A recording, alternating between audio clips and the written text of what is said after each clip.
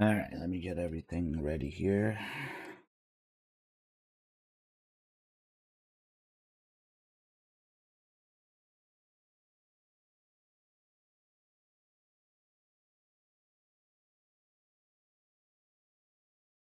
Well, I did type in the chat earlier, so.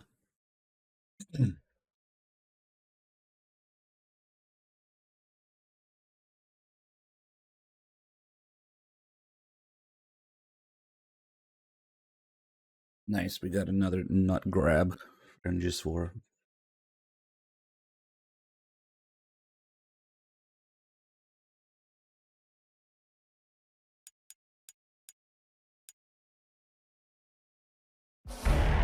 Whoa, that shit is loud. All right, day 10. We're starting MGS4, maybe edging. We'll go over MGS4's very depressing existence and origin and themes, but also some of the good technical stuff in it.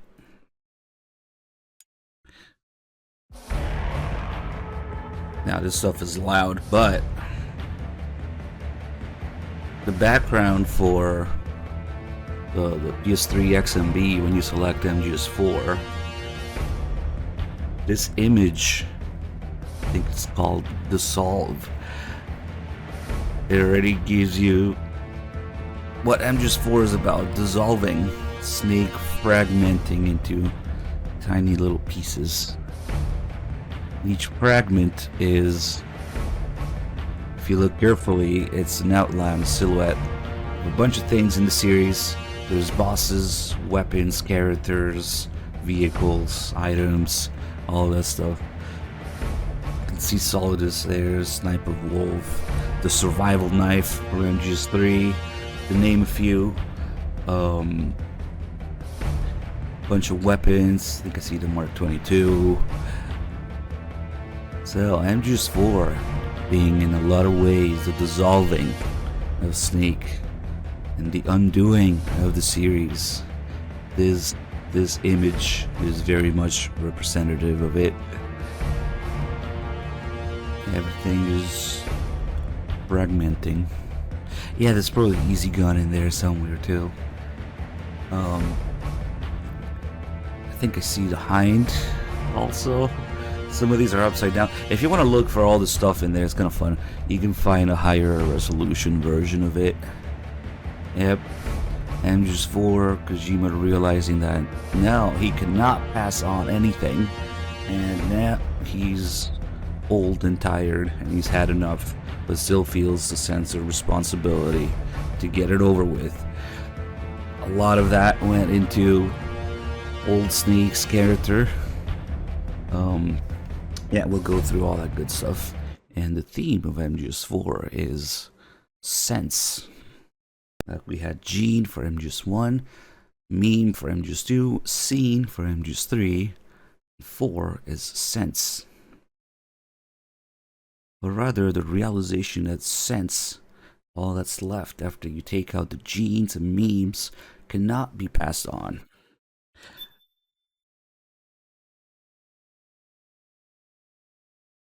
Now when Otacon goes, there's nothing left for you to pass on to the next generation. No genes, no memes.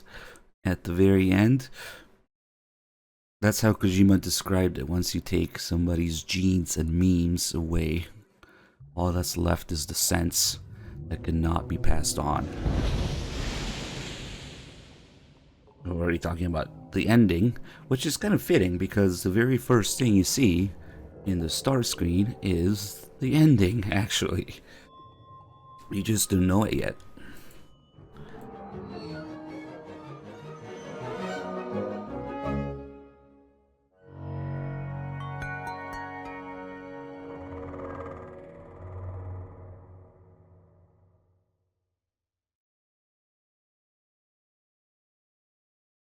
Yeah, the emulation, you gotta, I mean, if you followed all the steps in the RPCS3 wiki and applied all the patches and all the settings, then you just gotta be lucky, I guess, in a way. So let's let Snake do his thing here. This is already the ending of the game. You only see one side of Snake's face, because his other side of the face is already burnt.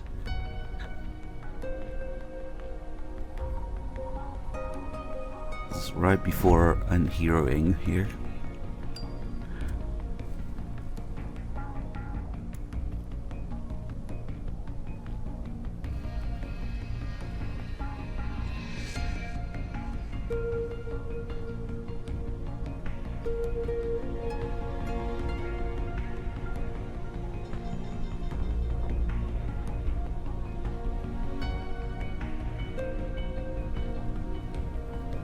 New jeans, new memes.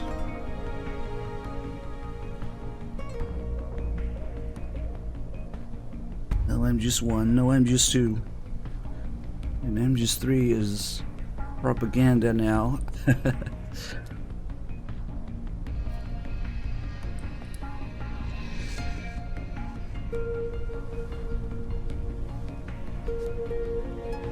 Yeah, they were careful here not to show the other side of his face. Pretty smart. Wipe this meme from the face of the earth.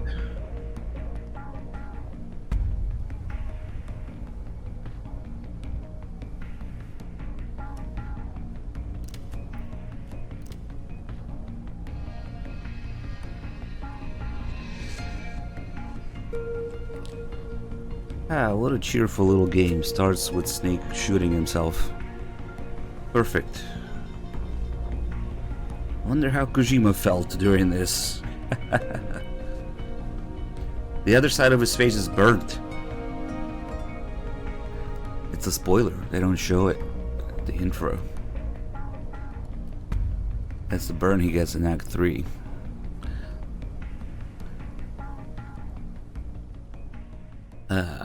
And that's gonna play some PMC commercial or whatever.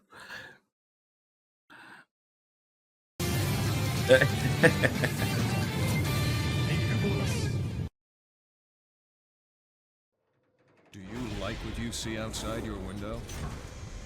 Will you ever respect the face in your mirror? Will your children thank you for the sacrifices you're about to make?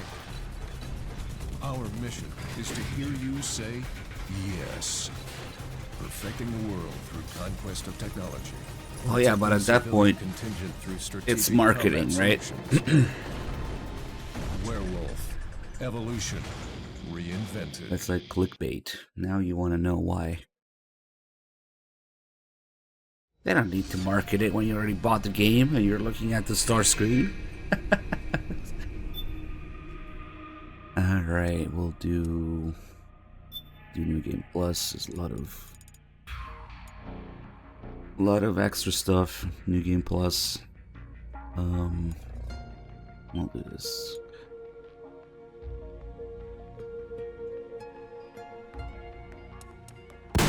And the first thing we see is random TV channels, interviews, programs, commercials.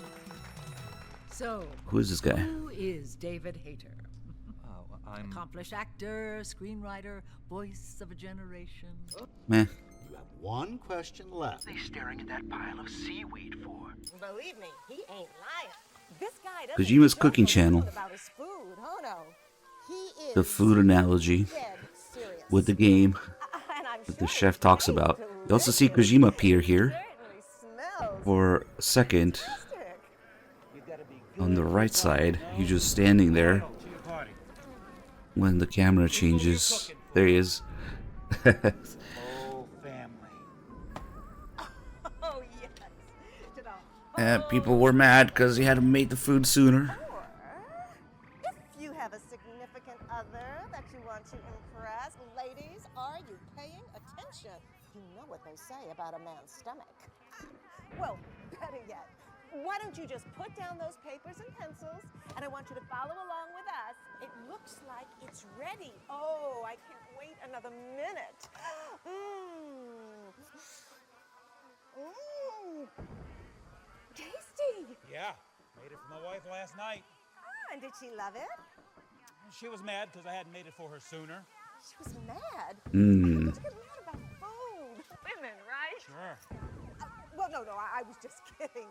Susan is a great woman. Love her. Wait a minute.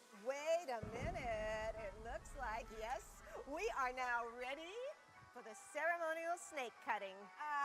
You all know what that means. We need a member of the audience to come on down and test out the chef's new knife. Come on down, Chief. Don't be shy. I don't fight. But this guy might. This is the last chapter in this snake's life. Very subtle, Kojima. And more PMC commercial, Hideo channels.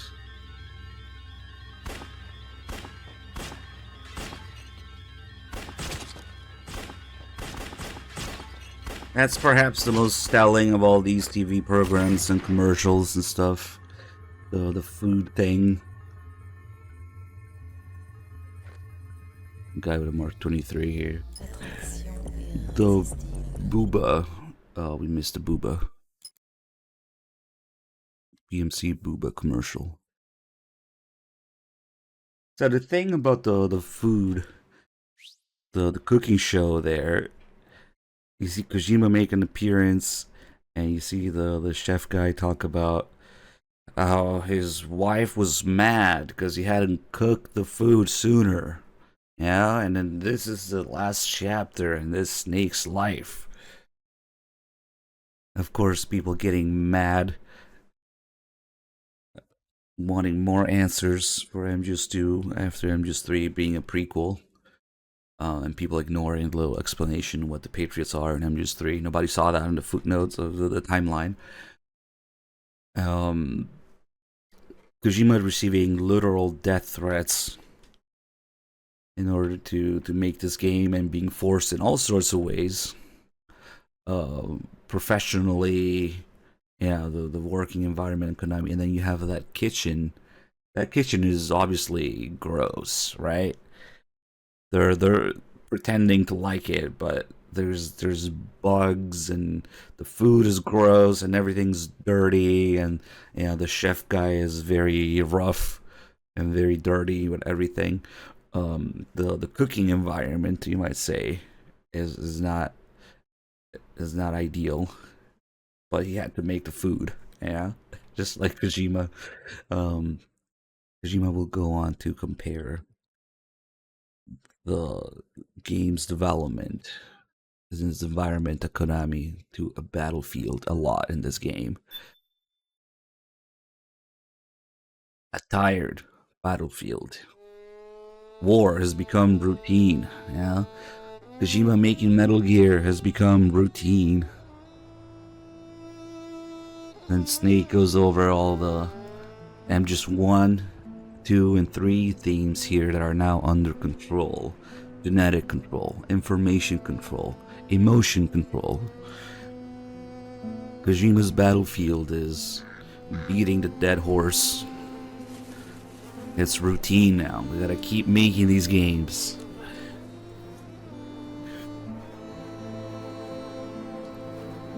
We'll go over that once we see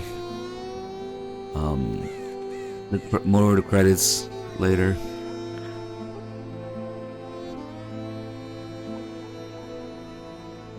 And Kojima's blog, all that good stuff.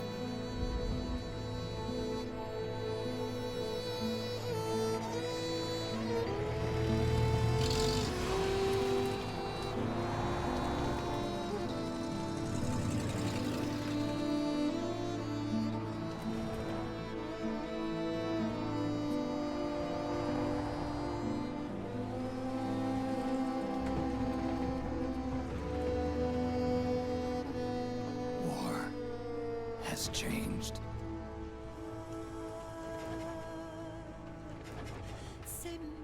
It's no longer about nations, ideologies, or ethnicity.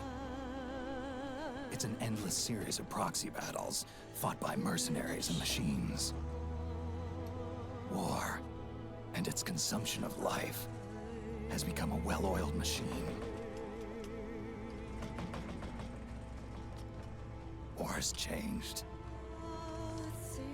ID tag soldiers carry ID tagged weapons, use ID tag gear. Nanomachines inside their bodies enhance and regulate their abilities. Genetic control, information control, emotion control, battlefield control. Everything's monitored and kept under control. War has changed. The age of deterrence has become the age of control. All in the name of averting catastrophe from weapons of mass destruction. And he who controls the battlefield controls history.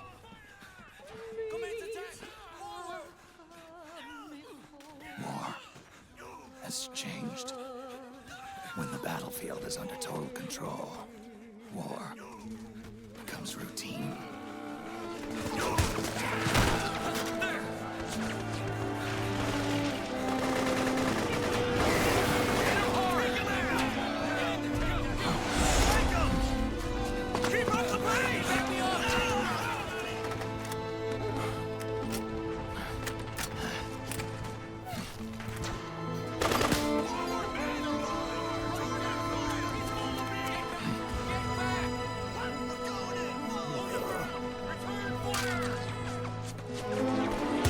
Snake doesn't know how to mortar his gun.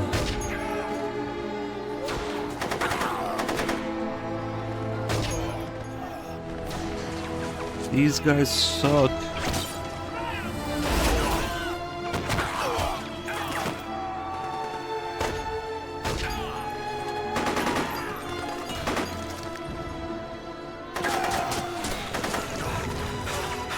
And we have a pretty impressive transition into gameplay here. Man, I wish the auto aim thing wouldn't ruin it. And then, hold on, actually I'm not gonna touch anything. 2 seconds in, Autocon's already bitching. The best MGS4 feature, Autocon bitching in your ear constantly. 3 seconds into the game. And then if you keep not moving, here, if you don't do anything for another few seconds, Autocon takes over. The game plays itself.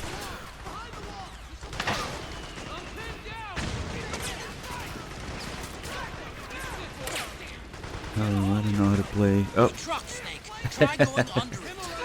That's not me moving that, it's the game doing that. And then you get that Autocon one when it happens.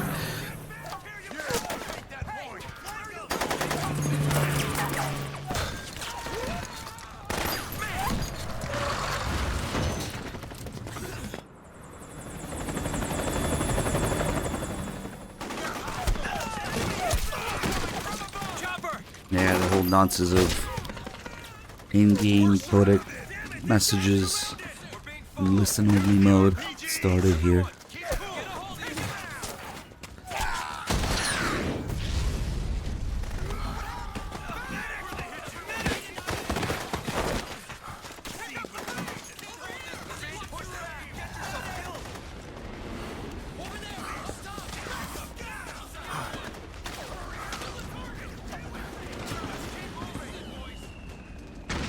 Alright. I probably, but the game doesn't play itself anymore after that.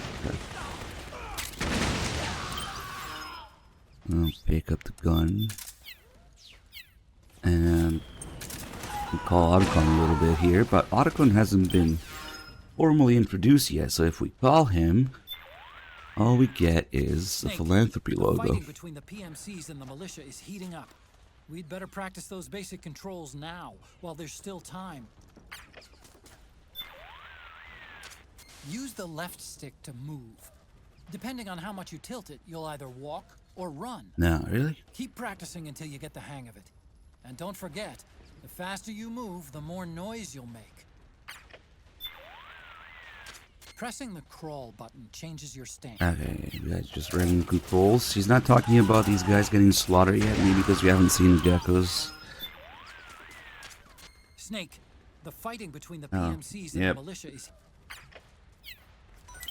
So the interesting part here is Snake, the philanthropy logo. to let the world be.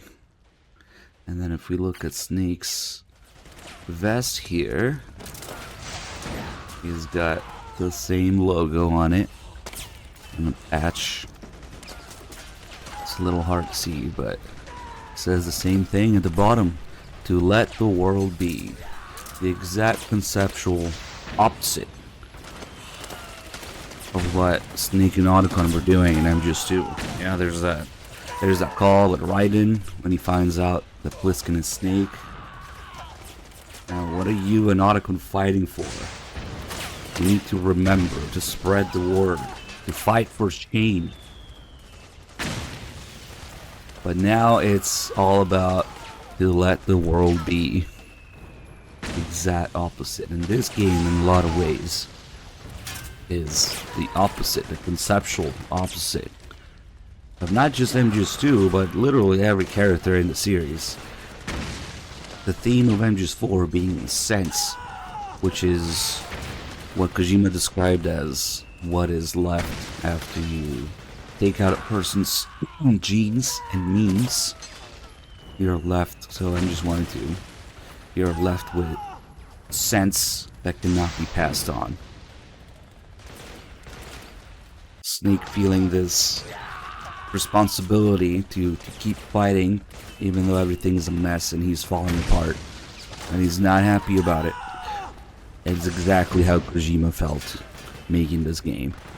You know, through the professional pressure, the fans' pressure, the death threats. I think that qualifies as pressure, right? Plus the whole, again, Japanese war culture and him comparing the development to a battlefield. Lots of battlefields in this game. We're in one right now. The love theme that we'll see later also, you know, the Semen song also plays into this. Of course, you have Snake being 42 years old in this, just like Kojima was when development started in 2005.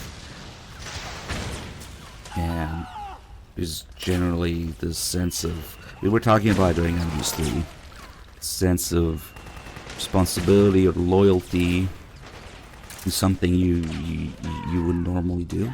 Loyalty to the mission despite all. Now even MGS3 describes it as, when the boss talks about it, there's no point in believing in anything, not even your friends or your loved ones, only the mission. The stress is increasing because we're in sunlight. We'll go over the stress mechanics later. If I step into the shade here, we'll go down. That's another thing in the game. The sunlight, my back hurts. Some old sunlight increases the stress. Okay, so we'll go this way. There's actually a couple different versions of this cutscene coming up. If we go left or right, and also if we have the gun equipped or not, that'll be slightly different. Am I going this way because you see the gecko kick the truck here, and then maybe we'll take it out.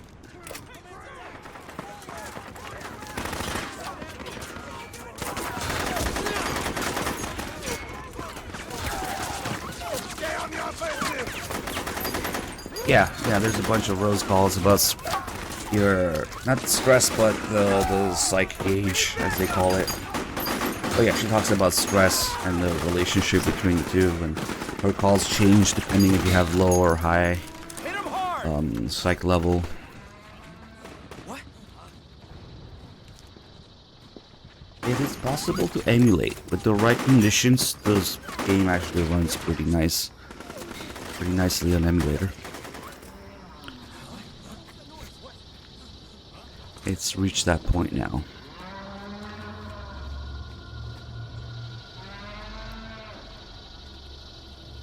Yeah, the battlefield of MGS4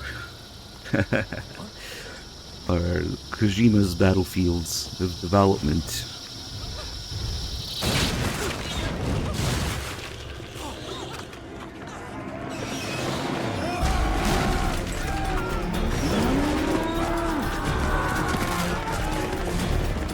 Emulation is like 99% CPU.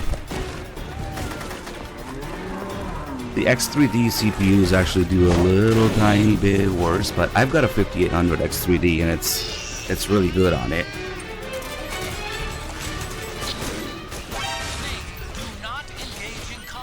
We're good.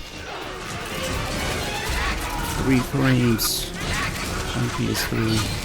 PS3 frames. Yeah, it should be good with a 78. Yeah.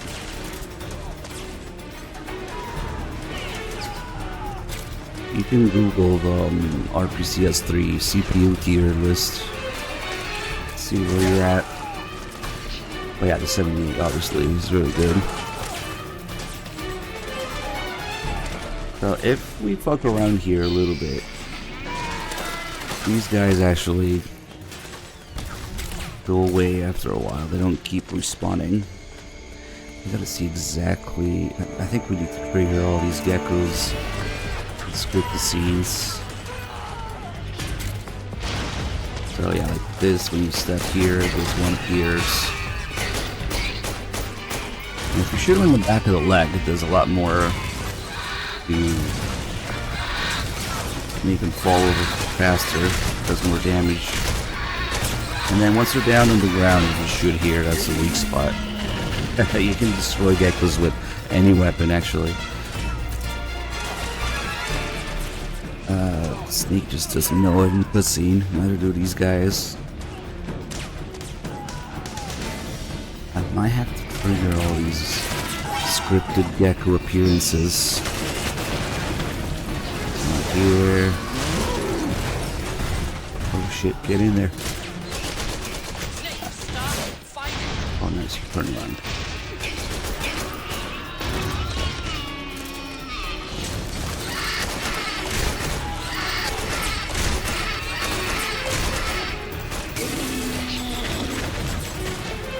They hurt so much on extreme if you let them actually hit you. Hey, give me that ammo.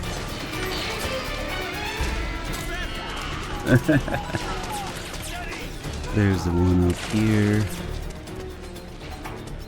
When you go up here, there should be another one that jumps down. And then climbs onto the building. Yeah, the frames suck.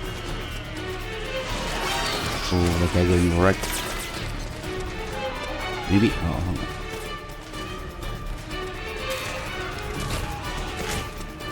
Maybe it's this guy that climbs up. Nice roll. Yep. They're kind of doing what you see them do in cutscene later, where they climb all over the building. When they're up here, you don't need to shoot the legs. You shoot the weak spot. It's not a weak point, more like a weakness.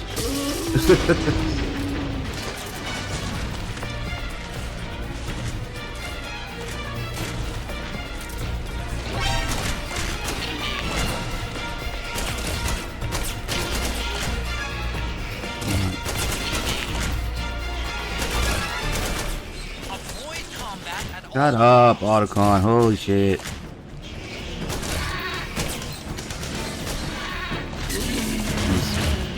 Now you can never completely clear this area of geckos. They just respawn endlessly. But what they do is clear the area of the rebels. Those guys that just completely suck and get obliterated. All they're fighting, all they manage to do is hit one PMC in the shoulder once, and that's it. And then they all get slaughtered. Just graze that guy's shoulder once, and that's it. So let's see if I thought I heard somebody. Oh shit. That's not good. Yeah, Autocon may have a point. And when you shoot the front, it takes a lot more ammo. Take me down.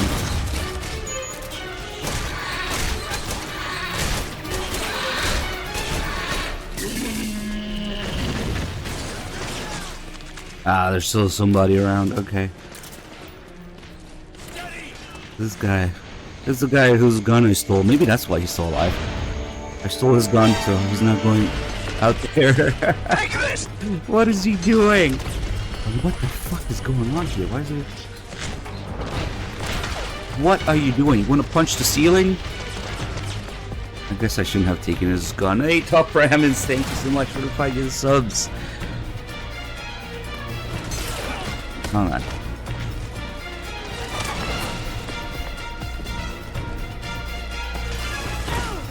Here.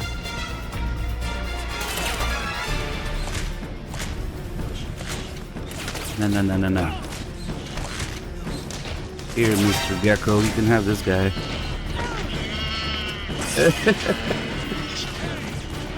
Nah, he's not. Oh, there we go.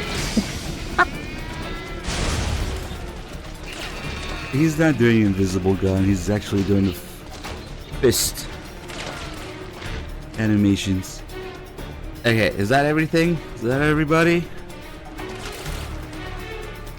Let's. Oh shit! I don't have the iPod out.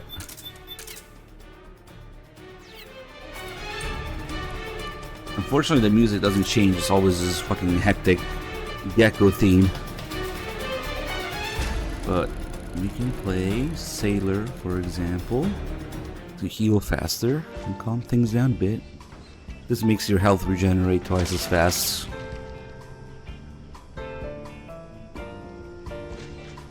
So that should be everybody. Once things calm down a bit here, the geckos just start patrolling normally. It's no longer a battlefield. It's actually on real time, adapting. Very PS3. Oh shit, that might be alerted right now though. And then we'll hear the PMC announcement when this area is taken over.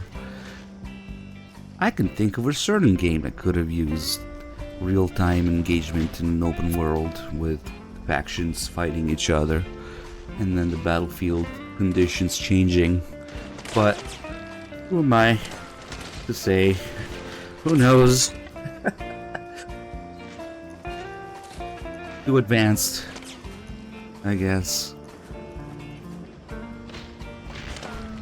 Why are they still shooting? Are they alerted? They might be alerted. Or is there still a guy there?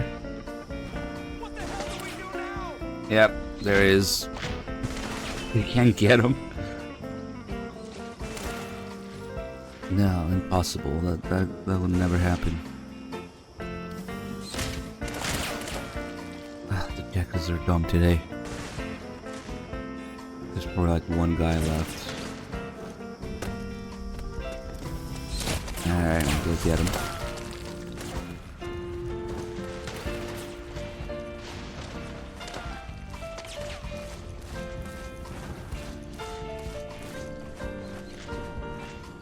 There he is.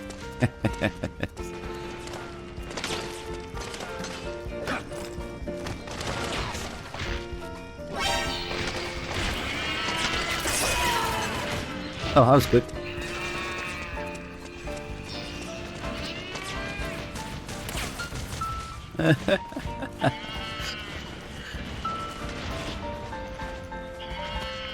Okay, can we calm down now? They lose me, maybe.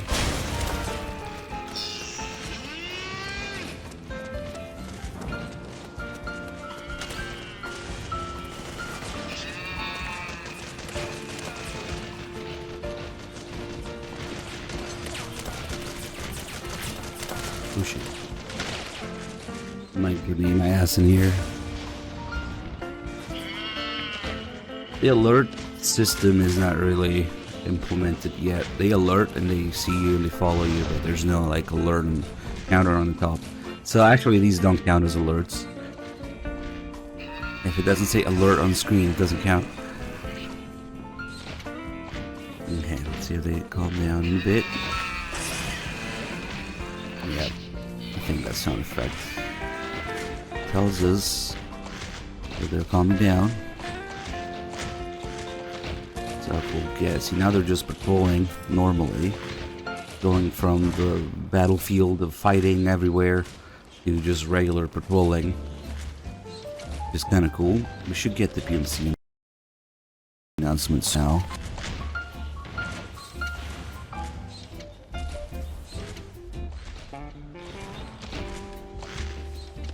Come on.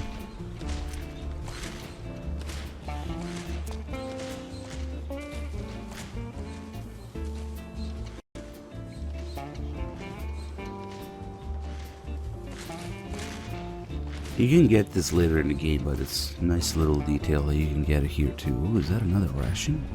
I don't think I usually go up there. Yeah, the Gecko music is still playing. I don't think there's like a calmer version of it. Maybe there is?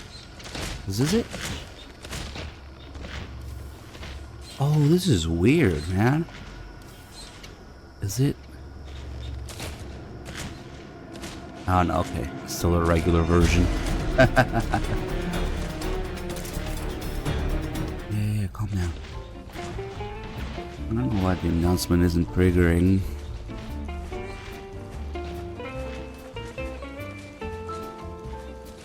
I guess I was gonna wait for it before talking about why the geckos moo and all that stuff. We have a command for it. We have a tweet for it from Kojima. Is it just gecko? What's the command? Yep.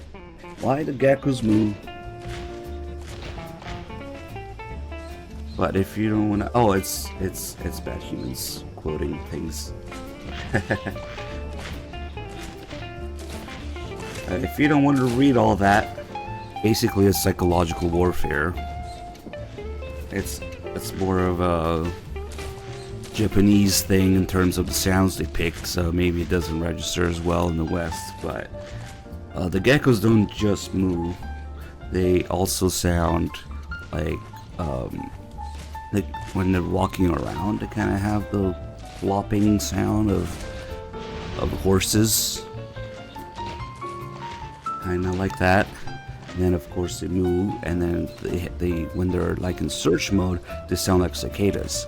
So those three nature sounds combined are supposed to be very familiar to the Japanese, especially. So they have this thing where they use nature sounds that would trick you into thinking that you're in a peaceful place, but it's not. And it also has the added effect that if somebody does survive an encounter with geckos, maybe they go back and they hear those sounds in the nature again, maybe they'll get some sort of PTSD from it, who knows. This is just me speculating on it a little bit, but combine these three aspects makes a person who hears a sound a little bit peaceful, because it makes you go back to your childhood memories. You're supposed to feel tense in the battlefield. But when you hear this, it cuts the tense feeling. When that happens, they attack you. It's nasty psychological plot that's in this. There's also the fact that, you know, they kind of talk about how geckos aren't exactly Metal Gears. There's that call with Otacon.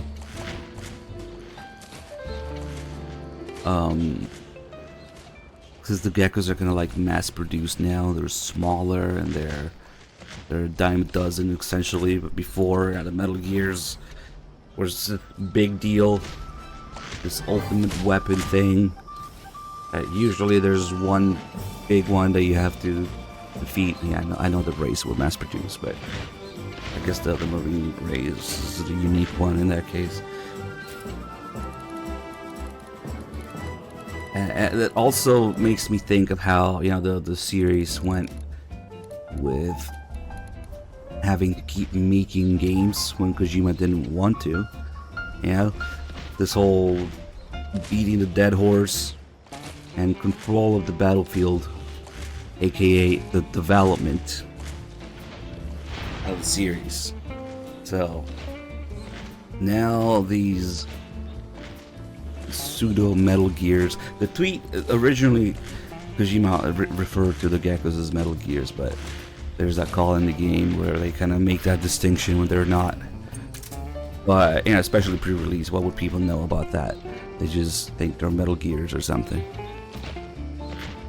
But, yeah, now they're everywhere. And they're done a dozen, and they're not as special. I don't know why we didn't get the freaking announcement. Because it's been peaceful for a while here. Maybe?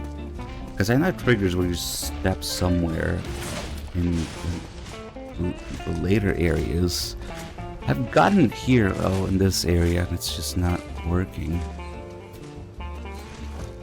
Well, we'll hear it later. But it can also trigger here. I guess it triggers twice.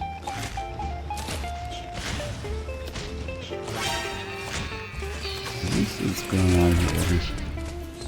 Oh yeah, this building. I don't know if I usually go up here. I think there was another ration. Yep.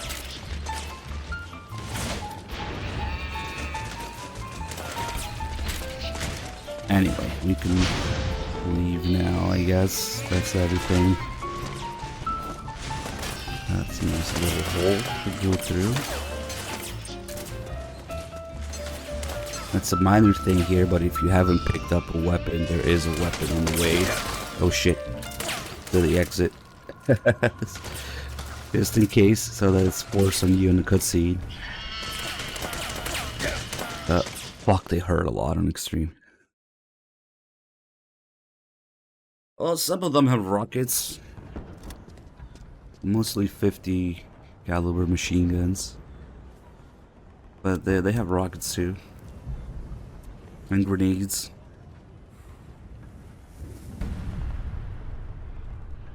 And now Snake forgot how to take down the gecko.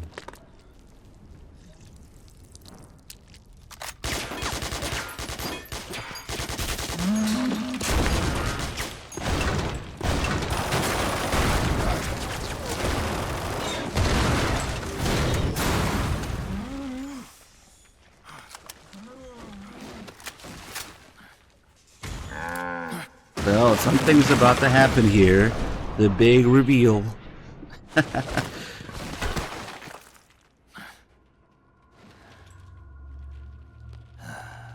is another thing that Kojima tweeted about. See how it says, unfortunately it's dark there, but as soon as I unpause, you'll be able to see that for a brief second it says Solid Snake behind them. And then it quickly changes to Old Snake. And Kojima tweeted about how if you take the words old and solid, the difference is the S and the I. Right? So that spells is. IS. The essence of Snake's being, the is from him, is taken away in this game. And this is very much representation of it. Yeah, it's a little silly. If somebody else came up with it, it would have been like, I don't know, he was smoking something. But it's a Kojima tweet. We should probably have it in all the commands that we have. I don't know.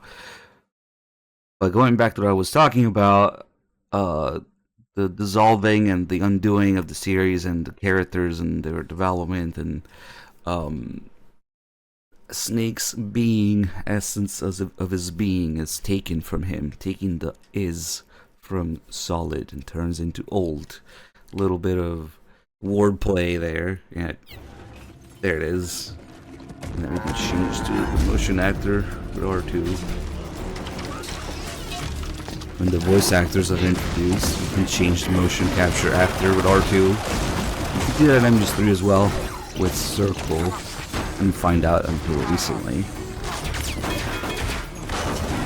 And we got a whole bunch of things coming up here.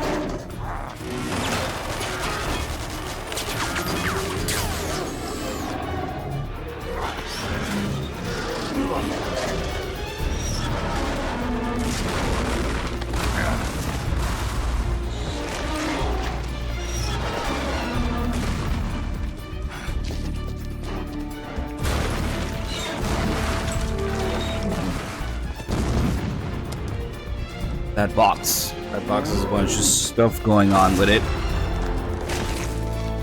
It's not just a box.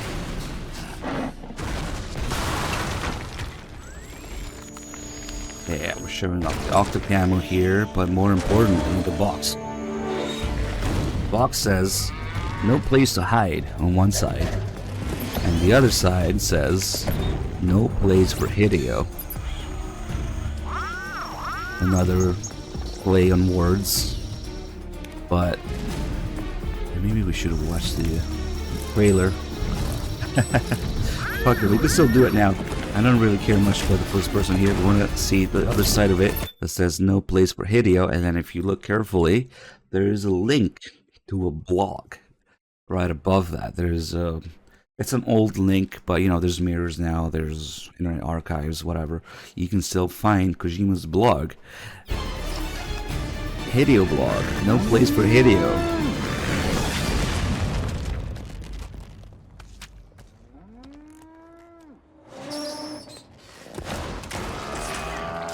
But Kojima did not feel like he had creative control over this.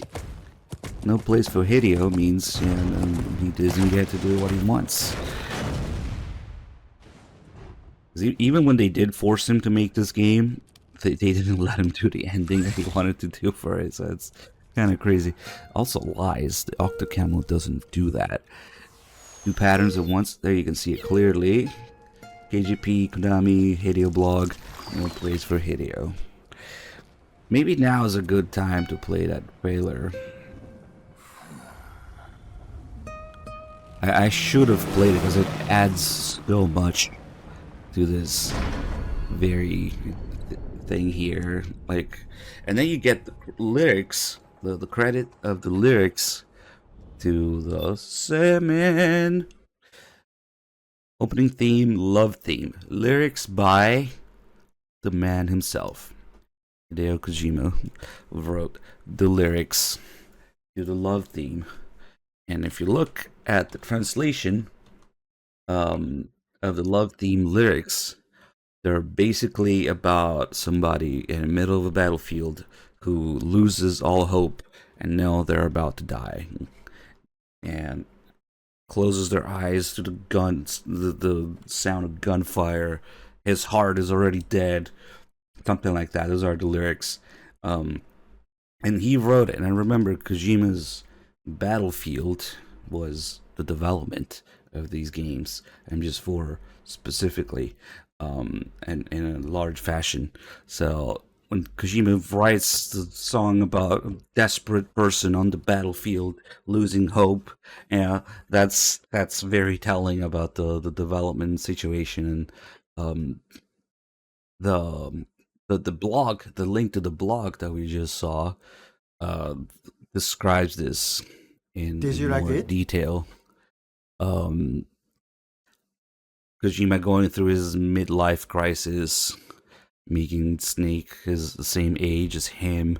The original 9 years meme in the series is not the fucking coma and Ground Zeroes and Phantom Pain. Now, the 9 years are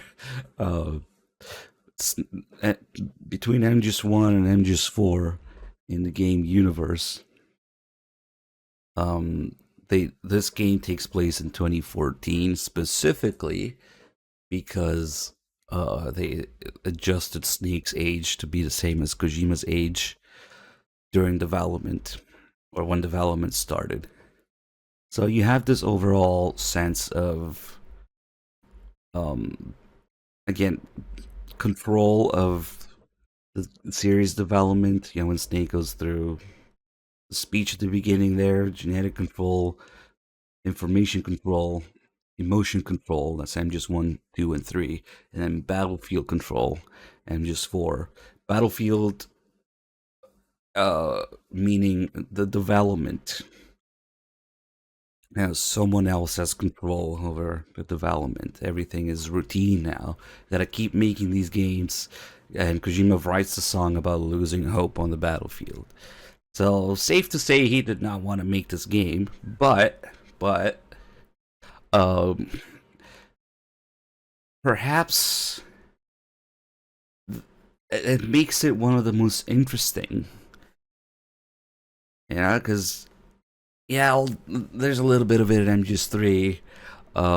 There's a lot of discussion that about the backlash for MGS2, all that stuff. MGS3 kind of starts this trend a little bit with Kojima saying he was forced back, but MGS4 takes it to another level completely. And Snake feels this sense of responsibility to finish what he started. He's old, he's tired, he's falling apart, but he has to do it, and that's how Kojima felt at the time. Before things changed quite a bit later with Peace Walker and then Ground Zeroes, Phantom Pain. We'll go over that later, but right now, that was the feeling that Kojima had. The death threats couldn't have helped. The people bitching again about all the things from MGS2 wanting some answers. The Patriots, Vamp, and all that nonsense. The complete butchering of Raiden's character in this game. And in general, all the characters in this game show that they haven't learned from their past mistakes. They haven't learned from their character development. They keep repeating the same mistakes. They keep a lot of them refer to not being able to slip free, and then quoting things from the previous games that they failed, like Naomi. I can't slip free. When Snake says, you said yourself, we mustn't let our genes, we must break free of our genes or whatever. And she's like, no, I can't slip free. Otacon with his guilt about Rex, about having to atone for his sins. Snake, of course, letting some random dude inject him in Fox Eye again. We'll go over all this. I'm rambling right now. We'll do it in order. Let's just continue here. I kind of wanted to go over the thing that's more relevant now, the Alan Smithy thing. So maybe, man, I should have that thing handy already, honestly, but let me see. This is not a trailer like the others. It's not simply promotional material for the game. It's almost a call for help, you could say. But where the heck? Man, I don't know where I put it. I tried organizing all my crap here, but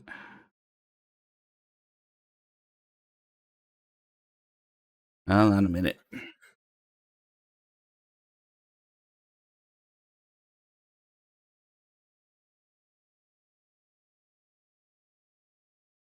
Because I have an idea, but I'm not sure if it's gonna work. Give me just a second, because I should have done this before starting the game, honestly. Yep, that one.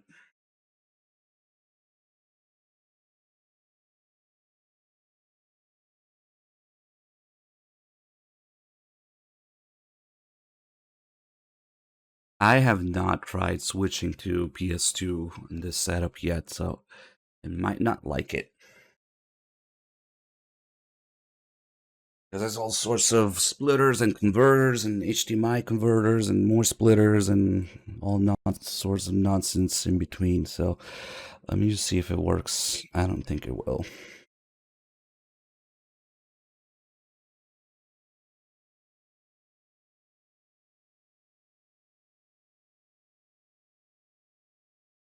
Sometimes you gotta fiddle with it a little bit.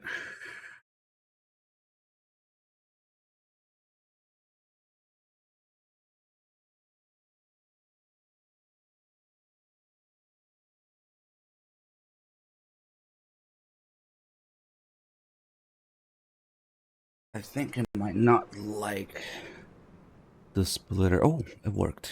I just had to take the thing out of the way. Okay, little detour here. What better way to show you guys than the original? Used to. Where we first got this.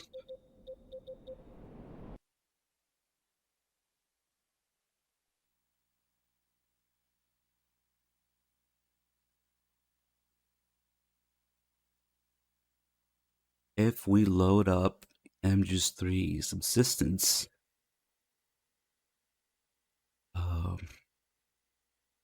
disc 2, was it? Is the secret theater, and I hope it is.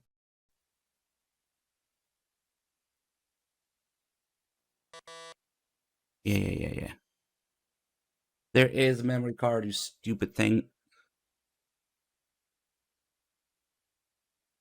I think it's in disc 2.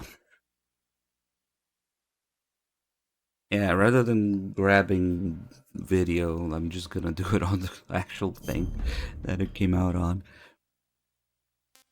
There it is. Never forget what we were robbed of, Secret Theater, which maybe we should have done as part of MGS3 in depth, but what we want from here is MGS4 trailer E3 2005. And it adds to exactly what we were talking about, the credits there for MGS4. No place for Hideo, Alan Smithy, and Kojima gunning down Steam. Yeah, just very lighthearted things. It's a bit dark, but whatever, we'll deal with it for this time.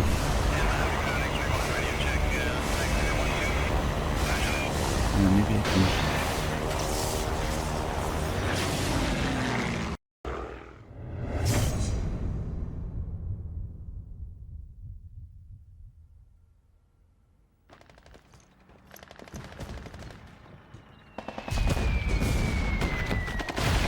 This is the very first MGS4 trailer.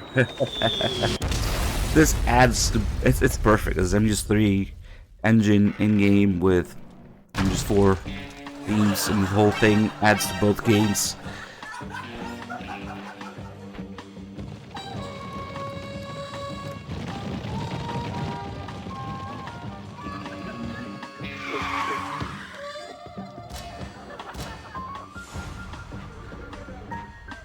So everybody gets a chair in the development team.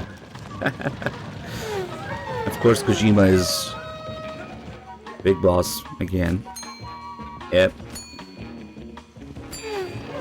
Where is he?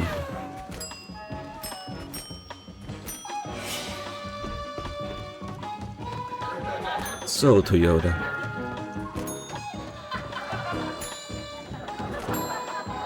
Man, even Shinkawa isn't letting him sit. Oh, is that the director's chair?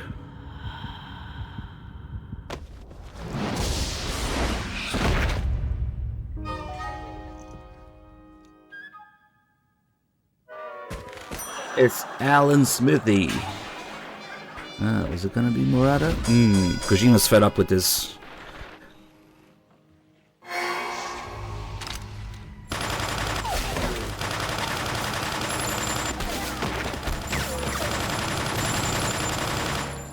Let me just gun down my entire team, because they won't let me have control over this.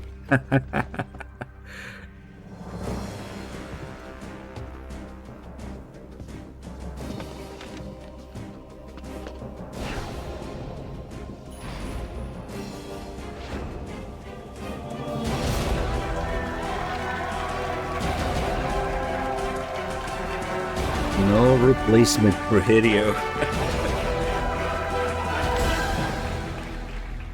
But wait, Raiden? No, boo, go home.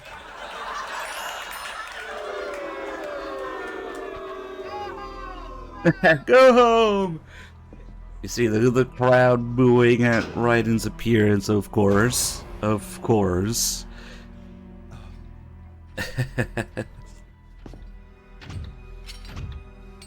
Sam Fisher? What?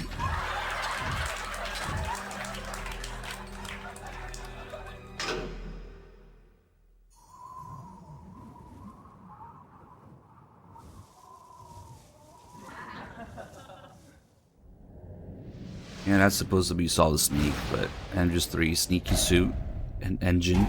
As close as we get it. Wait a minute.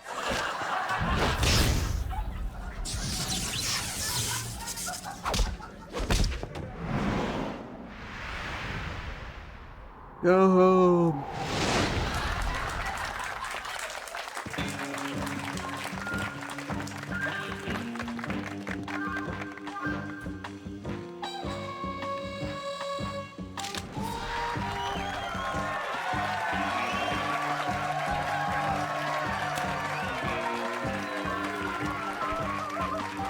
Video and seeds.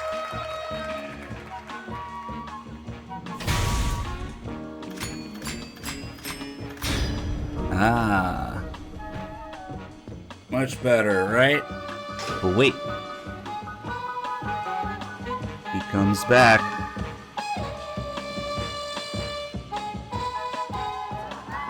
And you can hear the sound effect of him sitting down, even though it's off camera.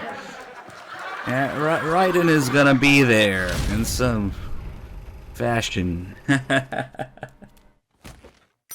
Yep, the footsteps and then sitting. Yeah, they have an F2000 for this. There's a perfectly good F2000 model there, and that's all they use it for, I guess. So that was the MGS4 trailer. And actually, let me show you guys something else. Because recently, we were talking with Nitroid about this stuff on the channel recently. We had him here as a guest of sorts. And he showed me another thing that I didn't know about. That trailer is not the only Alan Smithy occurrence. There is another. There is a screenshot.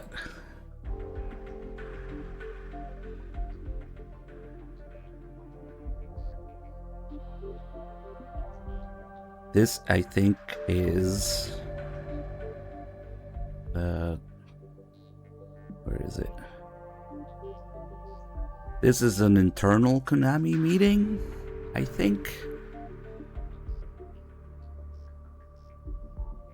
Director, Alan Smithy. Yep, it's not only in the trailer. MGS4 begins. No place to hide. No place for Hideo.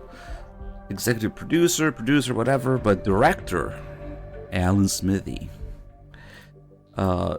So what is this Alan Smithy thing about? If you don't know, I guess that kind of defeats the purpose of it.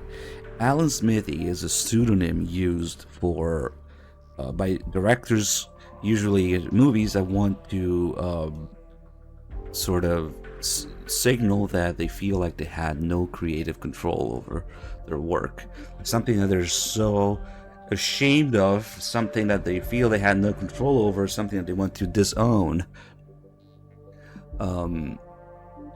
So, of course, Kojima taking cues from Hollywood and feeling like he had no control over MGS4.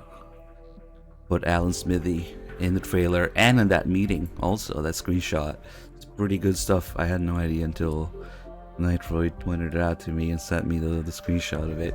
I believe it was an internal Konami thing. Internal meeting. So let's switch back here to PS3. Quick and painless, please.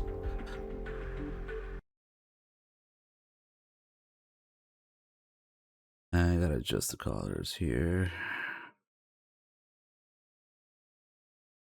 Okay, other than that, it wasn't too bad. So now you have a complete picture of what was going on with love theme lyrics, the box that says no place for Hideo, the Alan Smithy trailer, the Alan Smithy meeting, and the link to Kojima's blog. Just, it's not simply a trailer, it's like almost a call for help. Man, I did not want to make this game, but going off the themes of the previous game, You know, the scene that forces you to do stuff, the loyalty to the end, the loyalty to the mission, and the battlefield being under control now. We had to do it.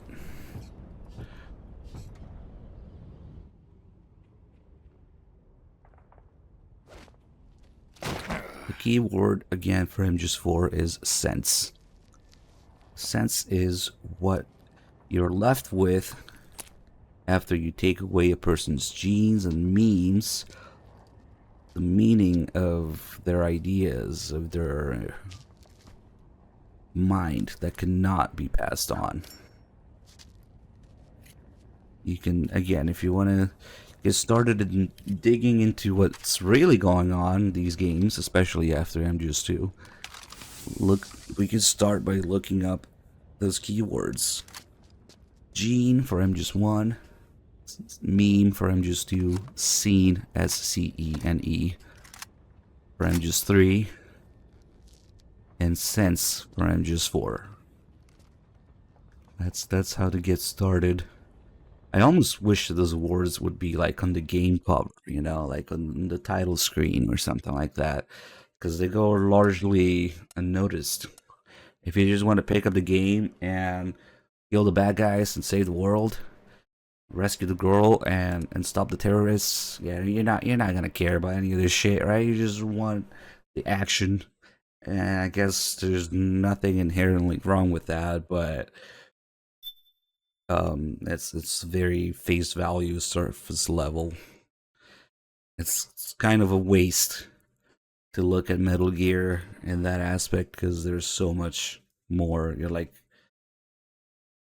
barely scratching the surface. Kind of defeats the point of it, if you ask me, but whatever.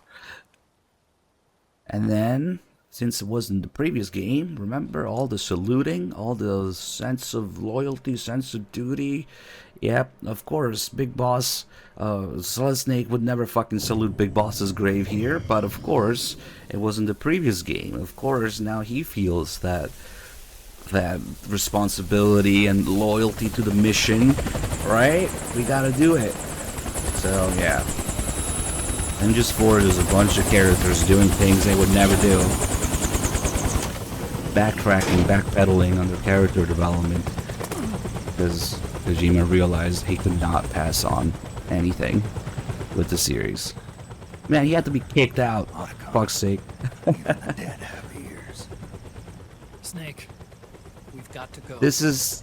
Obviously, you had the flashback with MGS3, but... This is now the recurring thing in the series. The saluting, the sense of loyalty, the sense of duty, the development, the battlefield, you know, that's why Snake salutes there. When you're saluting in Metal Gear, you're basically saluting the fact that Kojima was forced back to develop these games. I know it sounds like a bit of a stretch, but I'm just skipping the steps in between. That's why it might sound a little odd. If the battlefield is under control, and if in MGS3 we have, you know, the scene that forces you to do stuff that you wouldn't normally do, like come back and direct the games, like kill your mentor, or you know, betray the US, and not understand why. If what you believe in doesn't matter, and the only thing that matters is the mission, and there's no point in believing in anything else of your original ideas, right? I'm just 1 and 2, basically. That's how the boss describes it. There's no point in believing in anything else. It's only the mission. The mission for Kojima was at that point to come back and make 3 and 4. And he abandons the original ideals of MGS 1 and 2, and is now in this situation. So the sense of loyalty, the sense of responsibility that the characters feel started with MGS 3 and 4, that they usually express through that. Because it's not really patriotism, is what the boss talks about in MGS3. Loyalty to the mission, and then every game is about that, you know? Every game is about the misinterpretation of the boss's will. I know it's portable ops, but Snake talks about how he doesn't understand it in every other game. In portable ops, he says, I still don't know what she meant. And in Peace Walker, he's still confused by the voice and the thing that happened 10 years prior. And in 4, of course, as he dies, he's like, maybe finally now I understand it. No. It's everywhere in the series after MGS2. This saluting and sense of loyalty and sense of duty and sense of responsibility and to the mission, whether it be play the game as a player, develop the game as the developer. That's what we're looking at here. So there's therefore the jump from when you're saluting the fact that Kojima was forced back to develop these games. MGS2 Backlash happens, the rest of the series is about that. The games are about themselves being failed to be passed on. But the characters and the developers being called back and continue through it. Yeah? So yeah, I know it sounds like a bit of a jump. And I might be wrong, who knows? Maybe Kojima just wanted to wipe his ass with MGS4. But that's how I look at it. It's every theme in the games applies to Kojima on a personal level. These games would be nothing without Kojima's thoughts, ideas, messages, feelings at the time. They are a product of those things at the time they were being made. So I think it's kind of naive to ignore those things. Basically the state of mind Kojima was in, and then the condition of the series was in when these games were being made. It's I don't know, ignoring those things and just looking at the story on a surface level. It's kind of like putting your head in the sand, basically, if you ask me. We'll go over why Peace Walker and V exist. Don't worry when we play those. Right now, sorry, I keep interrupting Otacon here. Right now, we're going over MGS3 and 4 stuff because they're really closely related. But in general, we should look at these games as self-isolated time capsules, results of their own time, like I was saying, in Kojima's state of mind at the time. They were all always meant to be the last thing, so they never made a game with a sequel in mind, or I should say, a next release in mind, until something happened, in terms of backlash or demand or whatever the hell, Kojima being forced back in some way, or in the case of Peace Walker, the whole thing with his son and Monster Hunter, and then in the case of V, the whole fucking thing with the budget and the IP, and we'll go over that. But just look at each game as its own self-contained thing. They're made with the previous games in mind, but never with the future games in mind. Your early aging symptoms look like classic Werner syndrome. But none of the tests were able to pinpoint the cause. So, well, judging by how rapidly the aging has progressed, I'd say a year at best, right? Yeah.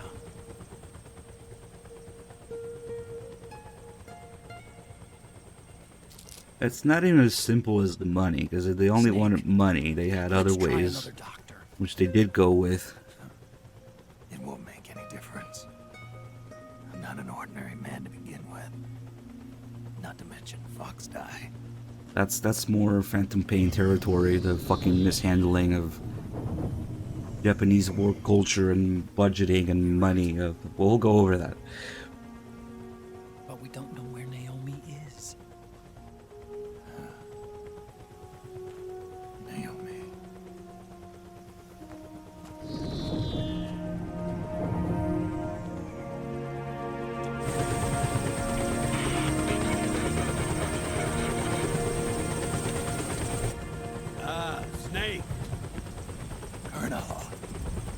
Good to see you. Well, I'm not a colonel anymore, Snake. I figured the only place I'd see you dressed like that would be at your daughter's wedding. Ugh, foreshadowing. What are you doing these days?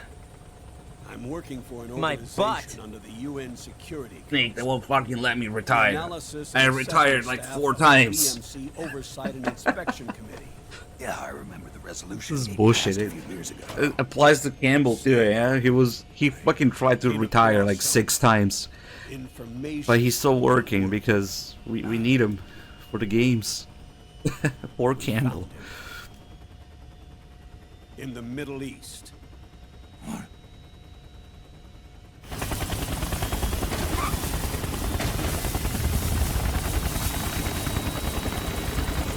I'll explain along the way. We've got to stop. There's a real chance that Campbell was gonna be in Solid Rising Before it's too late. too, which is crazy again. Made his move. It's okay, we got found him. Revengeance instead. He's preparing to unleash his insurrection. Liquid is lying in wait in a Middle Eastern war zone. Track him Yep. down. The world according to MGS4. Middle East, Eastern Europe, South America, Shadow Moses. The nation of the Middle East.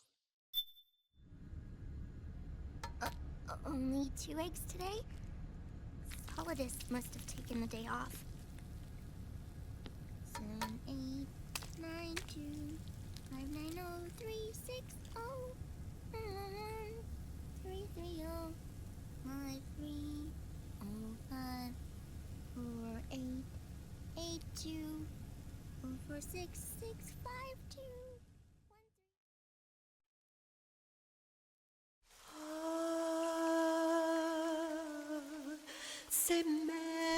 The Bering Sea, of course, Loaf. I mean, they were on their way there, so.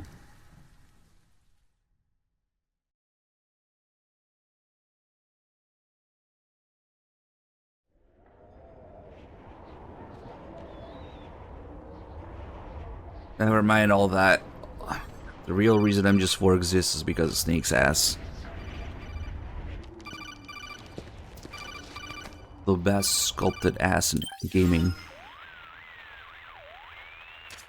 This is Snake. Do you read me? What's the situation? I'm just inside the city limits. This place is crawling with lizards. Ah, AT Corps' unmanned bipedal weapons. Officially designated Irving by the US military. They've spread like wildfire among the PMCs. There are more of those things now in service than tanks. They've got tough armor plating and are highly agile to boot. Your best bet is to stay out of their sights. Unmanned. Pretty soon they'll have put living, breathing soldiers out of work. Even so, that's an awful lot of gecko for this scenario. Their numbers exceed the war price for that region. It must have something to do with Liquid's arrival on the scene. You really think he's here? You'll have to find the Army's operatives and ask them yourself. Oh, and Snake, I went ahead and used the Mark II to scout out the area before your arrival. You'll find it up ahead. Mark II? Really? It's What a are we remote using right now mobile then? terminal. What does it say on the Sunny side? was built.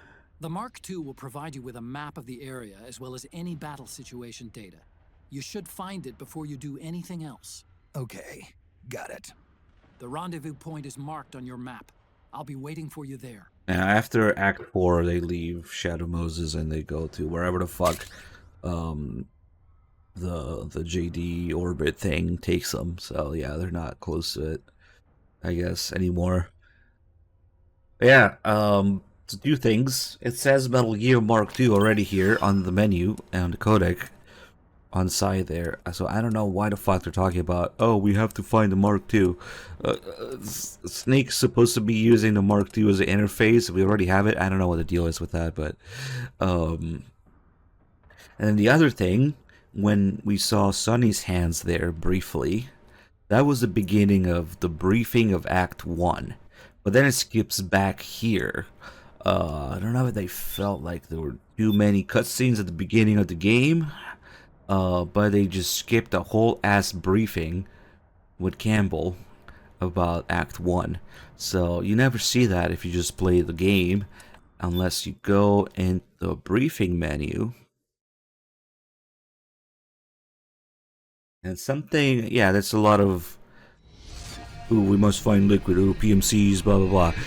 But what I would invite everybody to listen to, at least, is, you gotta select it from here, mission briefing menu, Act 1. At least listen to the first sentence. After Sunny's done fucking with her eggs, listen to the very first sentence of this briefing. The Manhattan incident triggered a serious public backlash. What's the Manhattan incident that triggered a public backlash? MGS2 triggered a serious public backlash. And now we're in deep shit because of it. Yep. Only 2 eggs today? Solidus must have taken the day off. 7, 8, 9, 2, 5, 9, 0, 3, 6, 0, 3, 3, 0. It is so in your face. 5, 4, 8, 8, 2, 4, 6, 6, 5, 2, 1, 3. The Manhattan incident triggered a serious public backlash. Now the U.S. has to think twice before intervening militarily in other countries' affairs. This has fueled a push towards military privatization, with PMCs at the heart of that movement. PMCs? Private military companies? That's right. PMCs have no basis in nations or ideologies. They are private enterprises, driven by profit. In addition to dispatching mercenaries to war zones, they secure weapons and train local soldiers. They're contractors for war itself, and business is good. Their clientele includes developed nations like the U.S., rebel factions looking to seize power by force, smaller countries lacking armies of their own, even terrorist groups. They're in the Americas, Asia, the South Pacific, Europe, Africa, the Middle East. The rise of the PMC has spawned a war by proxy, and it's spreading across the globe. They're Sonny, we'll eat them later, okay?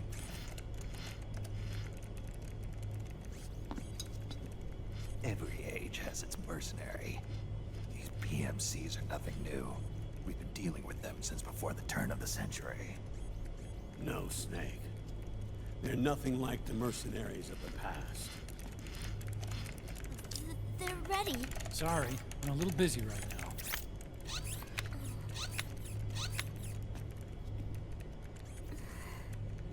The Pentagon's new battlefield control system has produced a decisive difference between hired guns and the PMCs of today. The system was developed by Arms Tech Security. Arms Tech? You mean AT Corp? Yeah. In recent years, AT Corp has shifted focus from weapons development to security tools. And since the establishment of AT Security, business has been booming. The system makes it possible to integrate not only micro-level information on individual soldiers and units, but also macro-level information about field conditions and order of battle. So they've finally achieved total real-time battlefield control. That's right. And as a result, the global presence of PMCs has grown explosively. Truth is, the rise of system-controlled PMCs has led to a dramatic decline in civilian casualties and human rights violations on the battlefield. A cleaner, safer battlefield. Makes for nice propaganda.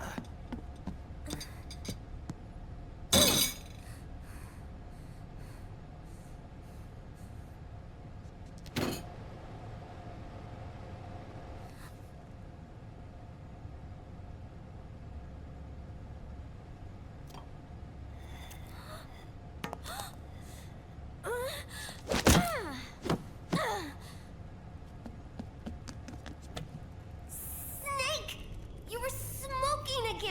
can't you? This is a non-smoking flight.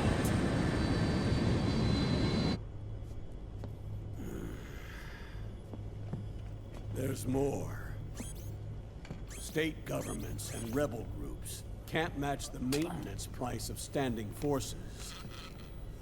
PMCs, by comparison, are reliable, easy to use. It wasn't long before everybody had them on the payroll.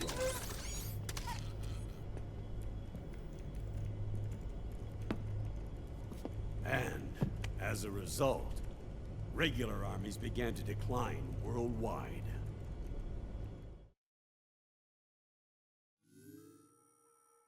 It's hard to believe, I know, but PMCs are beginning to overtake conventional armies in terms of scale. Nowadays, it's the PMCs who serve as standard battalions. They already make up 60% of all combatant forces in zones of conflict. 60%? The fact is, the world now depends largely on PMCs for waging its wars. I thought it was the UN that authorized the PMCs in the first place. The US abstained from voting on that resolution. In effect, Washington was endorsing PMCs without ever revealing its true intentions. Until they got wind of the uprising, that is. The US has exported too much military power, and now she's paying the price. That's exactly it. America has now turned war into a form of economic activity. Analysts are calling it the war economy, in that it's picking up the slack for the downward-sloping oil market. But I, for one, don't intend to simply stand by and watch it happen. For the PMCs, market expansion entails fanning the flames of war. It means more refugees. War orphans. Child soldiers. Yes. Even as PMC soldiers get more specialized, they're also getting younger. Mercenaries spun off from state armies. Unmanned weapons. Child soldiers. Proxy battles in a new Cold War. There are hundreds of PMCs in business worldwide, and their numbers are growing. Currently, 5 of them are big enough to be labeled global powers. 2 in the US, and 1 each in the UK, France, and Russia. Reconnaissance has revealed that those 5 PMCs are run by a dummy corporation that acts as a single mother company. This mother company embodies the 5 largest PMCs. Her name is Outer Heaven. Outer Heaven? You mean? That's right. It's Liquid. Liquid? He's taken command of this immense army and is now preparing to unleash an insurrection. I watched him die. His will lives on, in the body of the man once known as Ocelot. He aims to fan the flames of war even higher, to create the perfect world once envisioned by Big Boss. The one world in which soldiers will always have a place. He must be stopped, before it's too late. And we got one of the best features of MGS4, being able to control the Mark II and look around here as things are happening in real time. Even if it means killing them. But really, we're just spying on Sonny. Isn't that right, Colonel? MGS4 PS3 limited edition. I'm sorry. I know. It isn't justice. It's a covert assault. A hired hit. A wet workshop targeting the head of a major multinational Get out of the corporation. way, Sonny. Why me? Because of the military might of the PMCs and the effect they have on the economy. War is to the 21st century what oil Much was better. to the 20th. The pillar that supports the global economy. You'll recall a rather alarming report issued by that American think tank during the Cold War. One that described a new model for perpetual war. Camus What we're here. facing now is a whole new ballgame. Iron Mountain's Delphi technique. That was fiction. It existed only on paper. The reality is far more serious. So when Sonny says only 2 eggs today, Solidus must have taken a day off. He's talking about the hens here, named after the snakes. Community is concerned, but they're all too afraid of It's the even war reflected economy in collapsing to do anything about it. Sonny's egg memo there. Too. You can see Solidus Sounds pretty has self-serving to me. less eggs there. Snake. And we got This mission isn't in order the for cannon Martians. weapons, Not like the old days. And it's some not something toys the and UN books can here. sanction either. But we can't just look the other way while Liquid plots this Damn it, Solidus, where are my eggs? If we fail to act, we'll become the greatest threat the world has ever faced. Snake.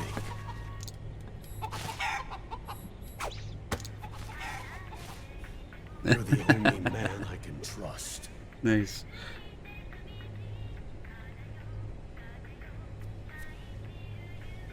Fine. Let's hear it. Wait, no, Campbell, don't change the channel. Damn it. Our intelligence on Liquid's uprising originally comes via reports from U.S. Special Forces, who were mobilized after we at the UN reported our findings. Here's about Liquid. They're tracking Liquid's movements. About 18 hours ago, he was spotted in the Middle East. There's a rebel army in the Middle East, made up of ethnic minorities, waging civil war against the regime in power. The core of that regime's army That is a key, is I provided guess. by one of the PMCs under Liquid's control. What about the rebels? The local militias have hired small numbers of operators as trainers and field commanders. And of course, they've got help from the local PMCs. Right. A proxy war between hired guns. PMC versus PMC. A quagmire of war. All too typical victims of the new world economy. Snake, you'll be sneaking into the conflict zone via transport truck, disguised as one of the rebel army's hired operators. Your first objective is to make contact with our informants, Rat Patrol Team 01. They'll be expecting you. Rat Patrol, huh? They sound sneaky. They're a special forces team assigned to the Army's PMC Investigation Unit, CID. CID. Real rats of the Army. No. I can vouch for them personally. Friends of yours? You could say that.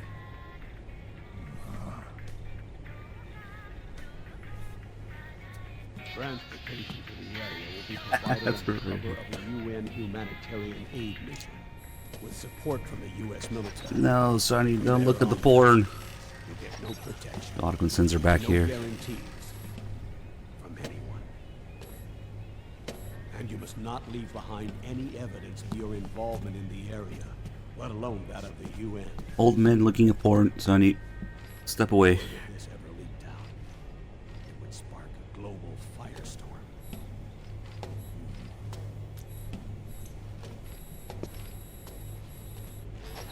Snake.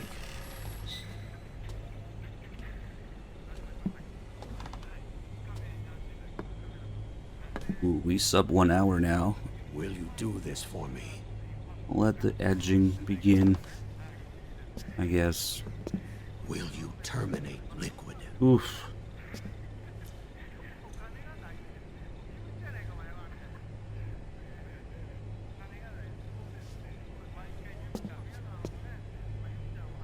I'm not like the PMCs. I don't need your money. Thank you. But we need it for the subathon. But if you're going to spark something, spark this.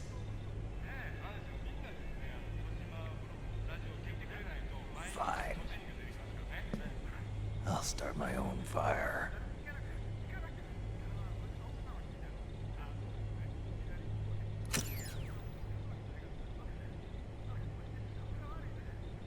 zooming on the boobs here. It's supposed to be liquid on the screen, but it's better. We got the camera now. I guess it doesn't matter because we're in New Game Plus. Alright, so that was the Act 1 briefing that very easily can be missed if you don't go in the menu for it. Save, because we picked up stuff. And now we can go back.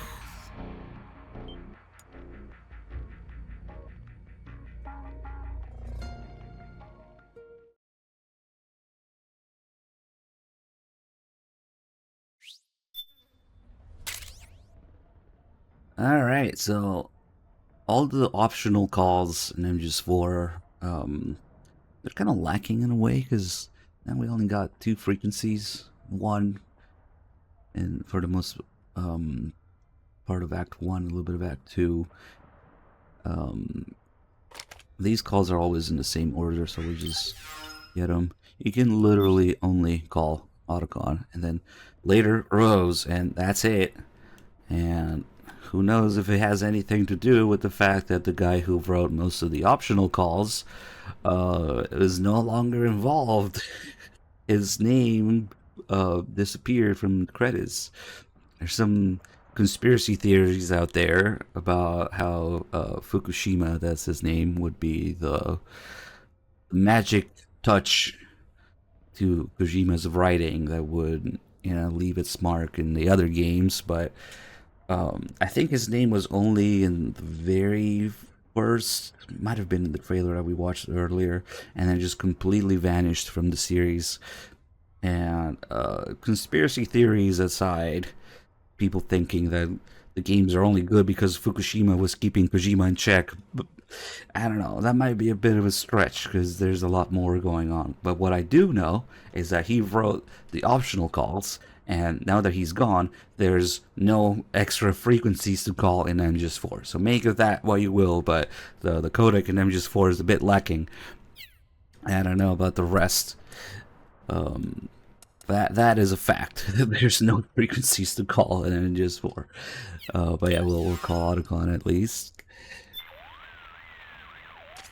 Snake, your first order of... Yeah. Octocamo is a newly developed camouflage technology that's capable of almost exactly mimicking the appearance of objects and surfaces. It's easy to use, too. All you have to do is press up against a wall or object, or lie flat on the ground while wearing the suit. It can be a powerful tool if you use it right. So tell me, how does it feel? Nah, the tapes are a different deal. Not as itchy as I'd have thought. That suit can mimic the color, pattern, and even the surface texture of walls and floors. Kinda like procuring your own camo on site, right? I do just fine with the regular stuff. I'm not a chameleon. You've got it all wrong. We're not talking about lizards. MGS Mobile. This is Octocamo. In other words, it's based on the camouflage capabilities of the octopus. Octopus are sometimes called ninja of the sea. They fool their enemies by mimicking not just the color of their surroundings, but also the shape of the terrain. That suit takes its cue from defensive deception found in nature. Besides, you may not have known this, but there is a snake that can change its body color too. It's called the Capuas mud snake. It's a poisonous reptile indigenous to the Capuas River on the island of Borneo. Its coloring is normally a reddish-brown, but sometimes turns to white. So, snakes can sport disguises too. Hey, what happened to stealth camo? You used to wear it all the time. All that does is create an optical illusion. It's no use against Gecko with their infrared sensors. Octocamo, on the other hand, has micro-Peltier arrays that regulate the absorption and release of heat, harmonizing the wearer's body heat with any background IR radiation. Which means it can offer you at least some camouflage protection against enemy infrared sensors. With so many unmanned weapons in the field these days, I'd expect it to outperform the old stealth camo. But if you start walking or running, or making a lot of noise, you'll risk getting spotted by the enemy. And get this, The suit also reduces the weight load on your body and amplifies muscle power. The inside lining sends a weak electric current through your body that stimulates phospholipid production inside your cells, improving circulation. That should make your life gauge recover more rapidly when you're hurt. In other words, Snake, it's a bit of a crutch. You can cut the senior citizen crap, Otacon. Hey, what's up, Shizzle? I guess we're edging. So, I don't know. You know how that first gun you found stopped working? Well, from what I can tell, it looks like the problem was with the ammo. The ammo? I'm betting it's because they were using cheap local ammunition. The ammo probably triggered abnormal combustion, which excessively raised the pressure and caused the cartridges to stick in the chamber. It's a pretty rare phenomena. I guess you just got lucky. More like unlucky. Look on the bright side. It means there weren't any problems with the gun itself. I don't think it'll happen again. And they just let you know it's not going to happen during gameplay, but they had that one malfunction in the cutscene. And maybe it's a good thing I didn't go that route, because MGS4 really goes hard on the gun details. But yeah, this isn't like Far Cry 2 or some shit, at least. More on that as we get all the other weapons and stuff. So I kind of have this love-hate relationship with MGS4. The technical aspects of it, and you know, the gun details, and the Octocam was really cool. The gameplay in the first two acts is pretty satisfying.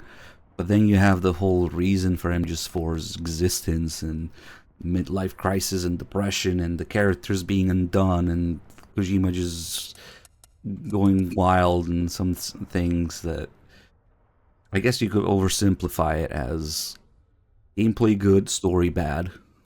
But there's a lot more going on than that, because the whole autobiographical aspect of MGS4, Kojima's midlife crisis and depression and lack of control and you know, sense of duty to get it over with, even though he's old and tired and all that shit that we talked about, it makes for an extremely interesting subtext in this game. Even though it's bad, even though it leads to the undoing of the series and the characters in many ways. It's the game that has, because most of the games, you could say all the games in the series have some of it, but MGS4 definitely has the most of it. It's the most in your face with it. So who knows? It's interesting. Maybe I kind of like it, even though the characters get destroyed in a lot of ways. It's a complicated thing. What MGS4 does have in common with MGS2 is that they came out on new platforms, respectively. PS3, PS2, so you can see all the little technical experiments that they were doing with either game. Originally, they had a lot more in mind for MGS4 on the technical level, on the world building and the scale of things, and the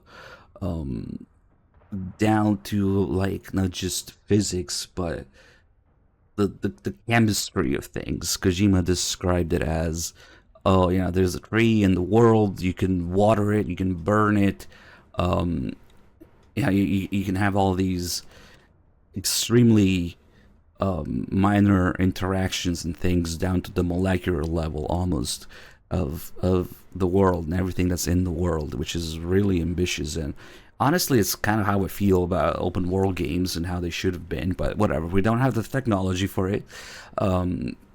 This was from a time when the PS3 was promising a lot more than it actually delivered. This was when the PS3 was supposed to be the ultimate, crazy, whatever, technological marvel. There's that trailer, I don't have it ready here, but there's one trailer where Otacon talks about the cell processor to Sneak, and how it's the key to winning the console wars. But then the PS3 dev kit came out, and they got their hands on it, and it was a lot less than they thought it would be. So things got scaled down a lot. But they had very extremely ambitious ideas in mind for MGS4 at the molecular level. Like I would imagine. Hey, Luke, thank you so much for the 5 gifts of subs. Oof. I can ramble a little longer now. Like I would imagine. Think again of the chemistry, the molecular level of things, like Kojima was talking about his ambitions with MGS4. The tree burning, watering it makes it grow, burning it, you know, gives you ashes. Like maybe the pressure of the gunpowder, you know, the explosions, everything would be dictated by some sort of, instead of a physics engine, a chemistry engine, almost you could call it. Extremely ambitious stuff that we still don't have really that technology for it, but whatever. You cannot interact at the molecular level with every little object in a game. We're nowhere close to that.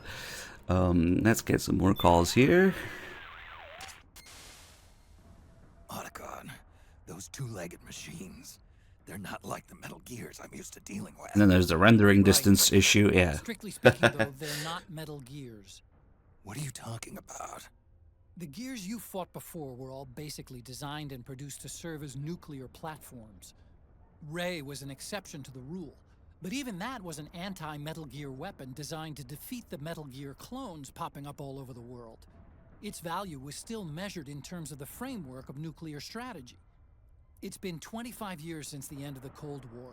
We live in a world of regional conflict and asymmetric warfare, and it's getting worse every year. The age of the war economy is upon us. The value of Metal Gear as a weapon, the very concept itself, has changed with the times. You might even say it's evolved. Nowadays, a Metal Gear needs to be more than a nuclear attack. WWF champion, thank you for the gift sub. Well suited to fight in large numbers, traverse urban settings, and work alongside infantry. The Gecko were the answer. There are different types of Gecko designed for different missions, and not all of them are equipped with nuclear capabilities, so technically, they're not Metal Gears. Of course, there are still some of the old Metal Gears around. Their primary job is to launch nuclear strikes. But these days, Gecko are the first name in bipedal war machines. They may have gotten smaller, but they're as ferocious as ever. Whatever you do, don't underestimate them. Don't worry, I wasn't planning on it. Yeah, the thing about Geckos not really being Metal Gears that we were talking about. Snake, that circle that appears around your body is called a threat ring. It's a visual display of the sense you get from entities all around you. When you're crouching or lying down and concentrating, it forms a perfect circle. Your sense is represented as waves. Sense, huh? The stronger the sense, the greater the wave. Hostile entities are displayed as colors. Get acquainted. It'll save your life. Oh, and one more thing. Your senses will suffer when your psyche gets low. The ring will reflect that, too. Keep it in mind, okay? Well, we can take a look at it if we stop for a second. The threat ring. Those little waves there tells me there's enemies that way. An often overlooked feature of MGS4 makes a comeback in none other than Metal Gear Survive, of all things. Imagine, what the hell were they thinking? I don't know. But it's interesting how the threat ring is based on your senses, and later the way the solid eye works as well, representing your close range senses as the radar. Then your sense suffers and your psyche is low. Okay. Snake, I'm sure you've noticed the dust bins used Ooh, for trash trash collection in time. that area. I'll bet they're big enough to fit inside. It could come in handy if you need to stay out of sight until the coast is clear. To get inside a dustbin, stand in front of it and press the action button. Stand in front of it. Press the action button. Got it. Once you're inside, tilt the 6-axis wireless controller to Ooh, sneak a peek outside. 6-axis You can TM. also launch a first-person attack that way. When you're ready to get out, press the action button again. Snake, I know you already know this, but there's no point in hiding if the enemy sees you doing it. Make sure no one's watching. Register trademark. Oh yeah, let's do it.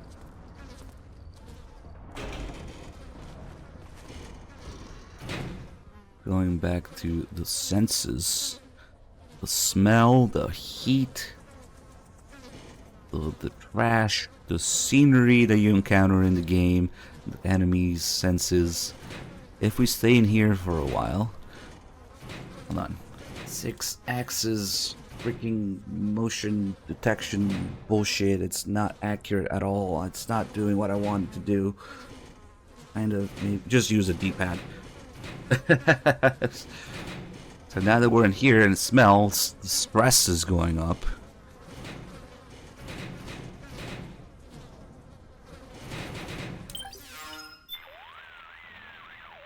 How did it go?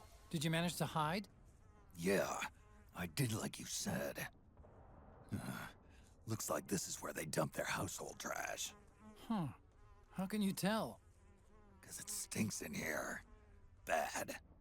Leftovers. Dude, leftovers. Ooh, leftovers. And there's some bugs crawling around on my face. Ugh. It feels like roaches. There's a whole bunch of them scurrying around. Make sure you get the smell of them off you before coming back here. Yeah, I'll see what I can do. Ugh, seriously, doesn't it make you sick? I'd crawl into a toilet if it kept me out of sight. Something crawling up my leg. Ugh, I can't even imagine. Ugh.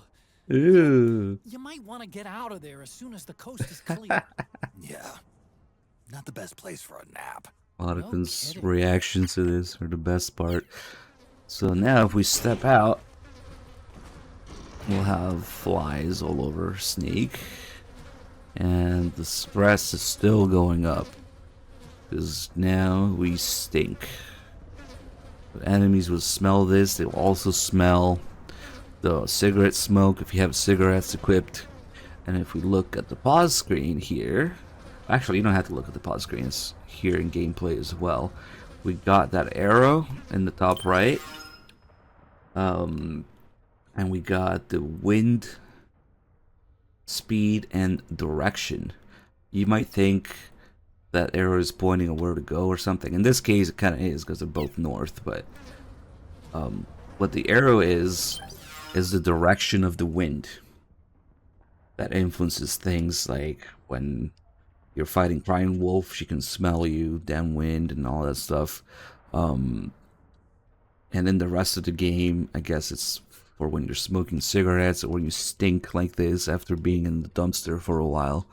It's kind of crazy because it's a severely underused feature that's just there all the time when you're looking at gameplay, the direction of the wind. But yeah, now Snake smells. And doesn't know how to get rid of the smell. Snake, you've attracted a swarm of flies. I think that odor's really stuck on you. Yup, I stink. The stench must bother you, right? And it can't be good for your mental well-being. Also, the fumes could alert nearby enemies to your presence. Odor carries downwind, so be especially mindful of enemies in that direction. Believe me, I know. I learned all about how deadly smell can be back when I was a scout. Then why not hurry up and find some way to get rid of the smell? Right. I don't know how. I need a portable shower unit. And we just fucked around a little bit. Should get another call. Snake, I really think you should get rid of that odor you're giving off as soon as possible. I know, but how do I do it? Oh, good question. I don't see any showers around here. That's it. I've got it. All you've got to do is get whatever's causing that smell off your body. Ugh. How?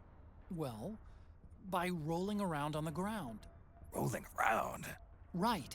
I remember reading somewhere that horses roll around on the ground to get dirt off their bodies. You should try the same thing. I bet it'll scrape away the source of the stench. You mean like a sand bath? Yeah. It's basically a shower. For horses. Okay. Horses, huh? Give it a shot. I'm sure it'll work. Here goes nothing. Alright, so we roll around a little bit. And look, now the stress is going down. Get rid of the smell. But yeah, the motion controls in this game are used to reset your camo. If you shake the controller, you can reset the camo. Also works during cutscenes, which is kind of cool. Yeah, the dumpster, looking out of the dumpster, even though it's not really accurate. It's used to fight Screaming Mantis, later to use the Mantis doll. Not really big stuff. So it's like the one gimmick that the DS3 has. Otherwise, they keep the bullshit kind of down with it. Yeah, you have no light bar or controller speakers or touch pads or haptic feedback or whatever bullshit that kills your controller battery these days. But we do have the motion controls.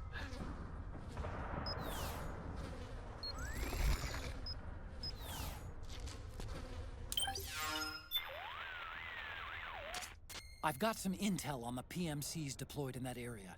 They're a part of Praying Mantis Corporation, based out of the United Kingdom. It's one of the 5 largest PMCs in the world. Its business activity includes soldiers for hire, supply and logistics services, education and training for state armies, everything you'd expect.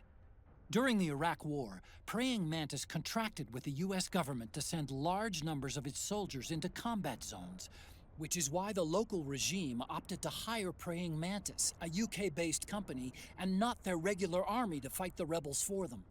They were buying their experience. That's okay. You'll never need that many toilets in Mother Base because it can only render 12 people. There's not even that many usually on the platforms. No toilets. Alright, I guess we'll take it slow here.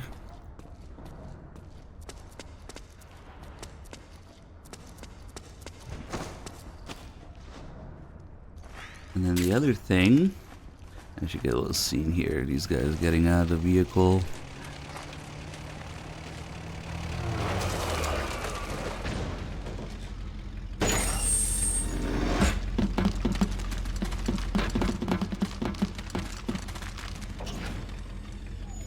Banana shape, the boomerang controller.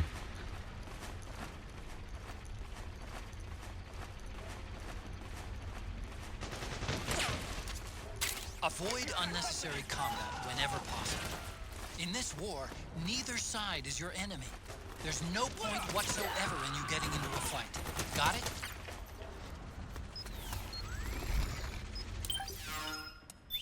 Another thing that I really enjoy about MGS4 is how extremely detailed items are. Like as you find stuff, the arsenal complex, the junker, expensive of America.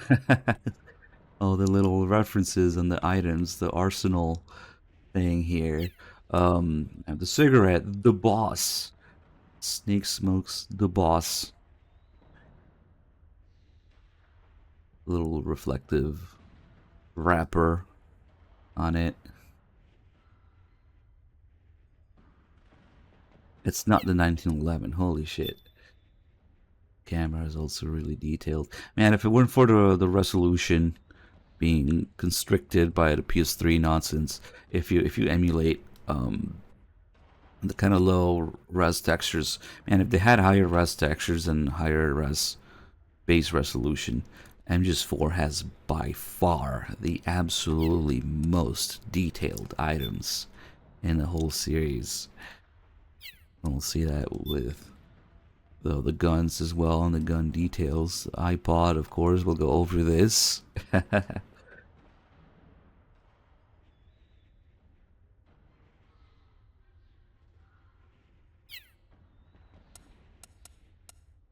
Yeah, there was something going on about the vibration pattern or something at first. They didn't have it.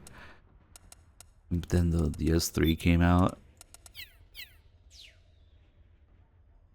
Yep.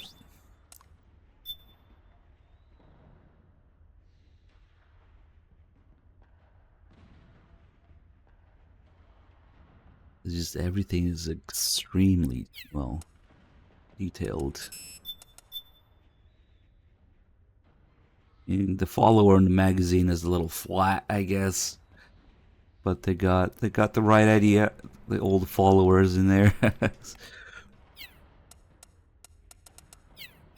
Anyway, we'll be going over some of the gun porn in this game later if we get all the guns. As we get the Mark II. We're New Game Plus, so we have a lot of stuff. Is anybody there? Uh-oh. What's going on? Leave. Oh shit. Oh well. Fug. Oh shit. They really hurt in this game on extreme. Yeah, I should have gotten that close to that guy. Now it's not gonna play the little PMC commercial thing here, I think, but let's see.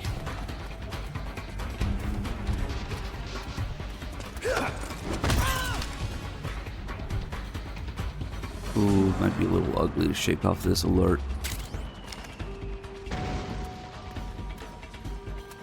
This is CQC camp. Ooh, nice. He gave me iframes, so he tried to stab me. Phew.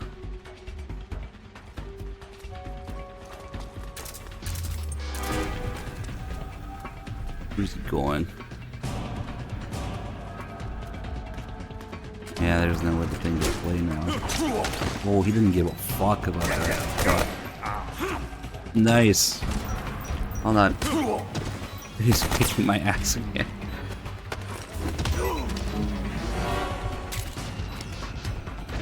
Probably the vehicle keeping it up anyway. Fucking mess. I thought I could get away. Oh shit.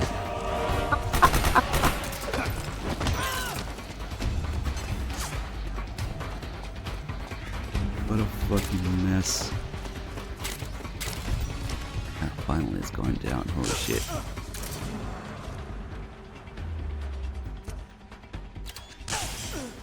Yeah, they're short barrel scars, Mark 17s and not Mark 18s. All the shit you get early game is SBRs in this game. The AK-102.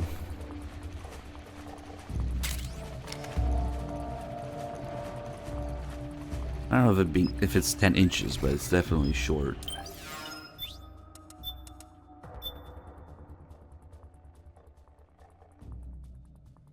Kind of defeats the point of 308 when it's that short, but whatever.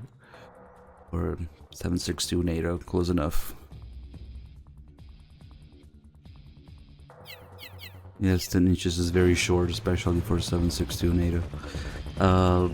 Fuck, I guess, yeah, that guy just fucking died immediately. You can see a little scene of him here getting shot.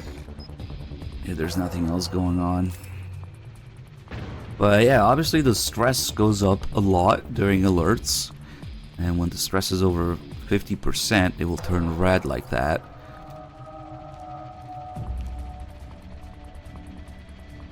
And once it turns red, that's when it starts draining your psyche, or psych as they call it in this game. They just repeatedly refer to it as the psych gauge. I made a little bit of a mess, but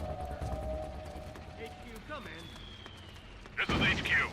kind of fun dealing with alerts sometimes. Understood. The state of alert has been lifted. Instead of Resume just, positions. oh, I got caught, reset. Well, they hurt a lot in this game.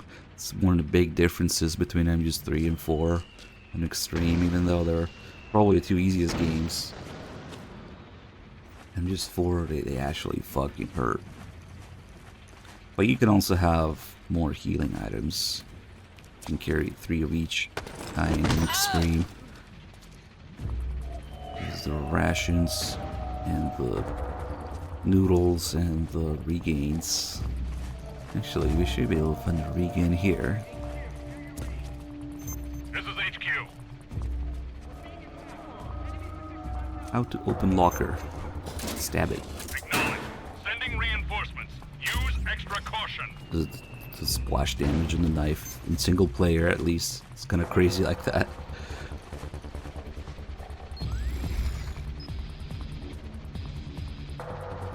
Plate carrier? Not exactly.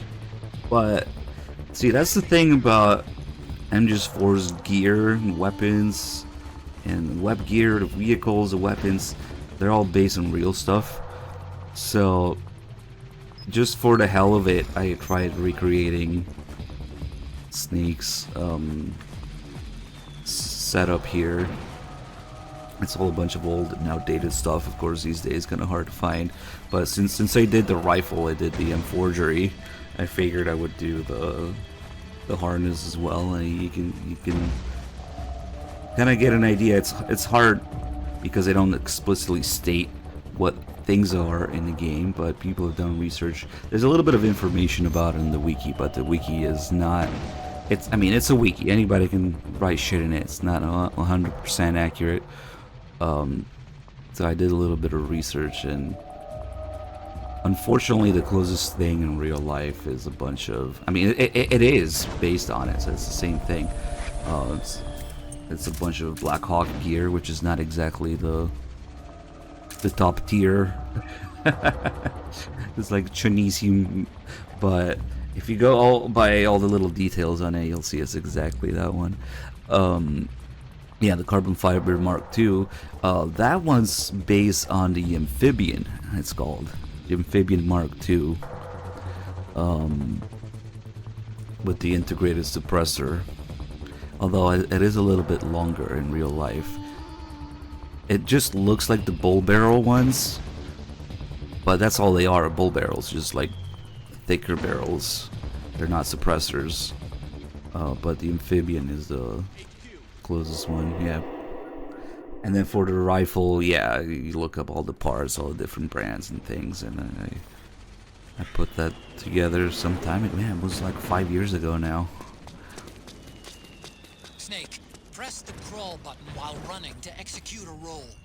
Rolling can help you dodge enemy attacks and get past small gaps and obstacles. Well, I hope we can still get the ads call, because, man, I fucked up both times. The PMC ad didn't play for some reason when the geckos cleared the area, and now it didn't play because I got the alert. We should have gotten 2 little PMC ads, announcements. Maybe if I go back. Hold on, new CQC move. Copulation.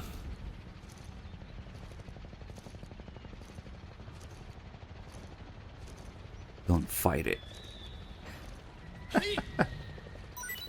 New advanced CQC technique.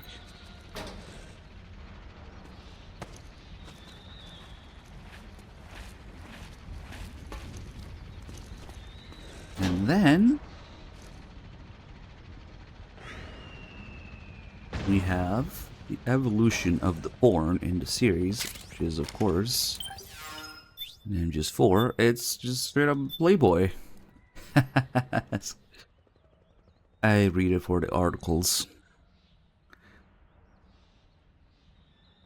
And this is actually based on a real Playboy issue. I think it was, what was it, June 1999 or something?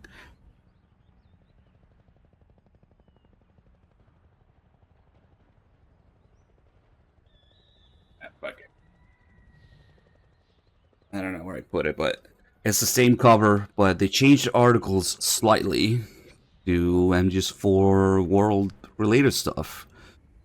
The babes of the world's top PMCs, games and beyond. Hideo Kojima interviewed. Kojima wished it was interviewed by Playboy. Not a boost or not a bust. Truth behind Nendro. The best FPSs of the year. Can you believe we used to pay for these things? going back to what Eva talks about in Act 3, these FPS games are distributed for free by these companies in order to get children hooked up in combat, and before they know it, they're in PMCs holding real guns. This game had a real bone to pick with the FPS craze and the piss filter era PS3 FPS games. Yeah. We got that trailer where you start with a random soldier's FPS view, and then Snake comes out of nowhere and CQ sees him and takes his gun from him, and then it goes, this is not FPS, this is MGS. Definitely doing a little bit of commentary on the state of the gaming industry at the time with the FPS craze, the whole green, brown, piss filters games of the time. Seven Circle, sadistic joke becomes primetime sensation. Seven Circle is one of the TV programs you see at the beginning. You're flicking through the TV channels when you first start the game. That's supposed to give you an idea what TV is like in the world of MGS4, with all the crazy programs, the crazy headlines, the PMC commercials, and all that stuff. Seven Circle is the quiz show where a stupid bitch gets the question wrong about the French PMC. Even though there's only one French PMC name, but whatever.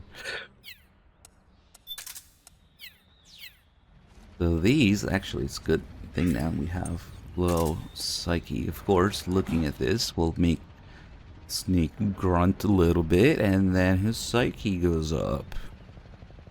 Each page has like a set amount of it, and then you change pages and you get some more.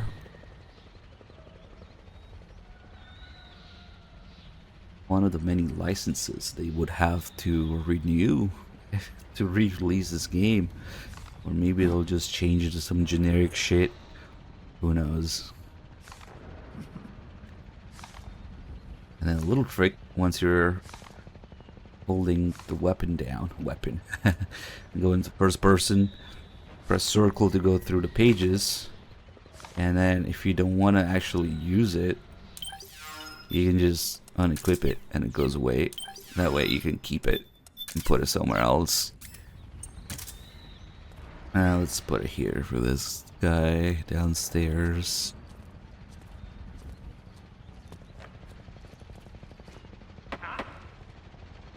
What was that?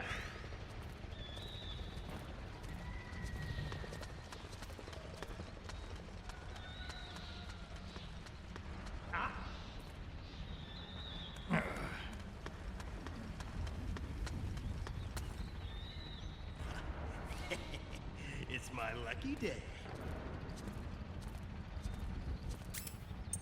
Guess this is a good time to introduce a new CQC mechanic, another one. Oh wait, she's just gonna go down on the ground. Yeah. Hold on, get up.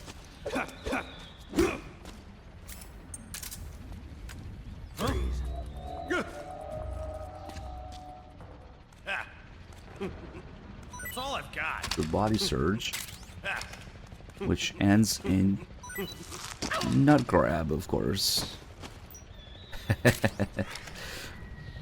Kind of a shame we no longer have interrogations in MGS4, but instead you get that. Searching them and then grabbing their nuts and squeezing to knock them out. Yep. What's up? Something on Discord, Apache? Let me see.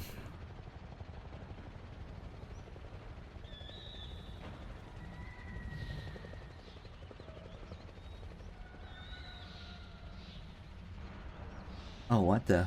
What?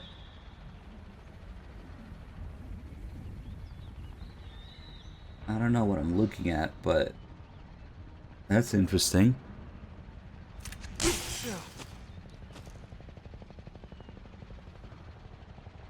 I mean, that sounds like the kind of thing you could also share in the chat.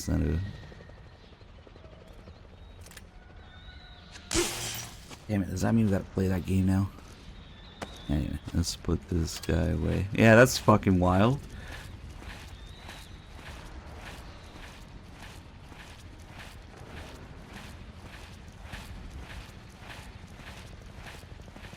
Just like MGS2 and 3, if you put somebody in the lockers, they never wake up.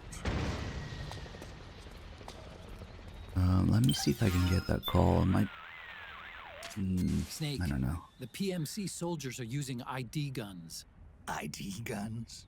See how the word locked appears in the weapon list? Yeah. ID guns are equipped with locks.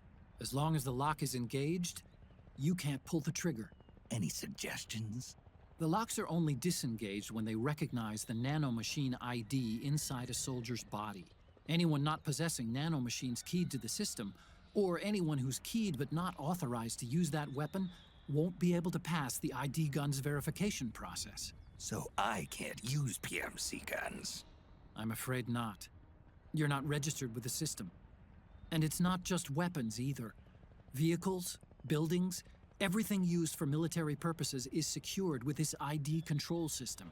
Without the proper IDs, it's impossible for PMCs or state armies to fight. Think of it as a soldier's dog tag, only at the nano level. So, I shouldn't even bother picking up ID guns. For now, at least. But they might come in handy later on.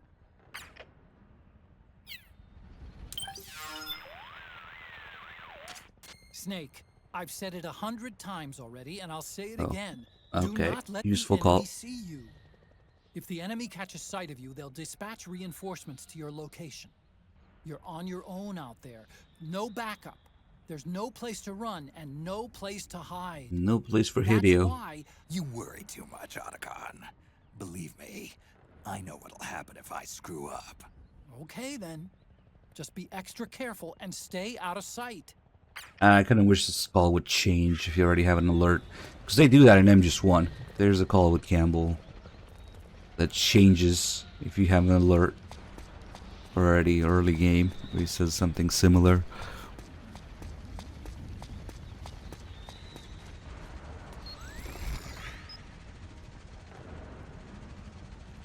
And wait for this guy to come close here, then we'll do some shenanigans with the ladder.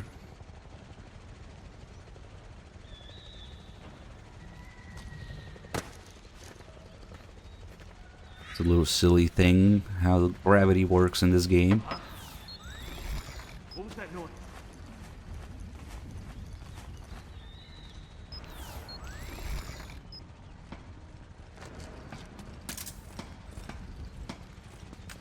Freeze. Up. Grab him. And then flip him. And then he dies. He died before he even touched the ground. Just as soon as they're affected by gravity falling some way, they immediately die on the spot before they even hit the ground. Wasn't me. Not my kill. Gravity killed him.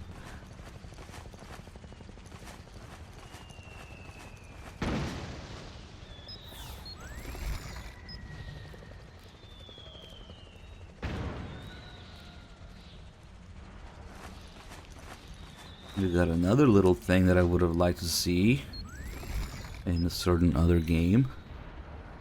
Many of MGS4's moves and controls and actions like this, where you can look down from wherever you are and then also go into hanging, and also we would have been able to shoot there as well, right below. But yeah, that's gone too.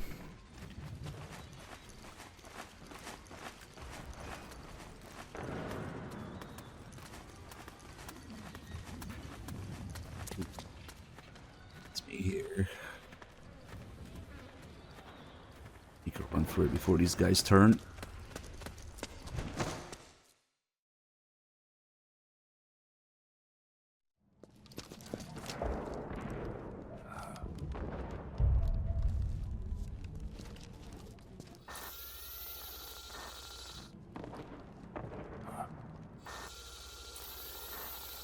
Now you can see some of the snake's data here. Name unknown, age unknown, height 180 centimeters, weight 63.5 kilograms.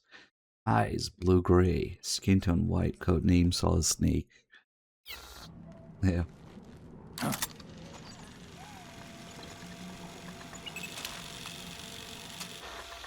Finally, Kojima gets to put the Mark II as an accessory for Snake. It's me.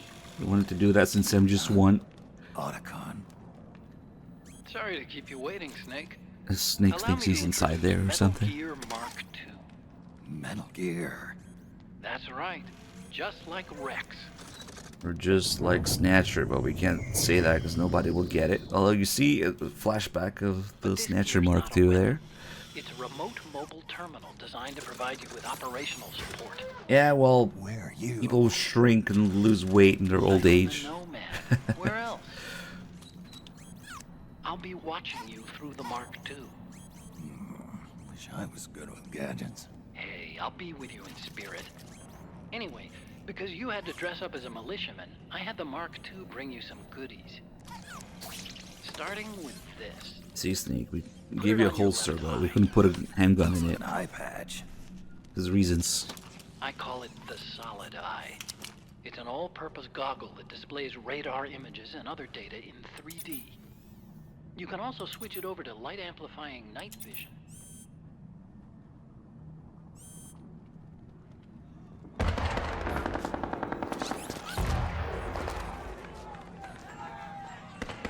The rebels are out there. It looks like they've got the government's PMC troops beat, at least in numbers. And this is their own turf. Snake, I know this is a sneaking mission, but you'll need to protect Hey, yourself. gotta thank you for 99 months. True Blunts, I missed your 9 years earlier. Sorry, thank you so much. Snake puts on the safety here before putting the AK away. An operator. I installed a suppressor. Yeah, that's Here's about a what tranquilizer gun. Otacon waited in MGS1 when Snake asks him about him. No, don't put the tranquilizer gun away. That's the important one. Implementation of the system. By some miracle, it was never recycled. He's a boomer. He Getting wants to tough look these at the days, finding 1911. decent guns that aren't controlled.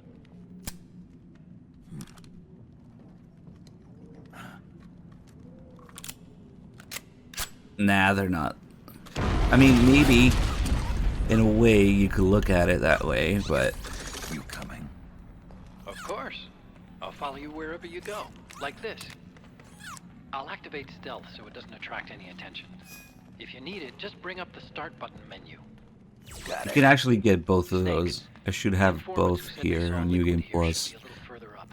Head for the rendezvous point. I've placed a mark on the radar in the upper right corner of the Solid Eye. It's a war zone out there. Stay on your toes.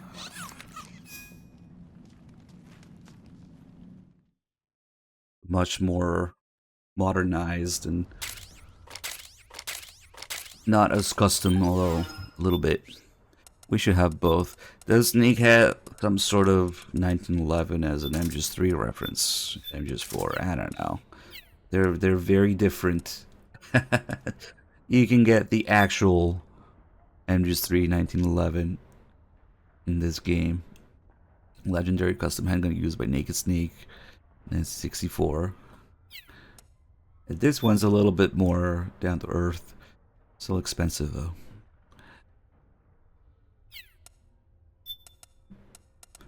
But what's definitely different is the Mark II. Which might be a little confusing because the tranquilizer gun in MGS3 is called Mark 22, but they're nowhere close to the same thing. Well, it's one of the modifications they do in MGS3. The grip safety should no longer be there. Actually, let me take a look at it. Yeah, see, it's not like poking out. It's flush. They just replaced it with some plate for it or something. Now this one still has the grip safety that pokes out. Yep. The bigger beaver tail there. Anyway, yeah, we could look at these for ages, but we'll go over some stuff later maybe if we have time. Let's get the first thing we want to do here. From the lake in Russia. Yeah, that's where it would have ended up, I guess. The first thing we want to do here is equip the Mark II, which has to stretch for some reason, just to delay it. Come on. God damn it. We go outside, take a look at the building in the back. It's easy to miss. They almost immediately bomb it, so if you don't know where to look, that's the building. Collapses kind of like in the background here in real time.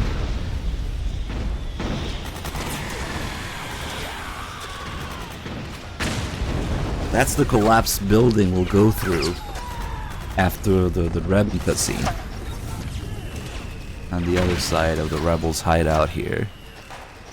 And there's a call about it with Autocon too, but sometimes, yeah, I would imagine people just don't know what the fuck he's talking about when he's talking about the building going down, because it's easy to miss if you don't run out and look at it immediately.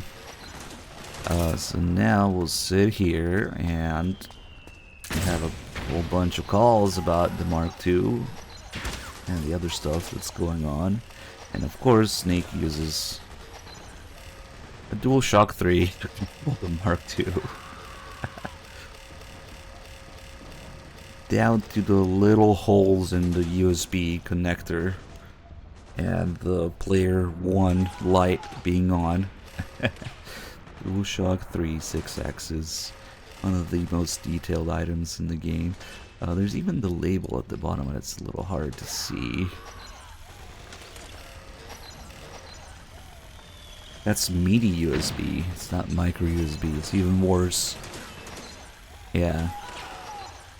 I still gotta stock up on those cables because I refuse to play in anything else.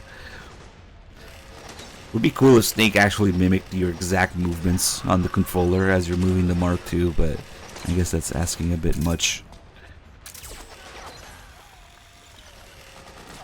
Remember, you're here forever on PS3.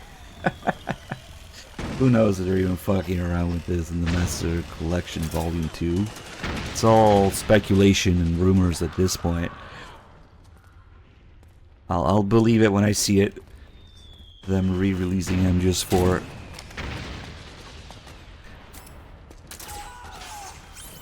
Fuck around the Mark II with stealth on a little bit. We'll also get a call about that where Snake is kinda mad that the Mark II gets stealth, but he doesn't.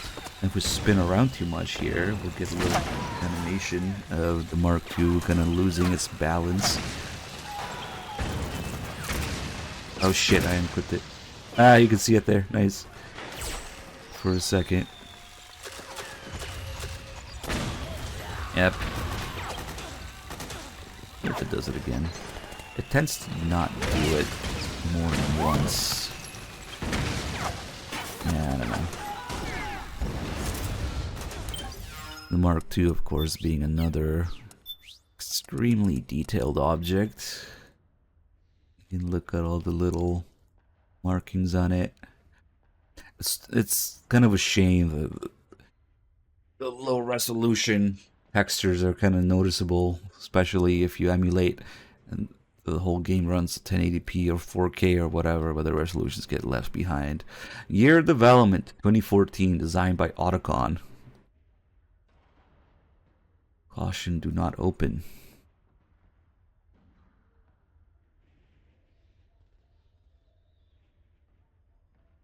I think there's some Japanese on it as well.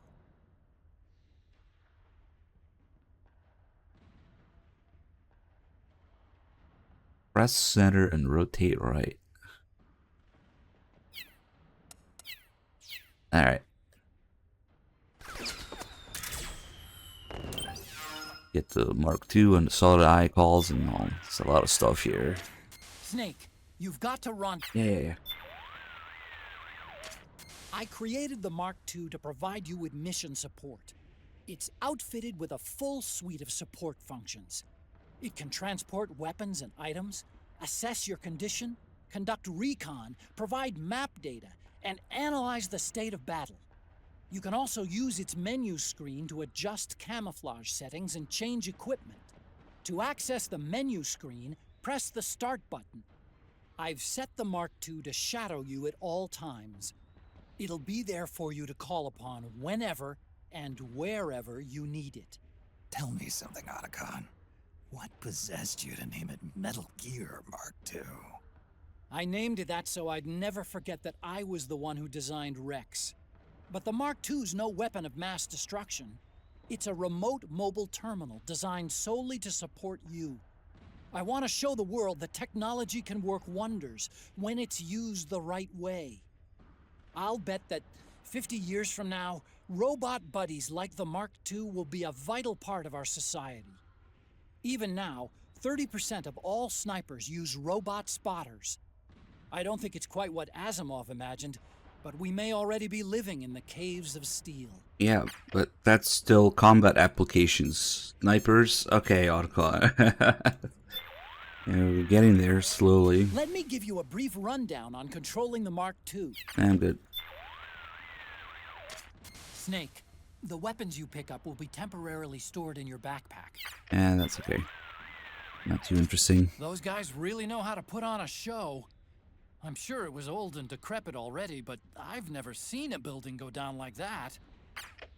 Yep, there's a call about the building. You might not know what the hell it's talking about. Don't forget, Snake. This is a battlefield. Conditions are changing all the time. Sometimes those conditions make it easier for you to lay low. Sometimes they make it harder. Always be on the lookout for the tides to turn. If you see an opening, grab it. For example, if the enemy is locked in battle, they won't be watching their backs. You might try sneaking behind them. Okay, so the AI actually changes when they're engaged in combat. Of course, since this game has actual conflict going on in it. Imagine. Let's see if we can do it. It's a little bit dangerous, but well, maybe I can do it with magazines. Make it easier. Basically, what that translates into is, even if you make noise or something like that, they will notice it, but they won't turn around to check. So let's see if we can. Normally I do this with footsteps, but yeah, see, they notice it. You see the exclamation point, but they don't turn around to check it.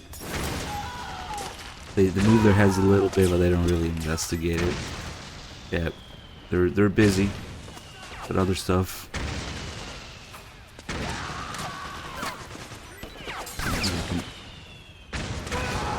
Make noise here.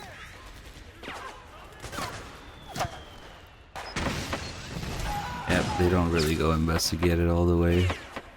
They still turn their heads a little bit though. I wonder if that's like leftovers. The AI when they're normal. I don't know, like overlapping. But yeah. Figures.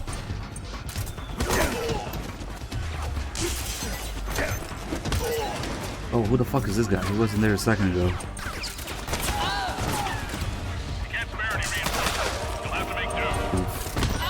What is this camel?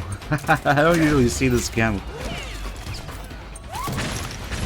So anyway, now that I'm taking down some PMCs, let's check on these guys.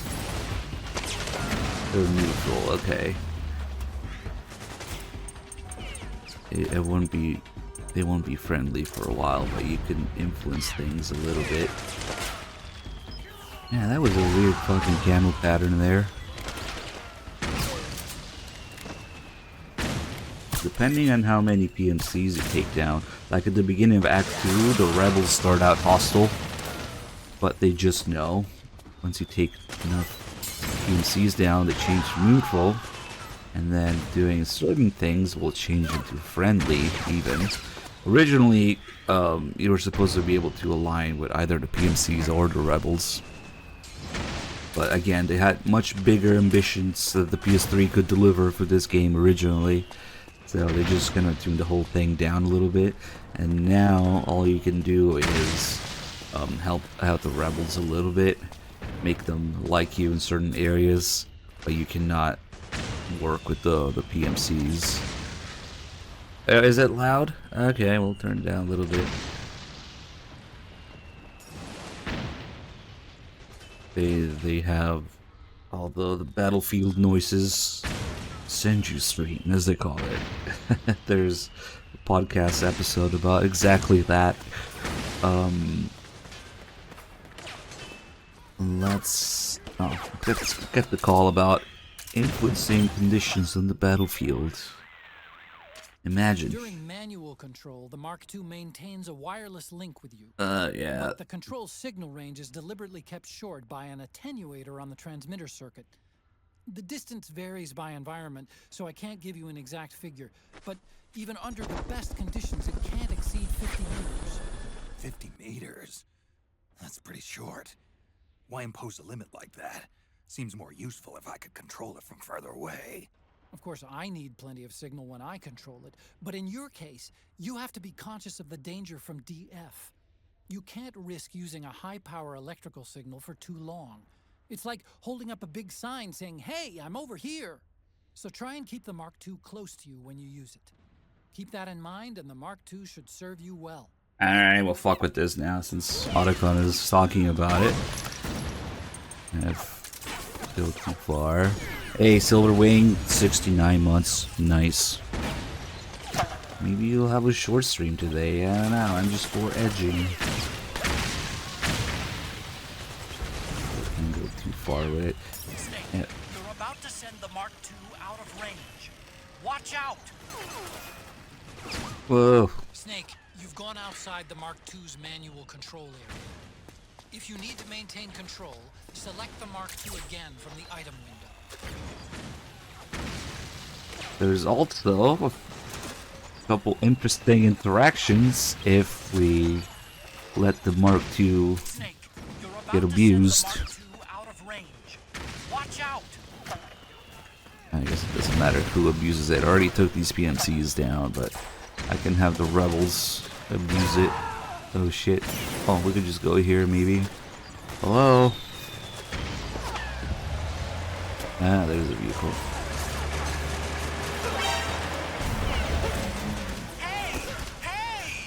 You can't keep abusing the Mark II like that! We're bullying it. Snake, be more careful with the Mark II. Snake, you've got to be more careful with the Mark II. It's gonna... Yeah. Now if we call Otacon, he's gonna be pissed. Snake, I know the Mark II's just a mobile terminal made to support you and all, but that doesn't mean you can just do whatever you want with it. Do me a favor, will you? The next time you consider sending the Mark II out to get shot to pieces, don't. Oh really? What if we do it again? Now it's sad. Sad Mark II. Sad and slow and weak. It's kind of like Snake now. You bastard!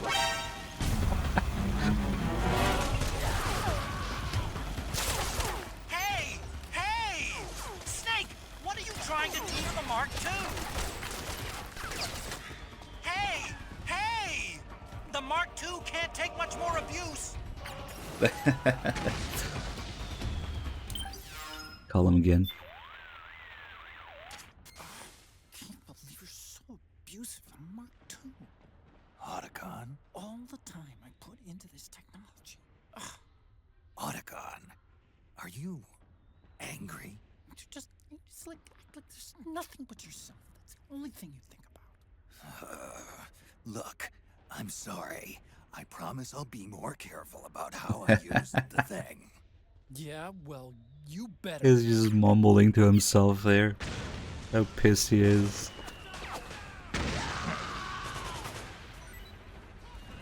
Alright, can we get the call about the vehicle?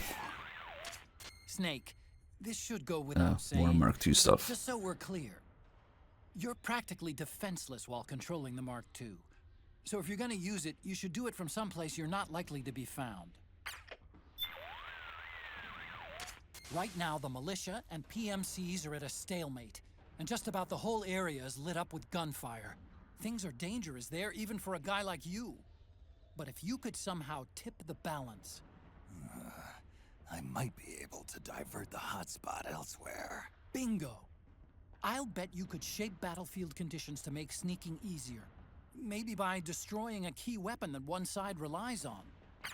Imagine having an interactive battlefield with actual sides and conflict going on and shooting all over the place and being able to influence it. Okay. Certainly we don't need any of that for an open world game. Impossible. Wait. So what that means in this area, we can... Even if you're a new game and you don't have all the weapons and shit, we can find 2 RPGs in here. Yeah, a loading circle game. You're right. Completely impossible. We should see these guys get wrecked here, and then the guy freaking out if he's not dead already. There's a guy screaming. He might be dead already. Oh, there you go. See how they start freaking out during battle. That guy is in the scream emotion right now. And then he will pass out in a second. We'll go over how all these emotions work exactly. He should pass out soon.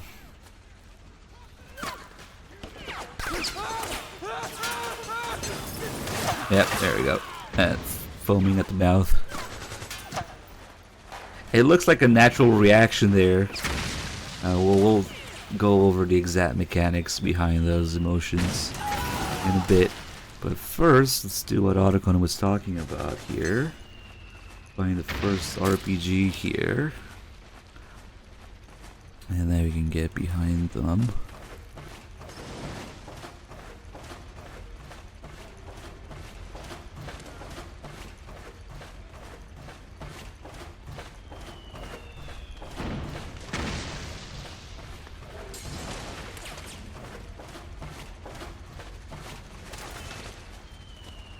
Here's another thing that I would have liked to see coming back. When you tap triangle, Snake gets on his back so you can aim the other way. You can also throw things behind you this way. All of these MGS4 little moves and controls are just fucking gone, man. Unreal. Anyway.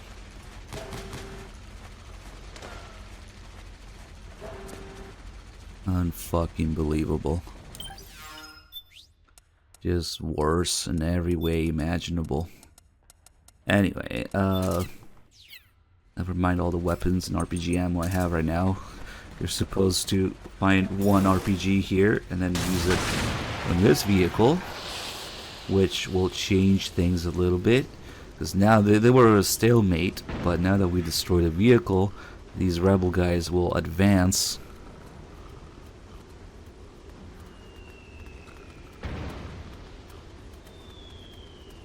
Aiming with L2.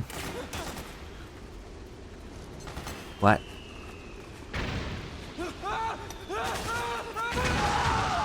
Yeah, you can get on your back, but you can't do the throw thing. And you have to kind of hack it with first person view. So yeah, now the battlefield, the focus of the conflict here is moved from there to there. So you have these infinitely respawning enemies and rebels. So if you simply just wanted to get in there, I guess this would be useful enough. But now that we shifted the focal point of the conflict, we can also find another RPG. If we find some stairs here. Grenade, grenade, boom! Ah! That's funny. Go up the stairs somewhere here.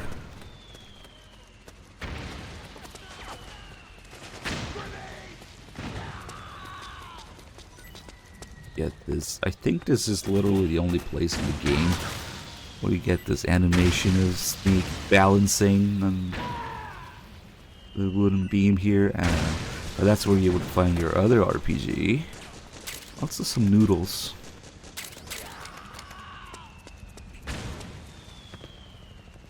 And then, it's a little silly, but from here we can also destroy the other vehicle. And this one will end a conflict for good in this area.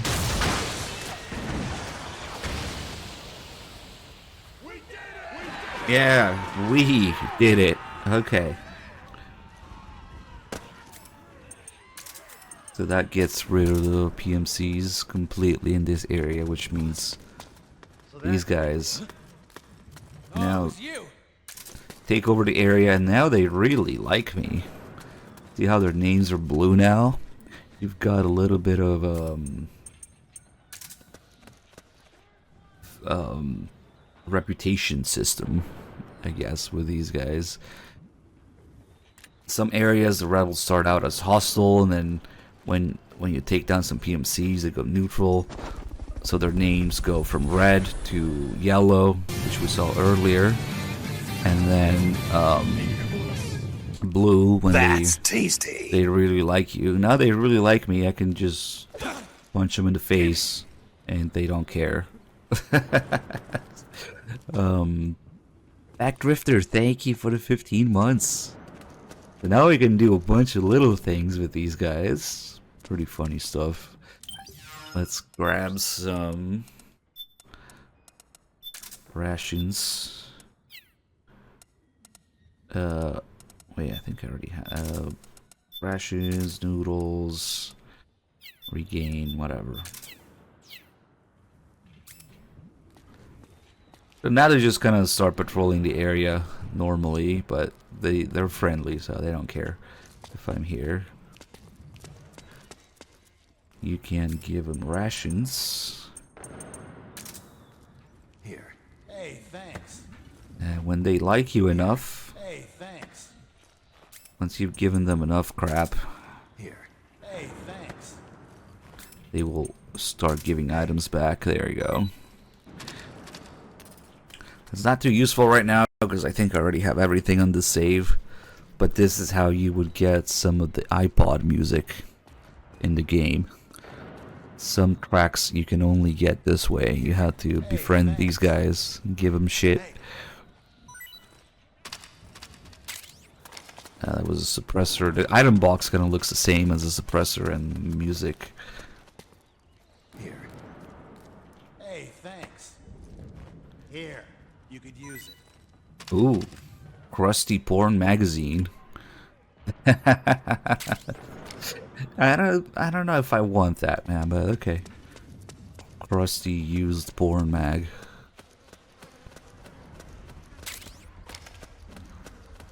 And then perhaps the best thing about all this, you control these guys. Hey, want a ration? Here. Hey. Just kidding. I'm gonna take it off my inventory. What the f... This guy almost had the first English F-bomb in the series. Instead that goes to Laughing Octopus, but... pretty close, you can hear him there. I also just recently found out, what was it? I think if you punch them first, they say something different. Here. Hey.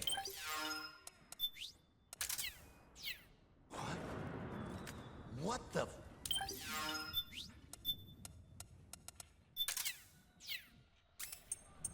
Hold on, let me see if I punch him first. Hey. And then give him the ration. Yeah, he's saying different lines now. What the hell?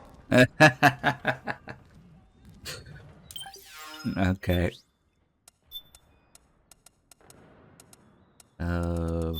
Let's try this guy here. They have slightly different reactions if you do it right after punching them. It's nice too. Here. You sure? Nope. Huh? What the hell are you doing?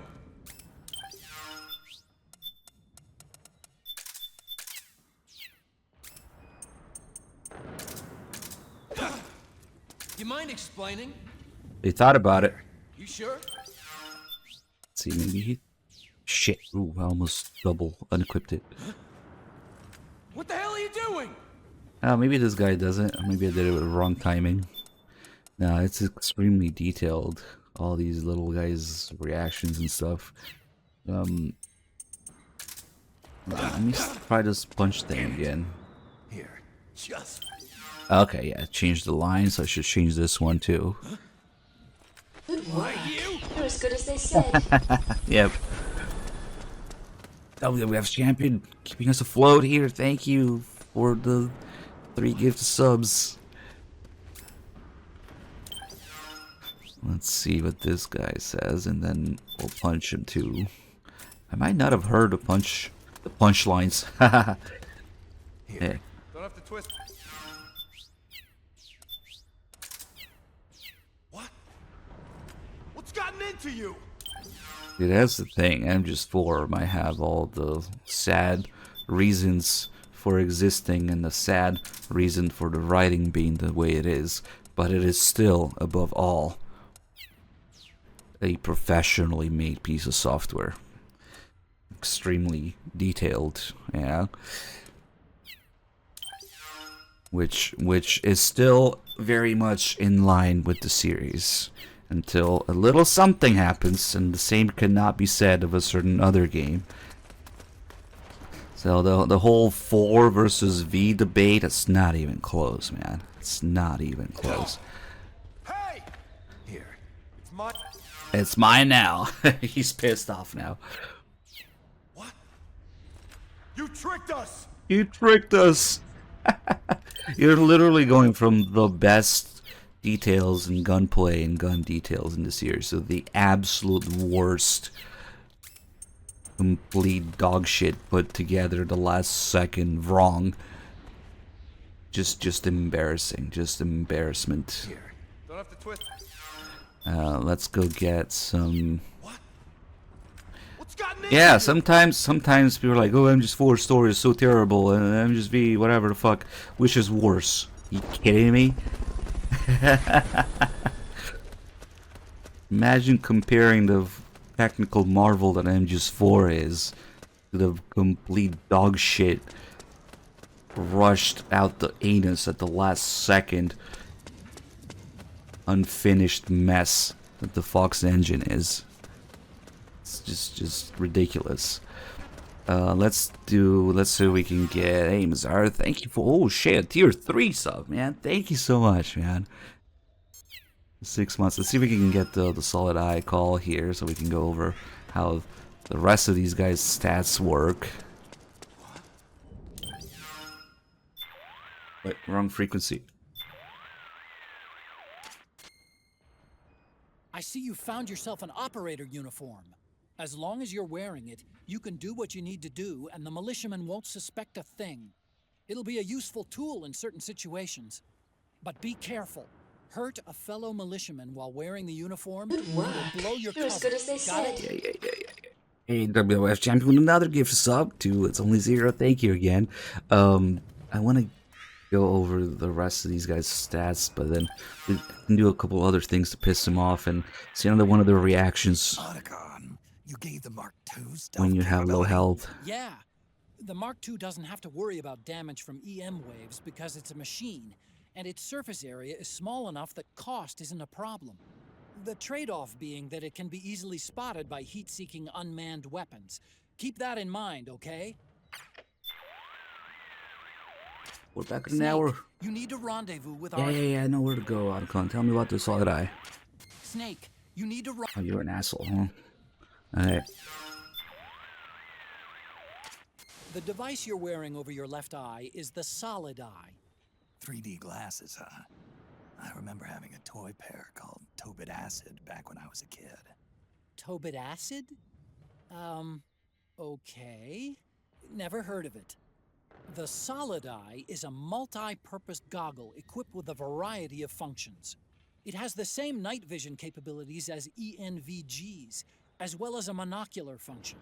It can also display a wide range of data as called for by the situation at hand. It's capable of using visual cues to pull up target data on any soldiers or weapons within its field of vision. Say, for instance, the target is a soldier. The solid eye will display the soldier's physical and emotional state based on body temperature, heart rate, and even sweat secretion. You can toggle the solid eye's functions in the item window. WWF champion. Hey, you're going crazy here. Thank you again, man. 2 more gifted subs. You missed the ending of MGS3? It's funny, if you go look at the VOD, there was a little snafu there with the ending of MGS3. It's still there, but I had to do some shenanigans. So here's the thing, the real life Solid Eye came with Metal Gear Acid 2 on PSP. It was just a little piece of cardboard lenses you could snap onto the PSP to see Acid 2 content in 3D, namely porn. Well, porn, you know, they had a bunch of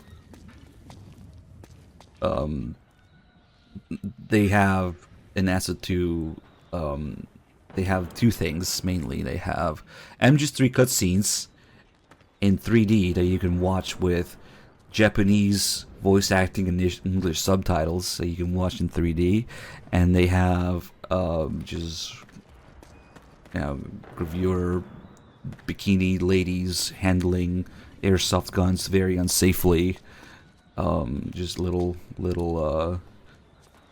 quote unquote porn, as much as you could put of that in the game, in 3D. And Tobit Acid is simply the Japanese name. Solid Eye in Japan was called Tobit Acid.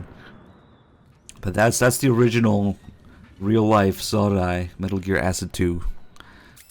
That's why Snake refers to it as Tobit Acid as well. So Ottogon was talking about how the Solid Eye scans all of these guys' bodily functions and emotions, and you can tell what's going on by looking at them. So when we look at somebody with a Solid Eye, you can see a few things. You can see their name, the distance there, you can see the weapon they're carrying, you can see their health, you can see their stamina, and you can also see their emotion. So the emotions, since we're New Game Plus, we can take a look at the emotion rounds for the tranquilizer so that you get an idea of what the colors mean. Laugh, rage, cry, and scream. So each have their colors. So the way it works is each soldier has kind of an innate emotion to them that they carry by default, right? So this guy, we can see the color is orange, reddish orange, so this guy is rage. But it's not fully expressed yet. So that's how that icon works. See the little color squares are kind of missing.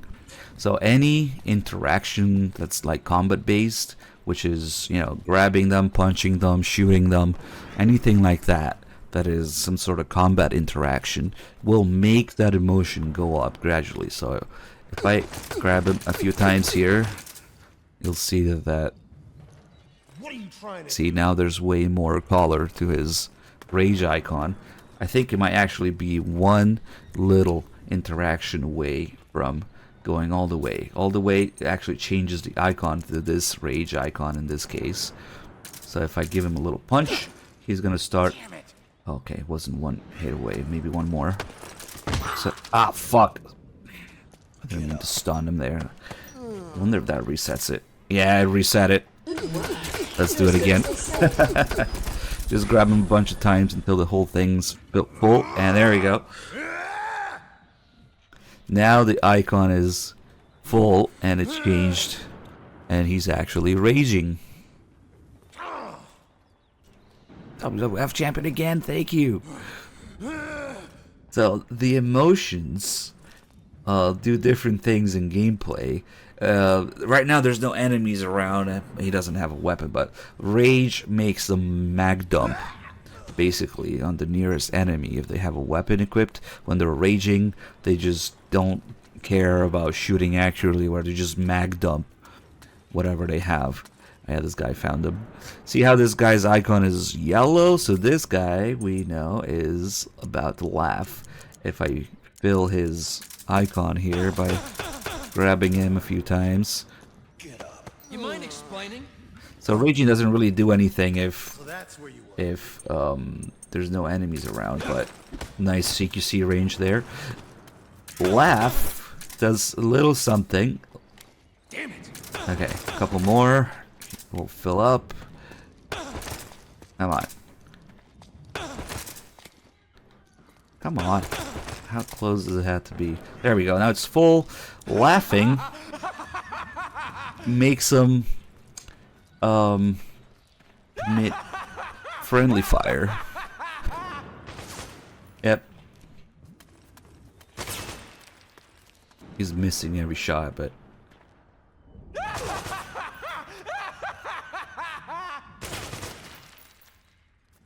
yeah, laugh is friendly fire. They just attack friendlies.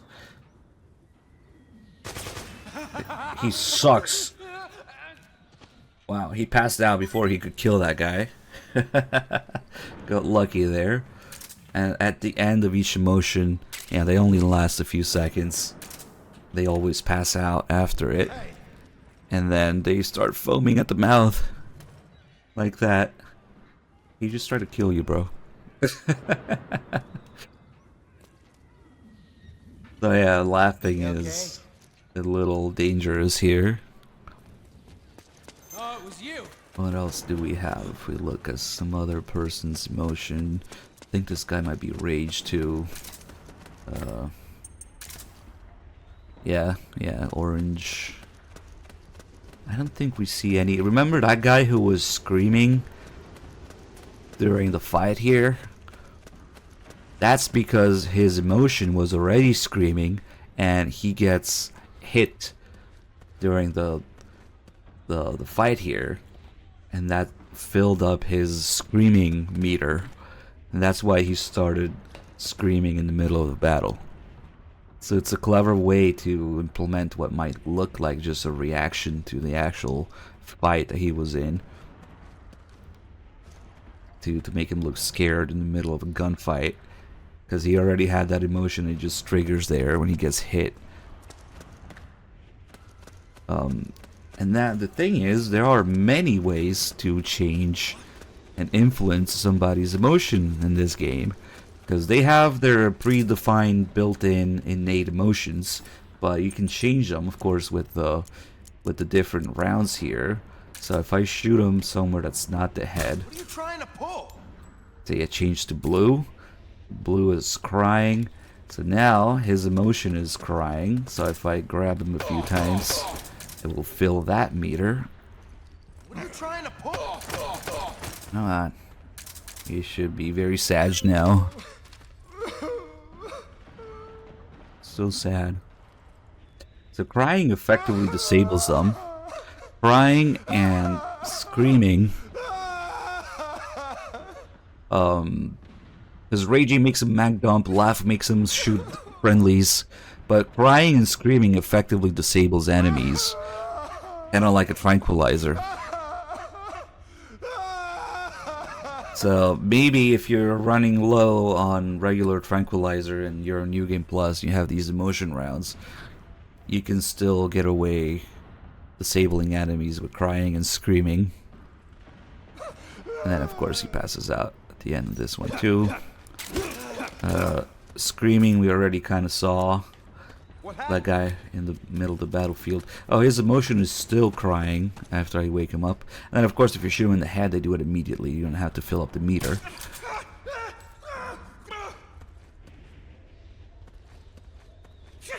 The same thing for screaming. They're just completely... If this was an enemy, he wouldn't be able to alert or fight back or anything when they're crying or screaming.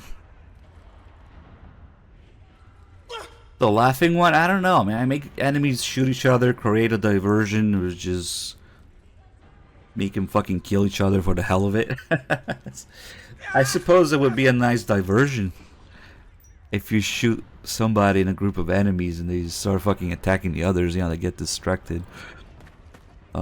So the emotion rounds are perhaps the most obvious way to change somebody's emotion, but there's more. There's some emotion magazines here. These actually change on New Game Plus. You see the actual models of Beauty and Beasts. On New Game, you only see the beast form. So these change. You get less detailed version of it in New Game. Beauty and Beast Collection Volume 4.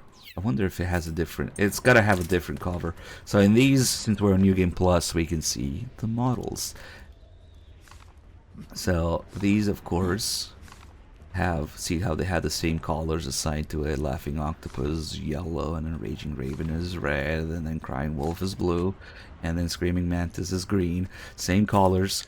Of course, there's another way to change somebody's emotion. Right now this guy's green, so let's put, I don't know, not you, let's put Laughing Octopus here. So when he finds the magazine, his emotion is gonna change to yellow.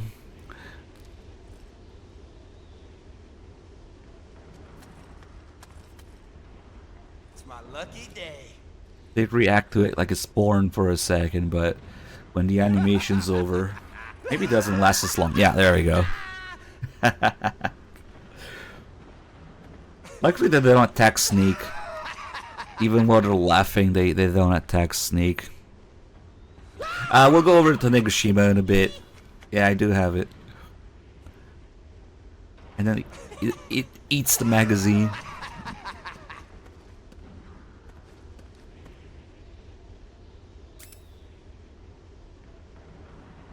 Okay.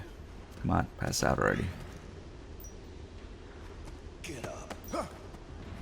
Another way you can change their emotions with some... I forget if these are DLC camos or they're just in the special menu or something. You have the same thing with the camo patterns. So, let's do Raging, whatever. These work a little differently. These are when they spot you, they will go one hit away from a full meter.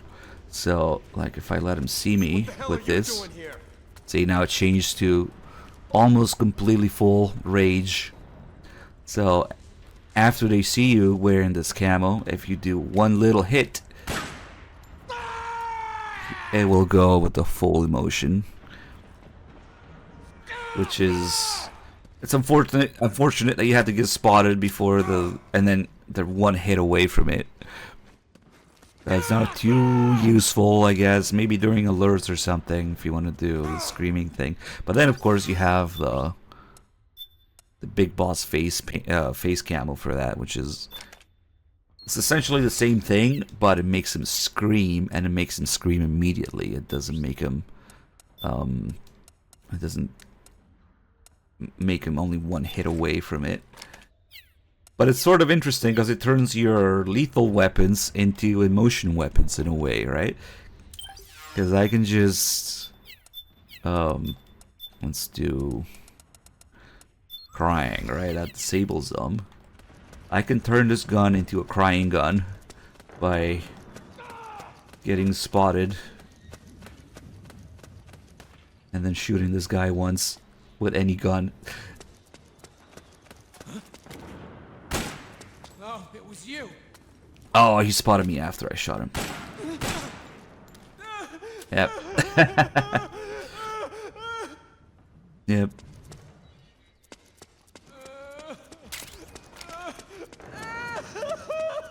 I know, Sag. Don't startle me like that. Look, Sneak just bullying this guy.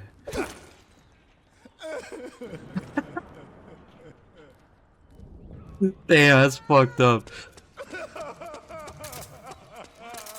Give him one punch and they start crying. Wait, where is this guy? Yeah, that's actually kind of funny.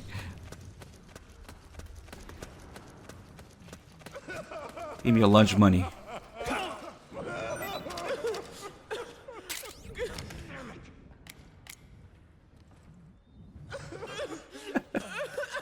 Nice.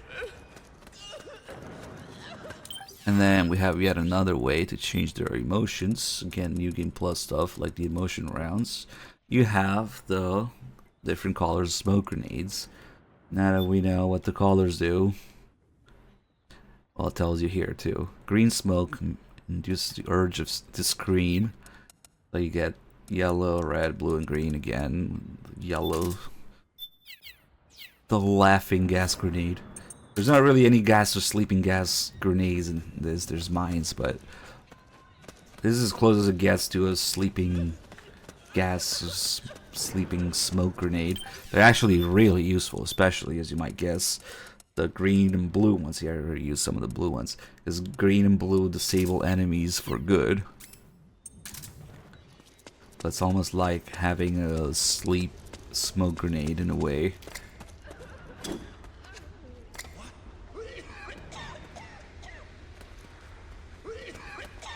Yep.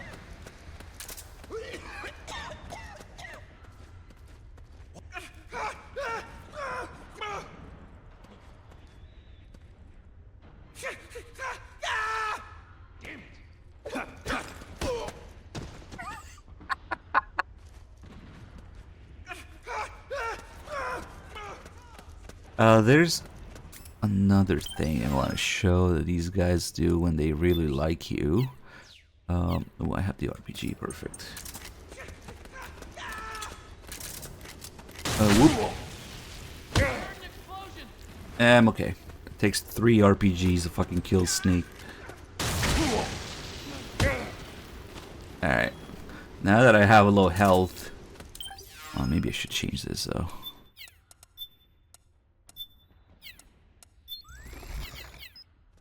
Now that I have low health, when they spot me, they should give me some healing items. Let's see. Oh, I'm dying here. Damn it. Maybe they don't like me that much now that I fucked with their emotions. I punched that guy. I punched a few of them a few times. Maybe we can't see it, but the reputation points kind of went down. What's going on? If you punch them enough times, they will turn to neutral and then they will turn to hostile again. So maybe...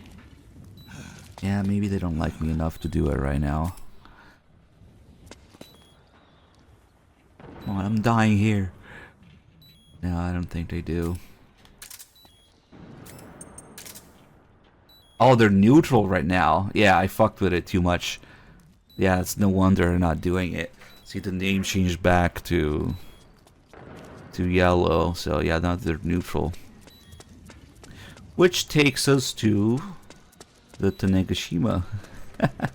If you want to find more rations and crap to give these guys, they have a pretty good way. I'm gonna give them some more rations so that they like me again. So one of the special weapons you can buy in this game. Near mythical flintlock gun. Said that when fired in certain plays, there's a chance a divine wind will blow.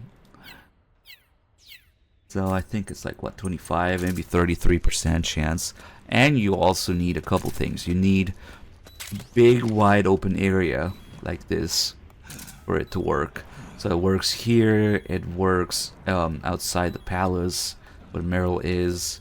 It works in it only works in select areas. So you need a wide open area like this. There's probably more areas where it works in Act 2 as well, maybe 3, maybe I think in Shadow Moses. Fuck, I don't know, you have to fuck with it some more, but for sure it works here. And if anything gets caught in the divine wind, like a dead body or somebody on the way, so that guy's body should do it. We had the whole reload process here.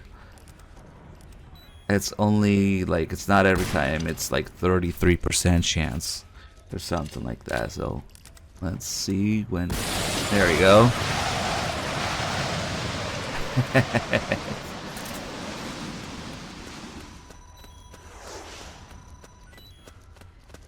when those bodies get caught in it, they just generate millions. Rations up the ass. Ammo, tranquilizer rations. Yep. Meanwhile, in Peace Walker, it Fultons people. It's also in Peace Walker. And in Peace Walker, what it does is the Divine Wind Fultons people automatically. Okay, let's see. That guy, I might have shot him in the leg. Yeah, I abused the shit out of him. I shot him, I punched him. So they're back to neutral right now. So if I give them few rations. It's funny because I'm giving them rations so they'll give me some healing items. You again. Don't have to twist my arm. Thanks. Come on. Don't have to twist my arm. Thanks. You're with us? Don't have to twist my arm. Yep. Thanks. Yeah, when you say you're with us, okay, that should be back to blue. Yep. So now maybe he'll give me something because I'm hurt. Well, might still not be enough. Because it's not enough for just them for be blue. I think there's more points to go into it after that. Yeah, maybe they're not noticing.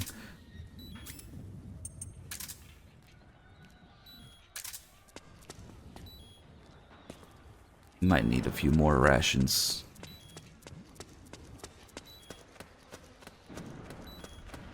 Damn, I shouldn't have fucked with them that much. All that crap disappeared there. Yeah, they only stay on the ground for a while. I wonder if... because those bodies got yeeted away, but if we put this one in the way... maybe it'll work again. That fucking beeping sound. Let me do something about it. This is driving me insane.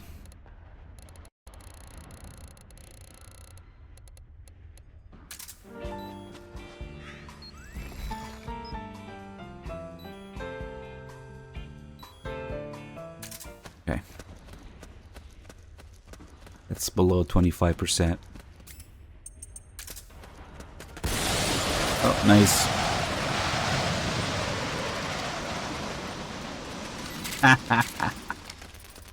Too bad we can only carry 3 rations at a time. Maybe if I'm quick, I can give him 3 more. What the fuck? Here. Don't have to twist my arm. Hurry up, take it. Here. Don't have to twist my arm. Thanks. Here. Don't have to twist my arm. Thanks. Ooh, I still see stuff there. Maybe we can get another 3.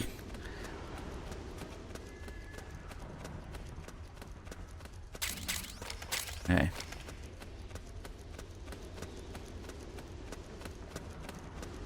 They'll probably disappear soon.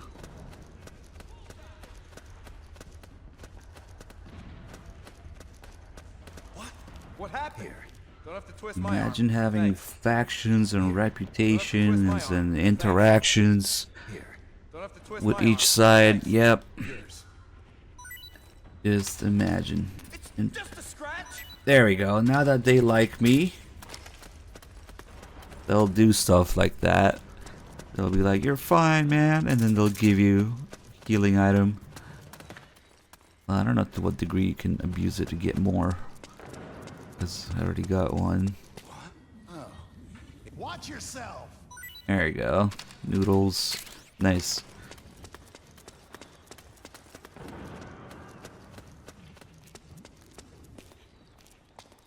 Hello. I said hello. Hey. Oh. He didn't give me a healing item. I couldn't imagine why. No, there's no call about noodles, but each item kind of has its own, item description. And then they also talk about the noodles in the integral podcasts. The Hida-chan, thick, juicy, and rich. I don't want Hida-chan's thick, juicy, rich shaft noodles. I don't know. Man, Kojima brand noodles. In the podcast, they talk about how they wanted some real life brand of noodles, and they pitched the idea, but they saw that it was like a war game. They were like, no, we don't want to get involved with this. Yeah, fucking idiots not understanding that Metal Gear is very much anti-war, but whatever. They had no idea. Who knows? Maybe it was some. It must have been some of the popular ones, like probably cup noodles or whatever the fuck. You know how they did that Final Fantasy collab, but whatever. Kojima's thick, juicy broth. Ugh. Yep. Yeah, this guy isn't giving me shit. I wonder if they'll give me healing items again, because I wanted to recreate a thing that I did by accident once. This guy kicked my ass and then gave me the noodles, but I fucked up. He already gave me something.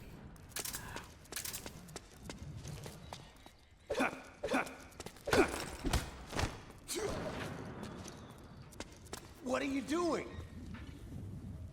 Yeah, he's not giving me stuff again. But okay, I guess I'll do it separately. If we put some Born in front of him. Shit, I might actually fucking die from this.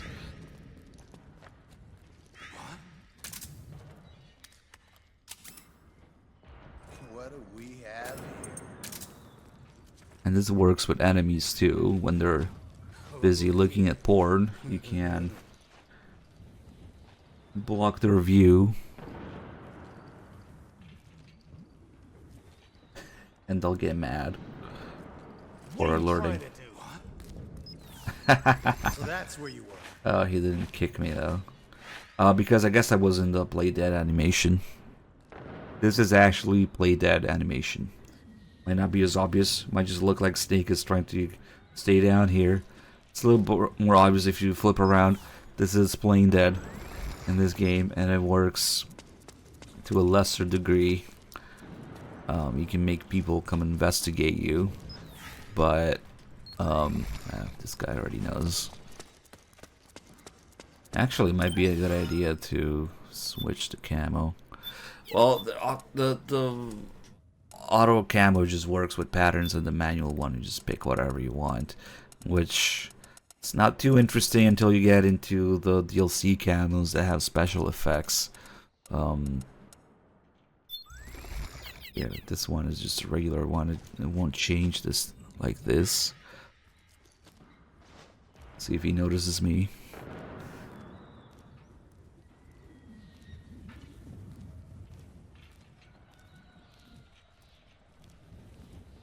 I might have to go to another guy.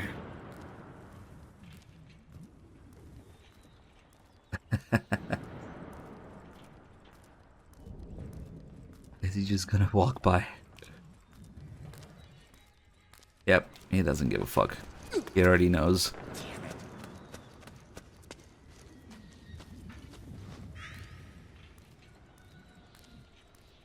Hello?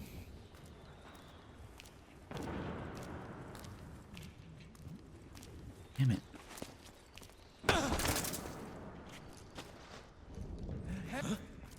Okay, here we go. This is what they do when they find you playing dead. They check. If it were an enemy, they'd be able to tell that I'm not actually dead, and they would alert. This guy is just gonna figure out that it's me. So it doesn't really work all the way. Oops, sorry. But that's the effect of the corpse camo. That's why you have the corpse camo in this game. That's what it does. Dead body disguise. This makes playing dead actually work. Damn it.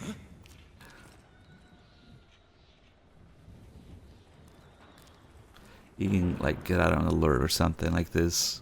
Kind of like the fake death pill in MGS3. Now he will think I'm really dead. Like, no, he didn't make it. Yep.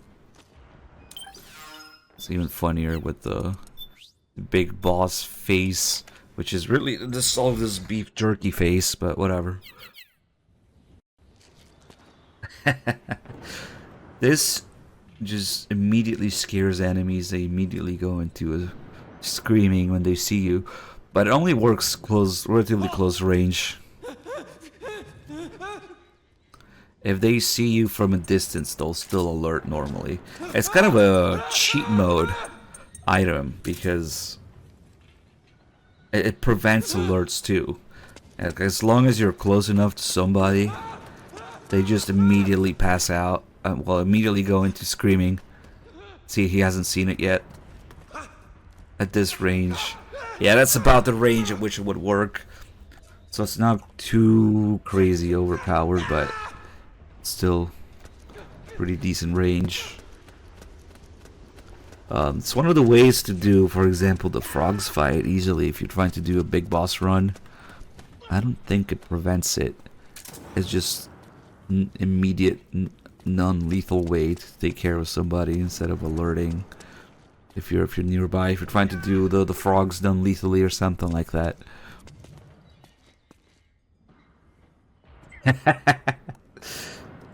Turn around.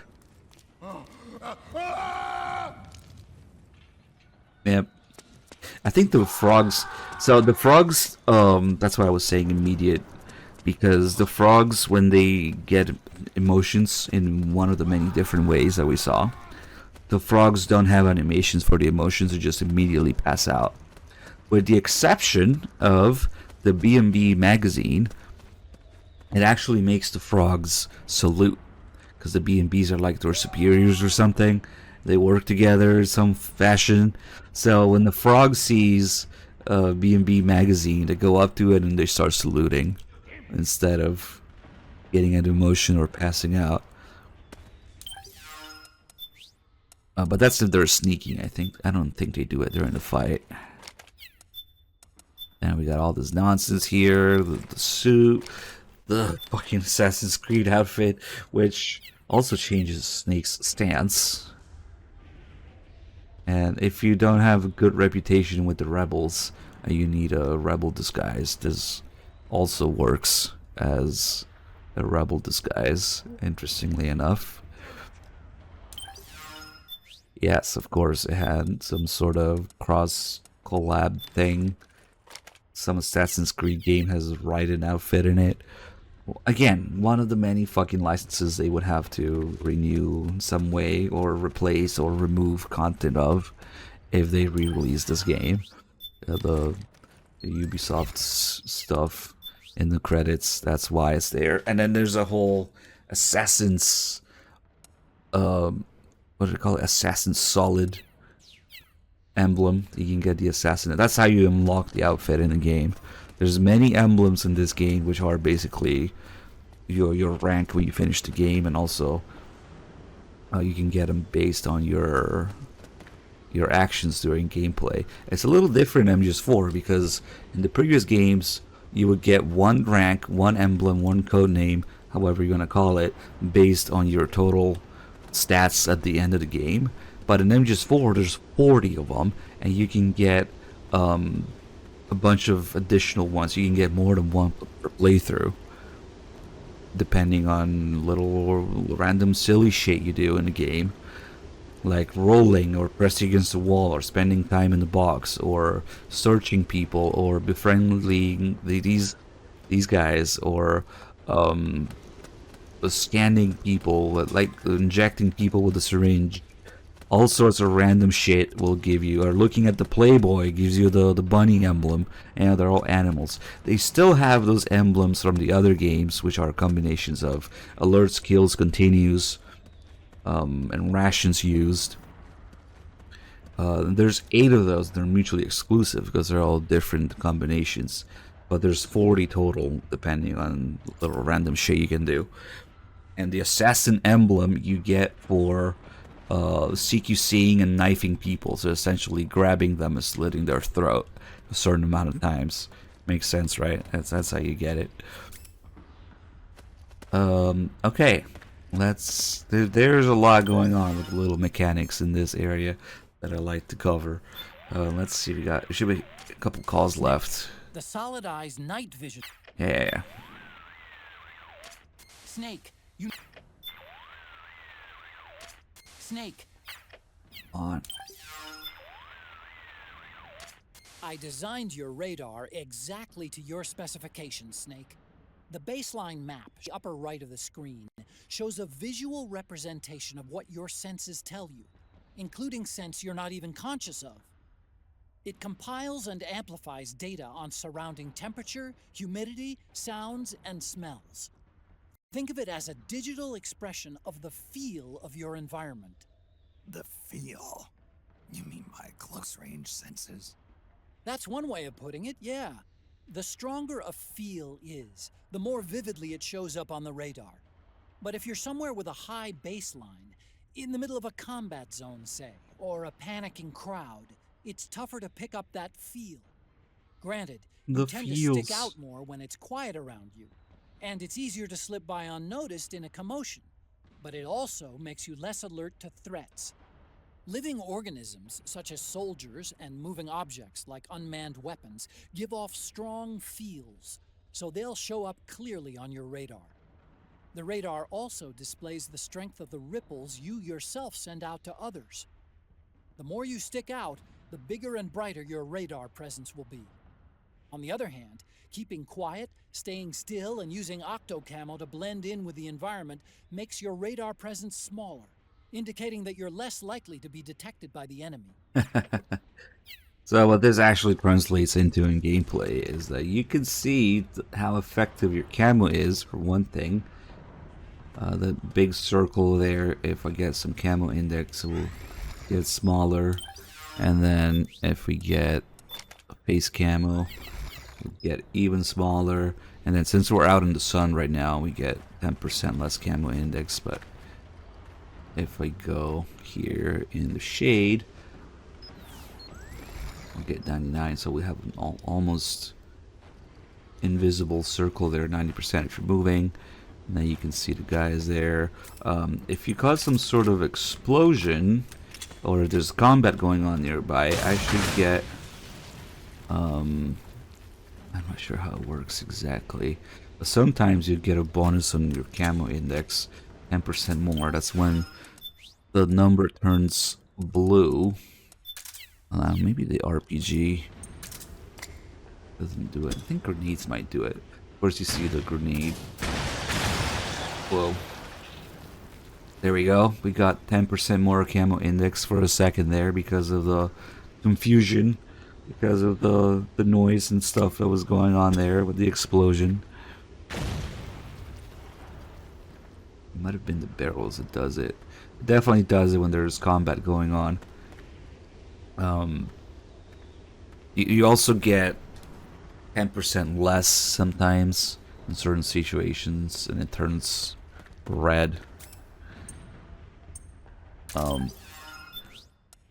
Yeah, you can see the actual impact of the grenade, not the explosion. The explosion is huge on the radar, but like if you have something small, like the magazine only does a little bit of a ripple on the radar.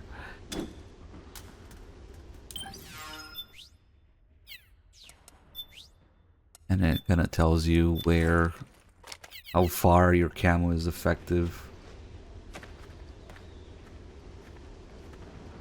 Let's see, this guy should notice me when we get... he's looking away. Maybe he just doesn't give a fuck about me right now. Yeah, he does. Oh.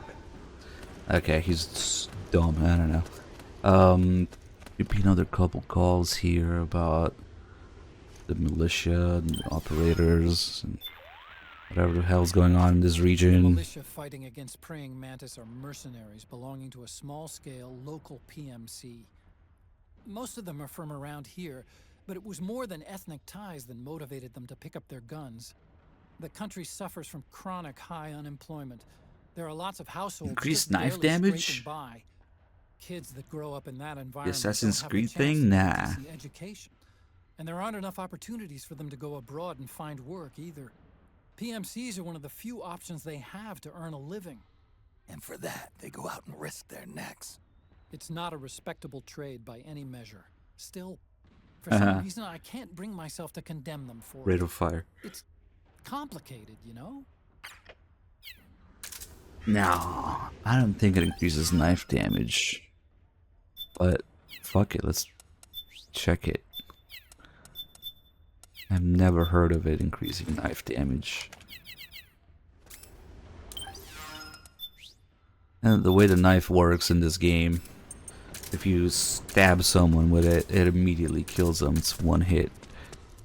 So, no matter where you hit them. But slash should be 25%. It's you. How much health does this guy even have left? Not enough. I need another test subject. Is this guy full health? No? Close enough. Oh. Damn it. Maybe I'm thinking of MGO. It's not 25%. Like what, 12.5 maybe? So you need 8 hits. Oh, it's you But the again. stab is for sure one hit. On that. Okay, this guy's full health. Damn it. Oh, it's a little less. Oh shit, it triggered his emotion, that's right. Alright. That doesn't seem like it influences knife damage. That was already lower than I thought it would be, now it's the same.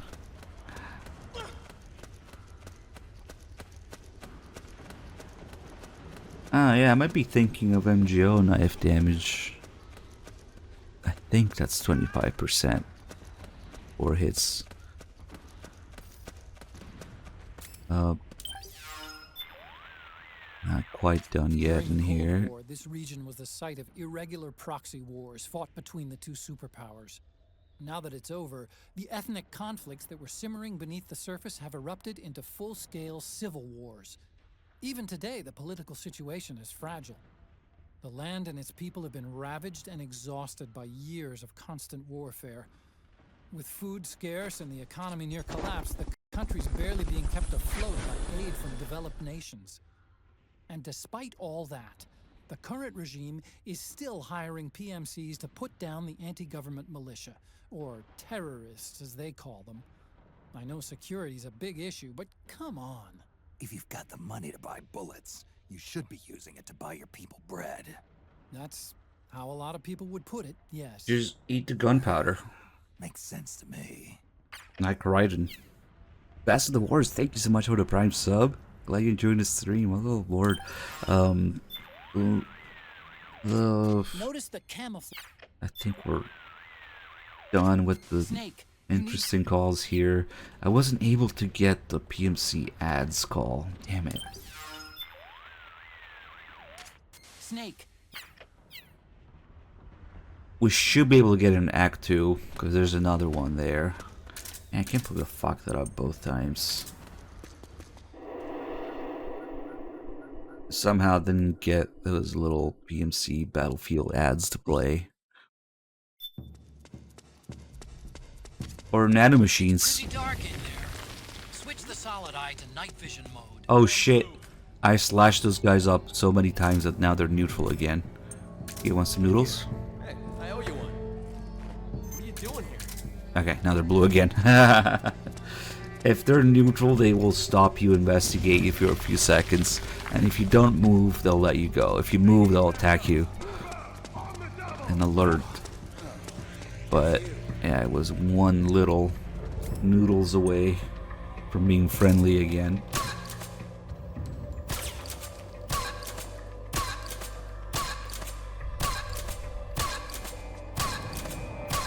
Only the chickens had nanomachines we could change their emotions. Laughing chicken. Nah, they just get stunned. I should have mentioned the way that the emotion rounds change. Emotions only work on people with nanomachines, of course. It's their the way that whatever chemical balance of substance in their brain, the nanomachines fuck with that and gives them different emotions. And not just magic, it's nanomachines, remember. Hey,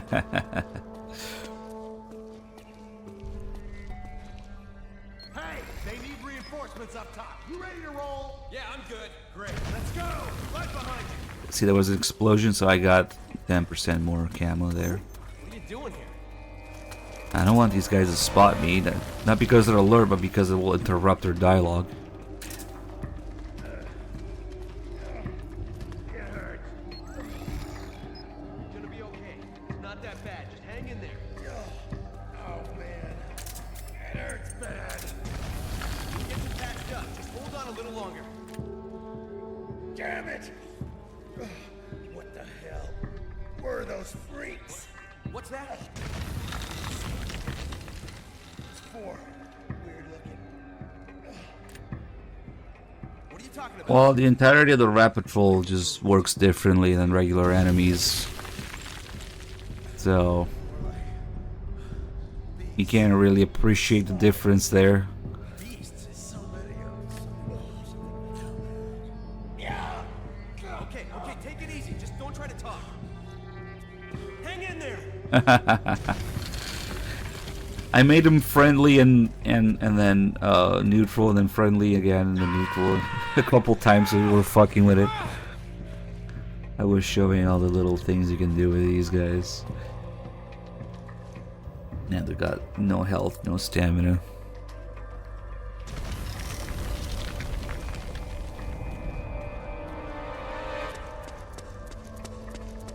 It's annoying because when they notice you, even when they're friendly, they stop their conversation.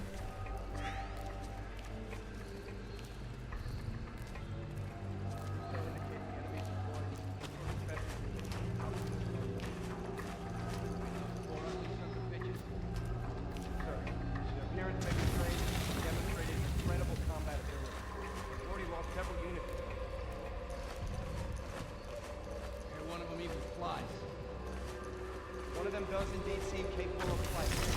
At the same time, it also maintains control over several UCAVs, increasing its air attack capability. One of my men recovered what he claimed to be one of those. Now, they appear capable of working together or acting independently. My guess is that they're building an aerial surveillance network, sir. The more intel they have on the area, the more effective they can handle some of the battle. You can tell by the way they're placing their snipers. They've got an edge. They must be getting full terrain data on the entire area.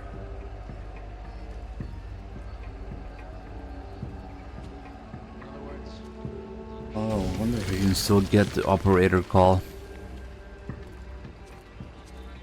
Yeah, they're very generic about the location and nationality or whatever, and all the things that are going on. At least the PMCs get different names, but the rebels are the rebels, and then the resistance is the resistance. Actually, no, resistance is. It just makes me think of Act 3, but I think. Oh, they're called the militia and the rebels, I think, in Act 1 or 2 or something like that. oh, it's you again. There should be a call about these guys. See how he's called an OP? It's not what you think. An operator. These guys have the same vest as Snake. What's up with you? Just minus the patch there in the bottom of it.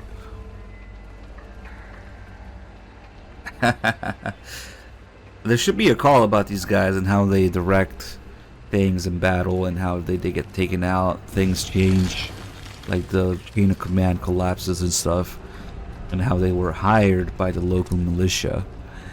They're not part of it. Yeah, they're militia in Act 1 and rebels in Act 2. Close enough. They kind of use it interchangeably a little bit.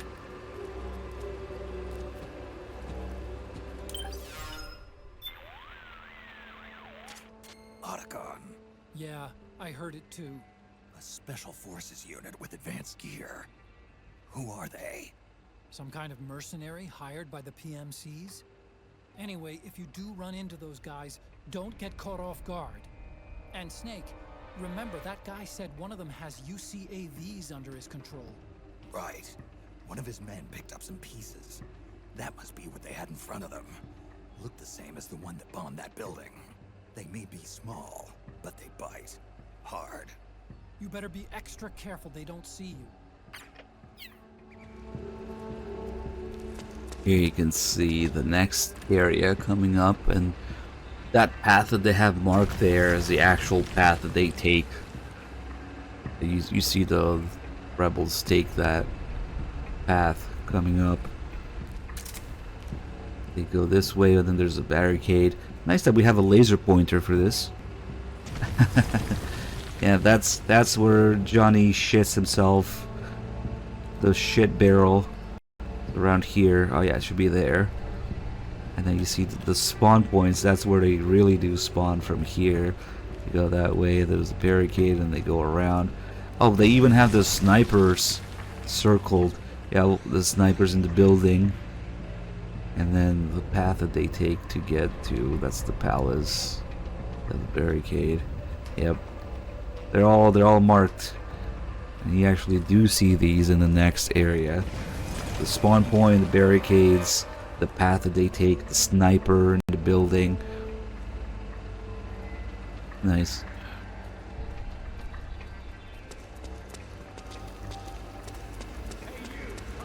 Just imagine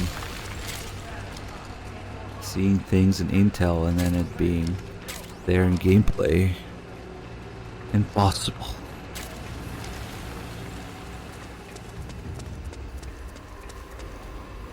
I'm gonna go in with the Mark II for this conversation.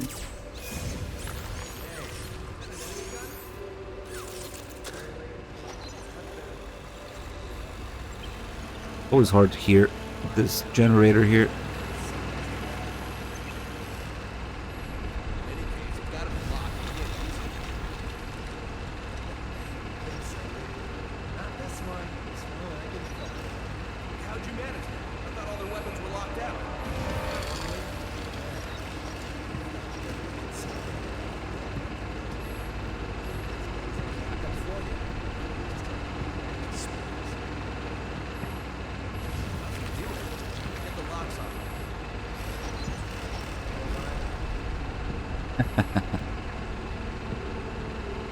Foreshadowing Drebin, who is literally 2 seconds ahead here. This guy really likes his new gun, huh? Okay.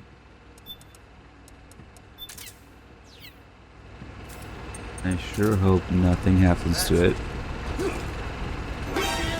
Oh shit. Oh, since we're here, I accidentally did this earlier, but let's show it. I always forget to do it, but when you get punched like that and Snake goes backwards, if you press triangle, you can recover from the fall instead of ending up on the ground like that.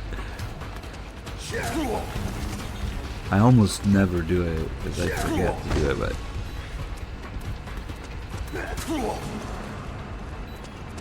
I can roll backwards that way. Enough. Yeah, they were just enough to be friendly there. He didn't like it when I grabbed his gun, and then I fucked it up the first time. And the second time, they turned hostile. Yeah, oh well. Maybe... Oh man, I don't even have that many items. If I disguise myself and give him some, magically they'll know that it was me. Without the disguise, it should make the reputation go up.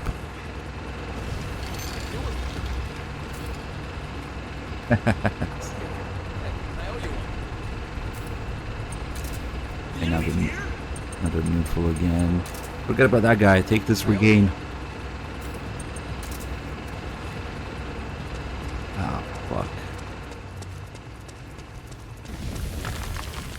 This is where you would find the outfit on a new game. Oh,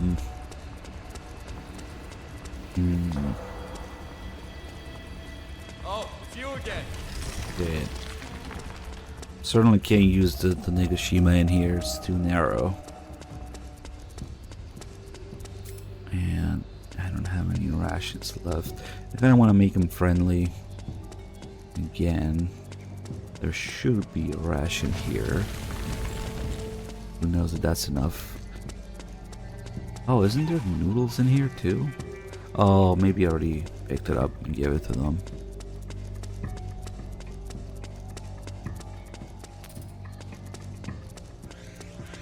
Where the heck was that ration? Here. Might not be enough, but whatever, fuck it.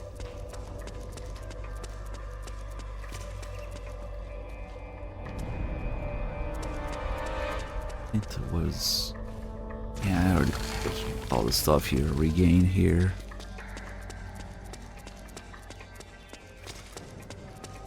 That would have made sense to maybe give it to the injured guys, but nah.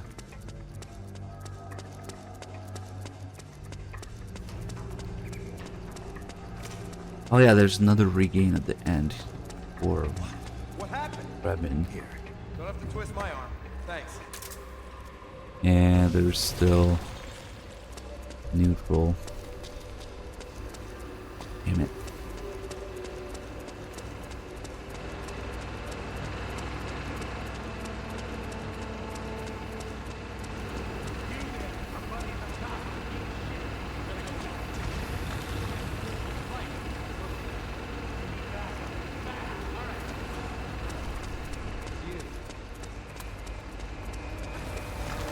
Right now they're acting as if they're friendly because of the disguise, but they're neutral.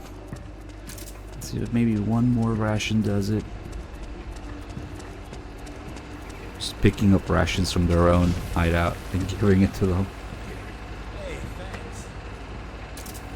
Nope. Ah, fuck it.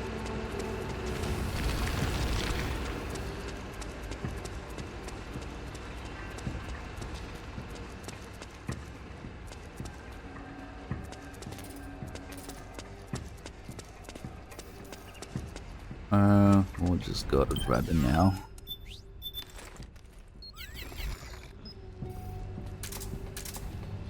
Spoilers in 4.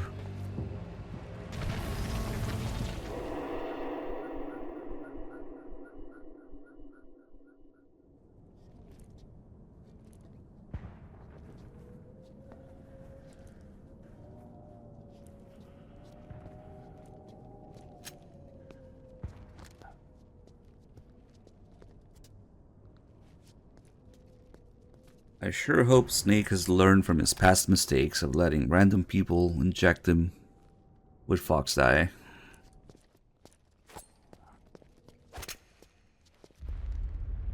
Also, we can get more weapons.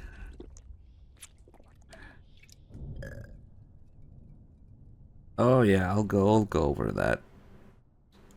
It's a theme throughout MGS4. The characters don't learn from their past mistakes, and their character development takes a 180 and goes back to nothing.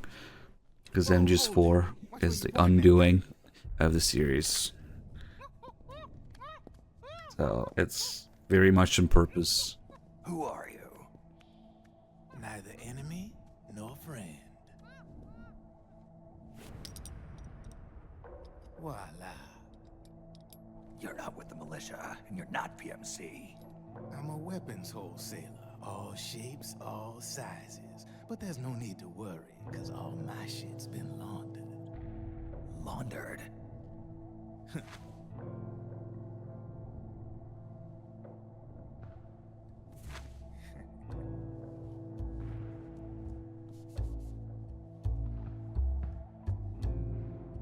You see, I take ID guns like the PMCs use and make some mods.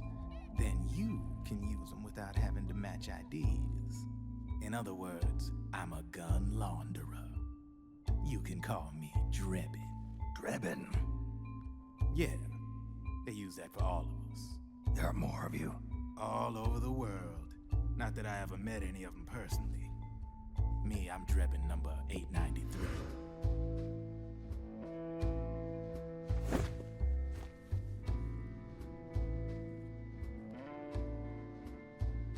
You ain't a registered PMC employee, are you? You need a guy like me.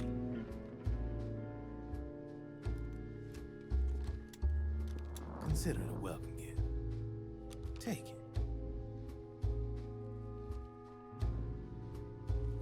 Oh, shit!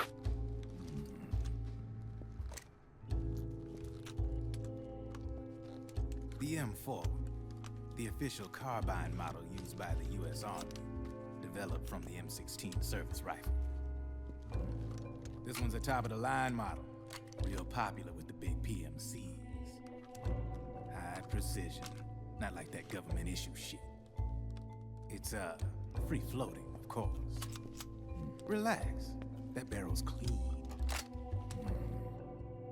Is the hider CQC compatible? The beauty of this sucker is that it's got a lot of customizable parts. Change it up the way you want to meet your everyday needs. Flip-up sight, rail system. Not bad.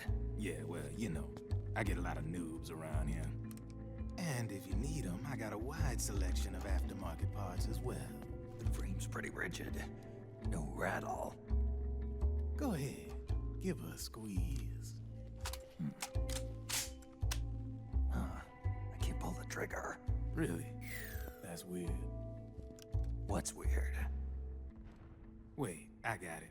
I bet you're using an older generation of nanomachines. Older generation? Sometimes they don't really jive with the new system. Seriously, who are you? Whoa. Slow down. GSR 1911. In a way, I guess. My But day not job's really. working at AT Security. I'm in charge of production control. So I get my hands on all the ID chips before they even register. Have a sip. It's a side of AT the public don't see. From the looks of it, you ain't with any state army. But you ain't exactly green, neither. You've got last-gen nanomachines.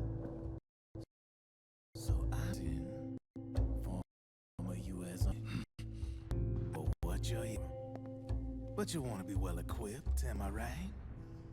So, can we talk business or what?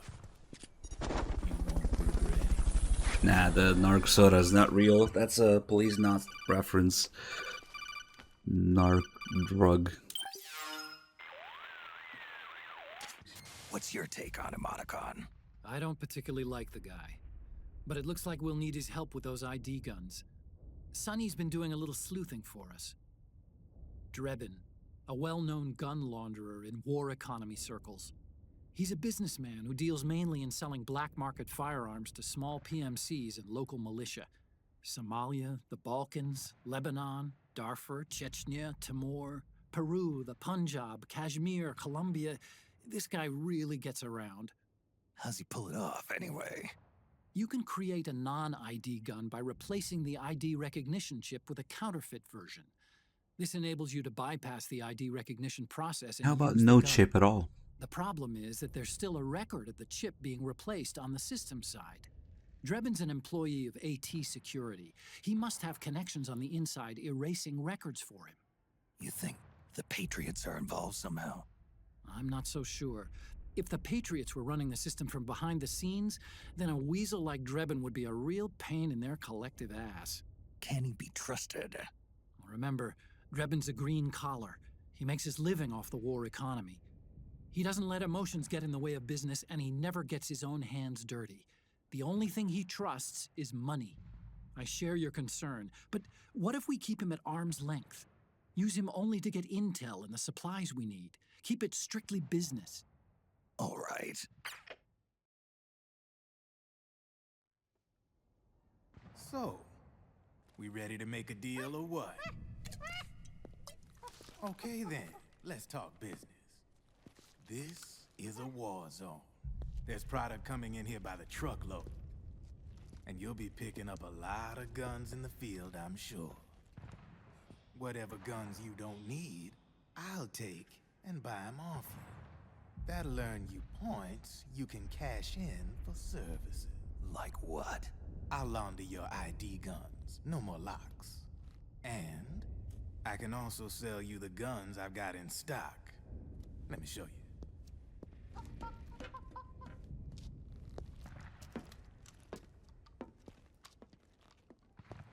Ooh, guns. I'll let this guy inject me.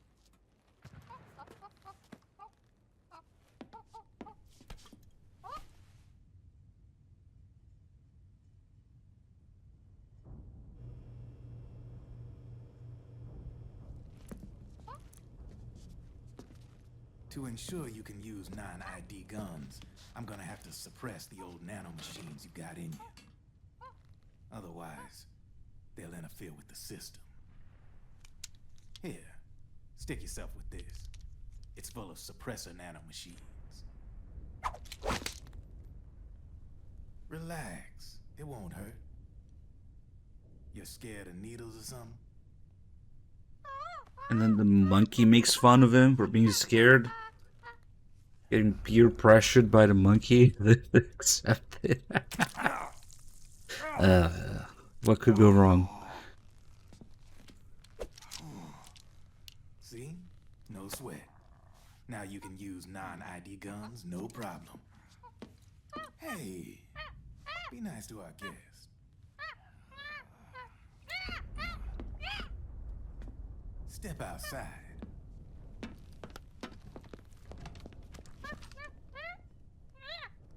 Boo.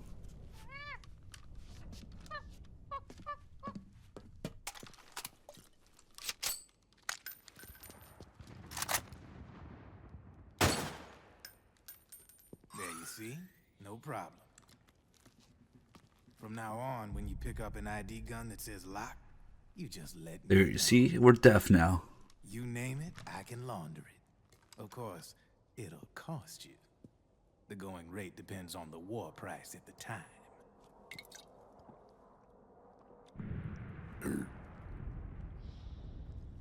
Man, I gotta give this shit a rest. Looks like you're doing pretty well for yourself. You might say that. What with the war economy and all, the system been down on things. System codes are the law now, and control's essential salute. Paving the way for fat profits, if you're willing to bend the law. Demand keeps on growing thanks to the war economy. I sell ID guns to the PMCs and state armies, and naked guns to terrorist groups and paramilitaries. And these ID guns can't be sold on the black market. System's practically a license for us arms dealers to print money. Privatizing the military has made the PMCs big loaded. The fatter the PMCs get, the line between civilian and soldier is gonna get real blurry.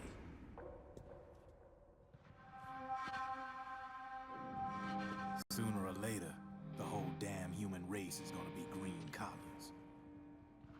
More like we're all gonna be fighting proxy wars. But hey, this war economy puts the food on my table. You're a green collar too, aren't you? Yeah, it's in your eyes. You've seen a lot of combat. What makes you think you know me? Nothing to be ashamed of. I'm the same way. I grew up here too. I got no interest in the outside world. All right then. If you need me, holla. We specialize in speedy service. Catch my drift?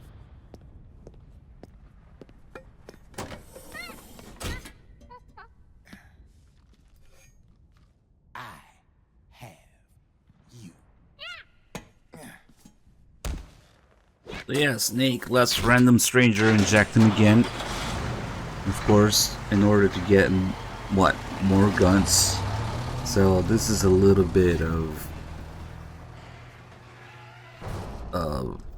how should we put it? Maybe commentary on how the Snake, or the player in this case, wants to, they changed MGS4 in such a way that basically can be played as a third-person shooter, basically. So a lot of it is reflected, because I guess they expected a lot of people to just do it that way. Snake, the players, kind of being blinded by more guns, more action, more whatever. This kind of also ties into the whole thing after MGS2, I want to be a badass action hero and shoot bitches in the jungle or in the Middle East in this case. They just anticipated that people would. It's not that hard that to think that way, given how people reacted to MGS2 and 3. Maybe you want to play as a third-person shooter. The players now want more guns. Snake wants more guns. So you're kind of injected again with Fox Die in order to get more. The amount of guns in this game, which is technically 70 now. There's a few duplicates, a few accessories, and not exactly guns, but you have 70 different gun items in your menu. Originally was supposed to be 108 guns, representing the 108 sins or 108 temptations. And Snake just kind of falls for it. Throughout the game, you have this theme of characters just going backwards in their character development. Certainly, Snake getting injected again after getting Foxeye the first time is part of that. They had to make Snake dumb in a lot of ways because he's the player again.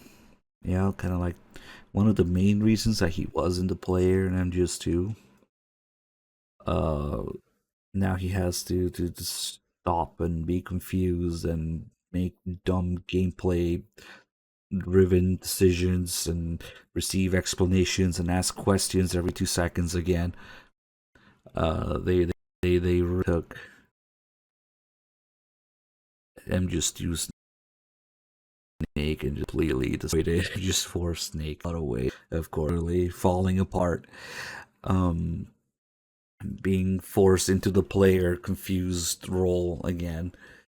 You'll see this a lot with the characters in this game, not learning or doing a complete 180 on their character development, going nowhere. Of course, it all being a reflection of where the series went, where Kojima's team couldn't inherit the series, and how the players didn't really care for or misinterpreted a lot of things and just wanted more action.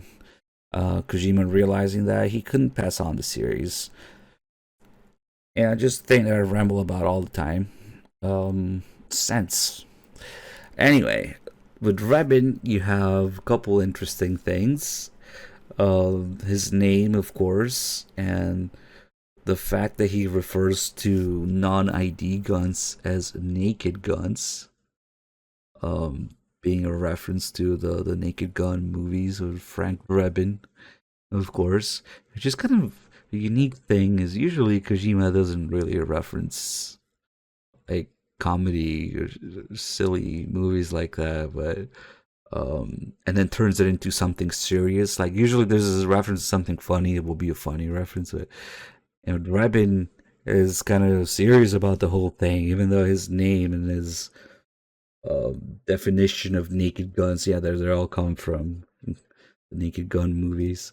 And then you have his outfit kind of representing what he's about, half business and half combat, half military, with the top half he's wearing with the business suit, and the bottom half being the camo pants. So you got that reflected in a way. Let's move on here.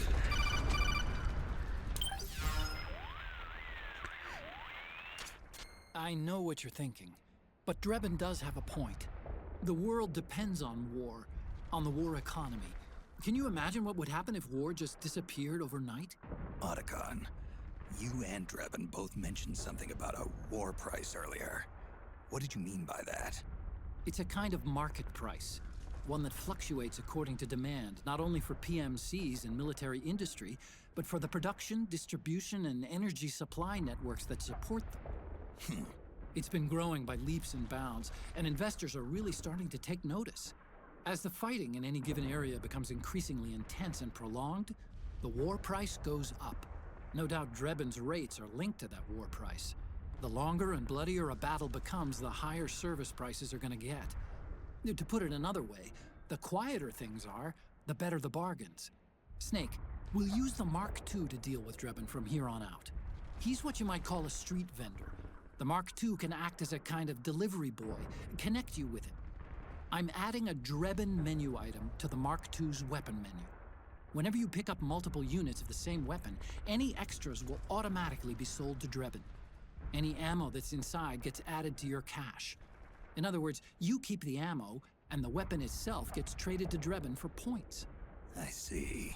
You can then use the points you've earned to unlock ID guns or buy new weapons. Sounds good. We should assume Drebin has other agents collecting guns for him besides you, Snake. You know, freelance green collars who collect weapons in exchange for services? Guess I'll have to rely on him for now. Okay. Now go meet up with our informants, Rat Patrol. Okay, this is usually where I would stop and talk about the little gun mechanics and gun details in this game, which are by far the best in the series. This is not even close to anything else. But are we really gonna be edging to gun details for 14 minutes? Oh man, I don't know. Oh fuck. So many guns. Yeah, let's make the game potentially playable as a third-person shooter. And I wonder what happened when they were trying to get 108 guns in this game. They only got 70 or so. Man, I don't know. And most of them, yeah, they don't really have much use. Let's see, what are some cool details? Open bolt machine guns, PKM, we saw the Tanegashima already.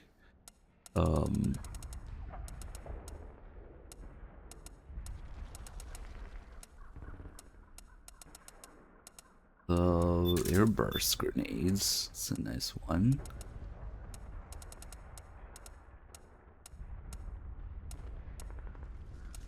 And we use that one to look at the reloading thing a Snake does. At the Patriot, the 5.7. I'm glad we had the Mark 23 at least, but we don't have the single action army. It's unfortunate.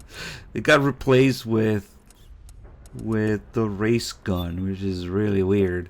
But this does what the single action army does in MGS3, Ricochet and stuff. Yeah, I was talking about, we already fucked around with the Tanegashima a little bit there.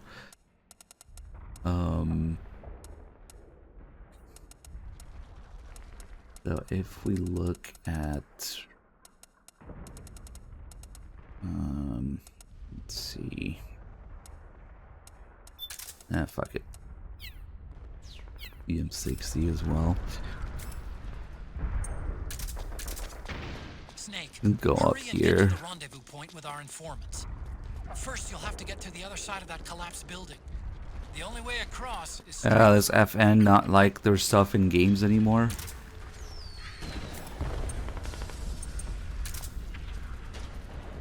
The Snake kind of seems to do what Ocelot did in MGS3 in this game with rifles. When you reload, he always chambers around manually. Oh shit, did it fall all the way down there? Damn it, I keep dropping these 50 cal rounds. They're expensive. Alright, there's one. So he always ejects one. So you can see the difference, for example, in the used brass, which is kind of clipping a little bit through, I don't know. And the one that he ejected manually, still having the bullet on it. And he does it with everything, but it's easier to notice with the 50 because it's huge. And then you have little details like the Mac 10 being open bolt. You can see it maybe here. That way. Okay, come on. It's a good thing you can turn the camera during auto aim in this game. Also missed it. Okay, we can see it there. You can see the round there at the top of the magazine and the open bolt actually cycling. You can see the top moving. And then it stays closed in the last round. Is just little details like that. Phantom Paint has no fucking idea what an open world machine gun is. Open bolt machine gun. Open world machine gun. That's what you get instead of the open bolt. You get an open world machine gun.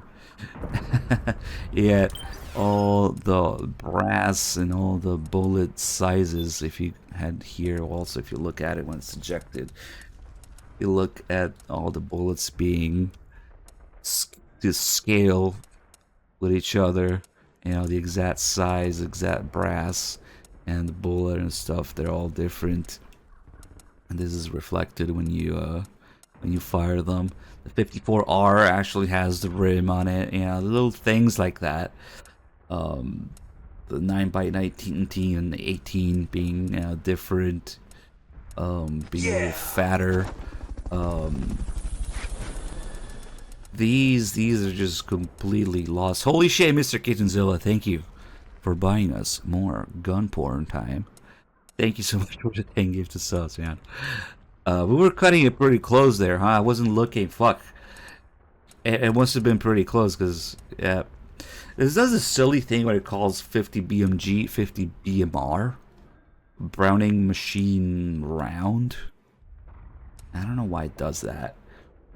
And it also does this silly thing where sometimes, even though, you know, it's established to use certain units or names to refer to some rounds, they still use the metric, like 7.62x67. It's 300 Win Mag. Nobody calls it 7.62x67, but oh, it does say there that they're Magnum rounds. At least it's, you know, it should be in inches. It's 300 Winchester Magnum, but they have the DSR chambered in this game. But they do a pretty good job of scaling everything and naming everything with the, you know, the case length and the bullet size, and then how they behave in gameplay is also roughly inspired by how they're supposed to behave in real life. Like, for example, on Extreme, yeah, but they could have just called it 300 mag or Win Mag. They just don't use. Wait, no, they do, because they call the 50 the 50. But the 50 is more iconic, I guess. So they do use inches. Now that I think about it. When enemies have helmets on Extreme, usually they take 3 headshots to go down. But if you use something with high penetration, like you know, the 5.7, then you only need 1 little headshot. But then it's small and fast moving, so it doesn't dump as much energy. It does say both here. So you have that trade-off of penetration versus quote-unquote stopping power, you know? You want a fast little round that goes really fast and has a lot of penetration, but tends to go through the target and doesn't doesn't dump its energy in the target as much, so that they tend to not be phased by it as much. Or do you want something fat and slow and wide that dumps all of its energy in the target but has lower penetration as a result against armored things. You know, this game does that. What you can see. Okay, so it says 50 BMR and it says 12x7 by 99. Zach, thank you, and Gunny the Joe, thank you guys for the resubs. Oh, you have the 4.6, and it's weird to even say it. The MP7 rounds doing the same thing as the 5.7, of course. The MP7 and the P90 being the two competing guns for the same exact purpose of PDW. They do the same thing. You can see the damage and the penetration and the recoil, the stability, the reload speed stats for each weapon. So like if I'm looking at a Mac 10, that's in 45. The penetration is gonna suck. It's E. But if I look at the P90, the penetration is B. The MP7, it's B. I guess B is enough to penetrate helmets. But like if we look at, this is a little silly, but the 5.56 penetration is only C. You'd think, you know, 5.56 would also have the penetration, but here's the thing: 5.56 is the most common default round that you start the game with. So I can see why, in terms of gameplay, they would go with it not being as good.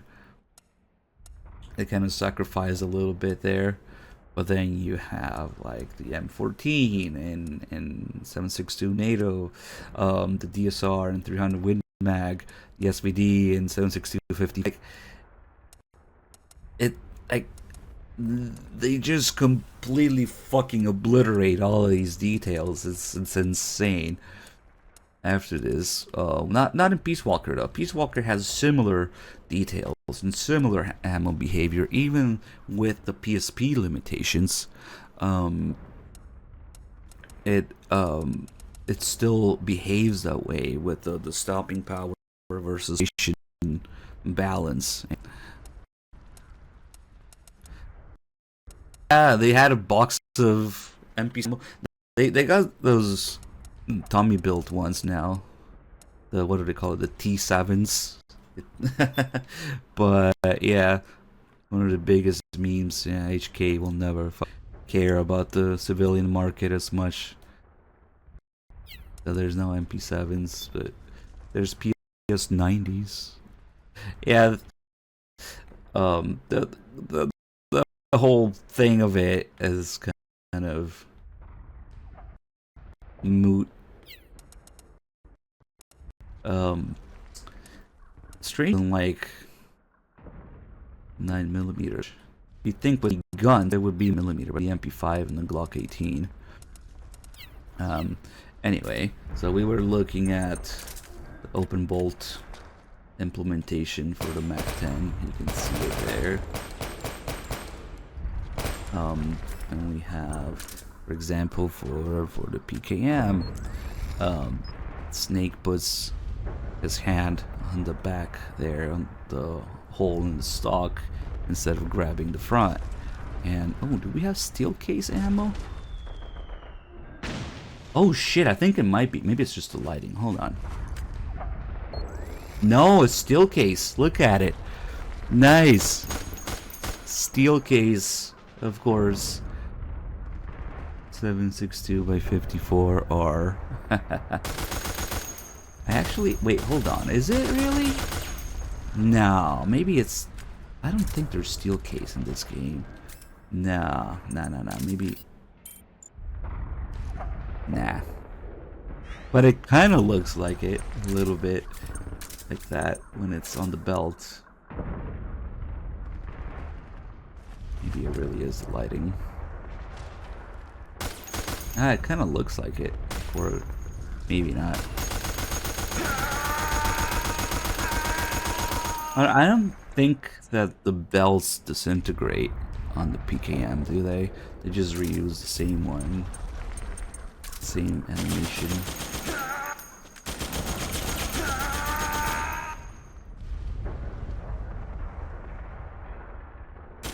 But that's what makes the PKM the big boy. The big boy. It's not an LMG. It's not even a light machine. It's just a belt fed machine. Yeah, steel case going in, maybe ejecting brass, because it probably uses the same model for everything. And then you have, of course, the disintegrating links, which for some reason up here tend to disappear quickly. Yeah, I actually never noticed that it does look like... Yeah, no, the PKM is most definitely 762 by 54R. But if we grab... Actually, let's try that. If we grab some more... I mean, the SVD. Right, it's the same ammo. Are those the only two? It's not an RPK, it's a PKM.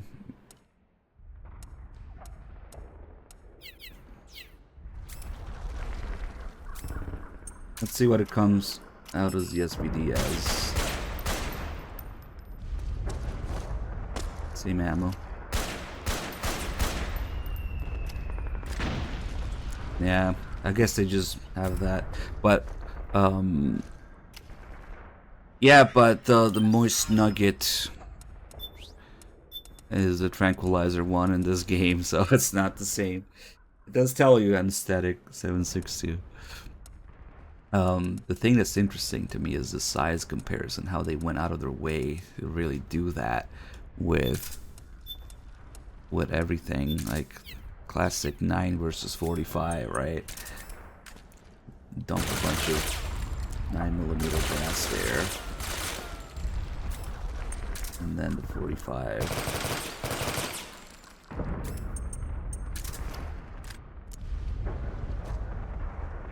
And you can see both. That's a good one. I don't know why it kind of clips through the floor textures a little bit in this game. That's kind of annoying. Some areas might be better than others to do this with. But like rounds that are very confusing sometimes to games, like, I don't know, actually there isn't a single 7.62 by 39 weapon in this. There's no AKMs or AK-47s,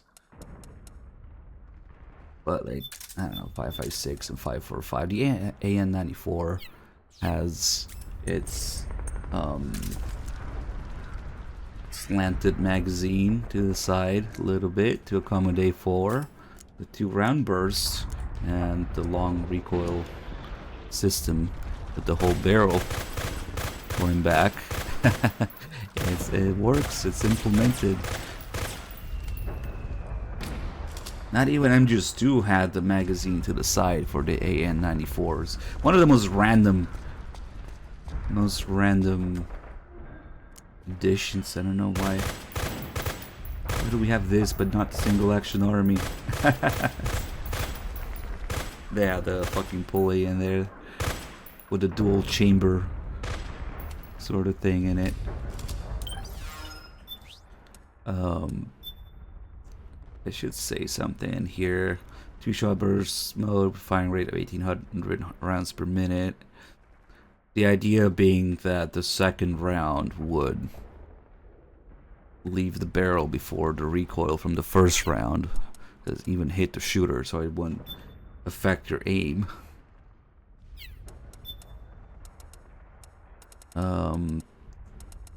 Do we really need all of these? No. But are they extremely well detailed? Yes. Eva's Type 17 gun, given that it's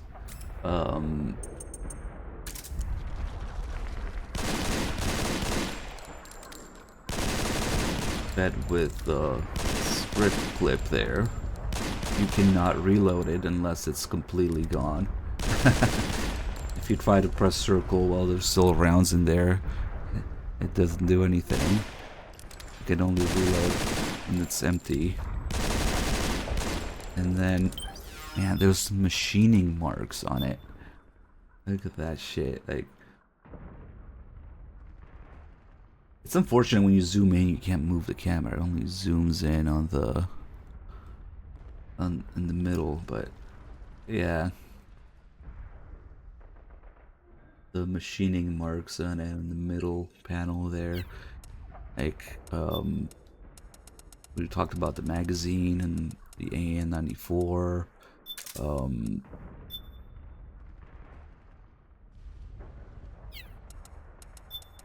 The grip on the PKM.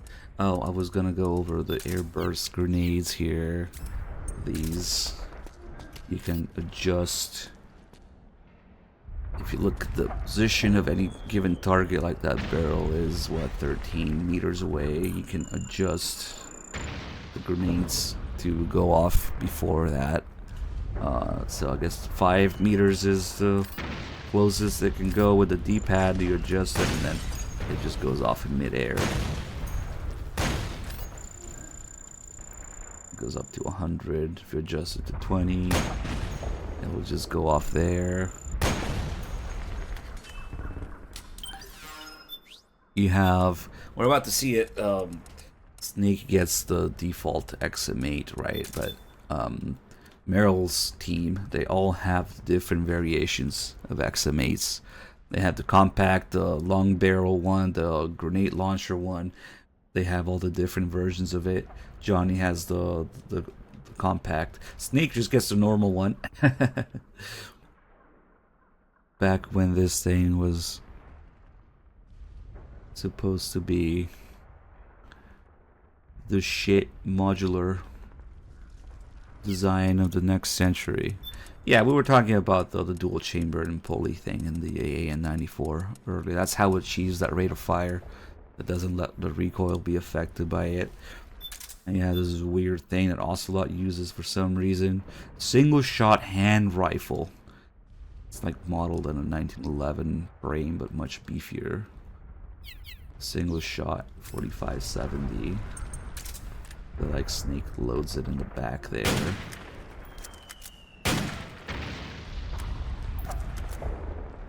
Oop, where does the brass end up? The Snake kind of ejects it manually. Yeah, and ends up in the back there. So we got 4570 brass. Which, why is it necked? Damn it, game. Is that it?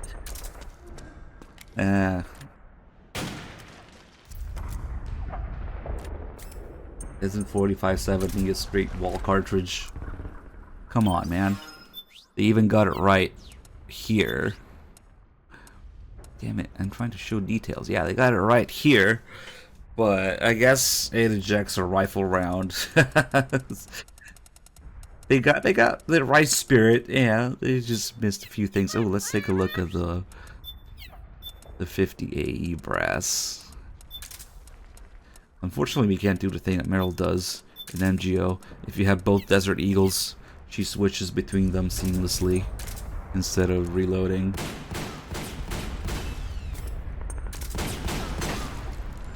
Most of these got it somewhat right. I wonder if... Yeah, there should be... You know what always bothered me, actually? Somebody was asking about the firing pin strike. They're just less noticeable in MGS4.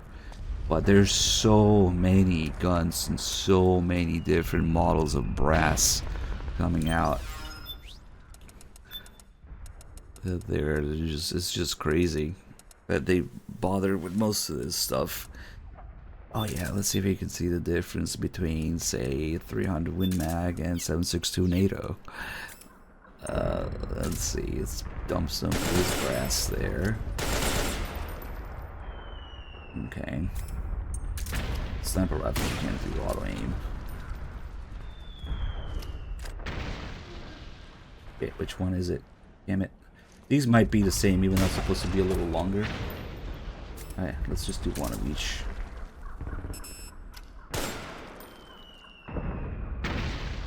Damn it.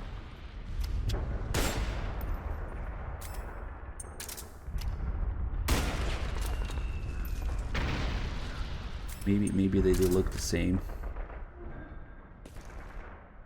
Is that it? Shit, I don't know.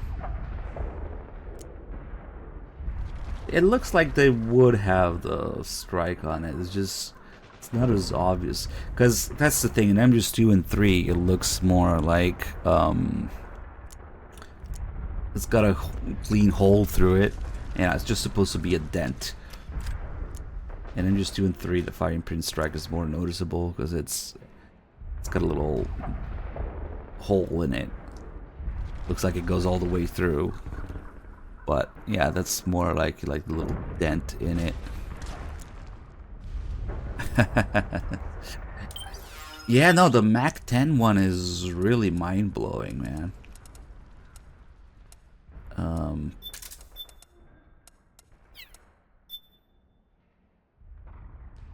Is the MP7 open bolt? I have no idea, actually.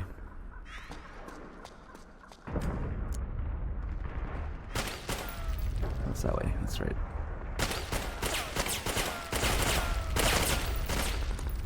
The little tiny 4.6 rather brass.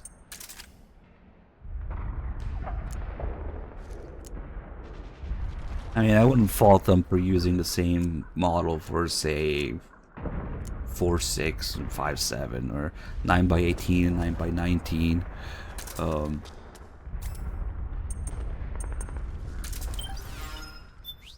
But yeah, between all the different types of brass, the different kinds of penetration, stopping power, damage, the models on the icons, Snake's reloading things, Snake's grip on different guns in different ways, the behaviors of the calibers, it's just completely insane that they just did away with most of this shit later. Yeah, it's oh yeah, this one's unique. The amount of gun details in MGS4 is unmatched in the series, and I can tell that Peace Walker had the same idea, but PSP limitations.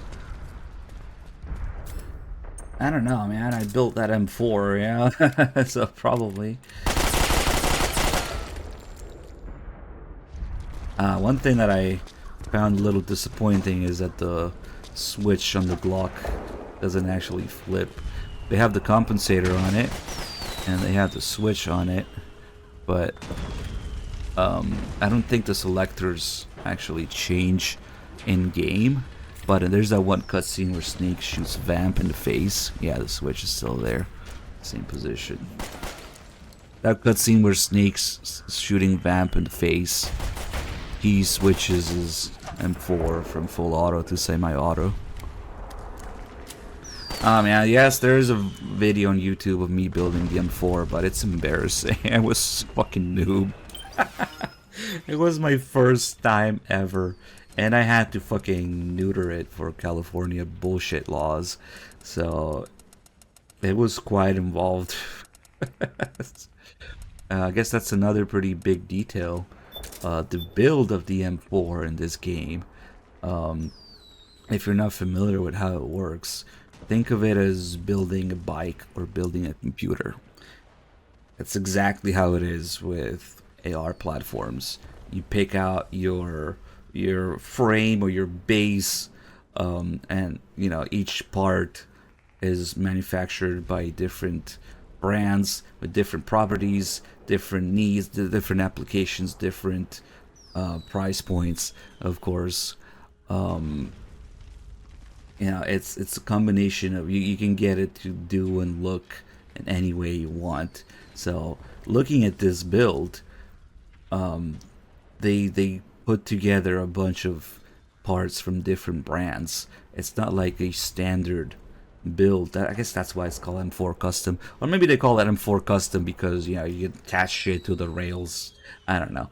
It's customizable, yes, but it's really odd, the combination of different brands. Like, to give you an example, the rear side is one brand, and then the front side is a different brand, and then the flash hider is a different brand, and then the handrail on it is a different brand, and then of course you have the upper and the lower being different brands and different styles, and then you have the buffer tube is, if you look, is slightly different color. It's not black like the upper and lower. It's like this gray thing. Like, and when I say different brand, I don't just mean different manufacturers. I mean different styles, different functionality, different price point, you know, different looks.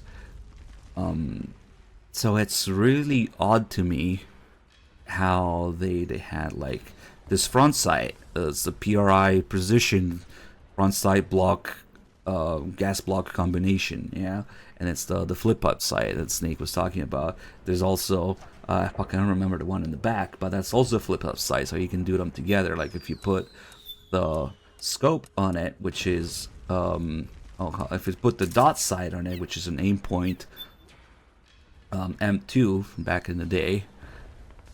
These are also, you know, the model left, the real life one's a different brand. That's an aim point M2, and the sights fall down. And of course you have all the random shit you can attach to it, the ACOG, whatever, the master key. It's cut down 870. Kind of bothers me they don't have the M203 for the grenade launcher. They have the freaking HK one here, but whatever. Oh yeah, the foregrip. You can get a million of these foregrips, but they all slightly different, you know, brand, prices, materials, shape. But like this one is the nice armament one. Like, actually the handrail is also nice armament, just to mention a couple different brands. It's like, where do they come up with all these different models, different brands, different looks of each part, and then decided to put it exactly in this configuration in MGS4? I don't know, but they did. And the cool thing is, yeah, you can, with some research and some dealing with, you know, old stock, new old stock, or buying used or buying rare shit, you can put it together in the exact same looks. The only thing I wasn't able to source was the Snake calls it a hider, but I think it was supposed to be a muzzle brake, maybe, because you can kind of tell how narrow it is. But that was like a Gen 2 of the same one. You can find a Gen 1 of it. A lot of these parts are just out of production and obsolete, like the nice armament, handrail. But yeah, it's all extremely well researched and put together in the game, and you can find the real life counterparts of it, even though it's these obscure little brands of little pieces of, yeah, I think that things wouldn't think about, what people wouldn't think about. Yeah. What did I have to do to make it California compliant? Oh boy. I had to fucking drill into the lower and put a fucking mag block thing in it. Don't get me started. That was traumatic.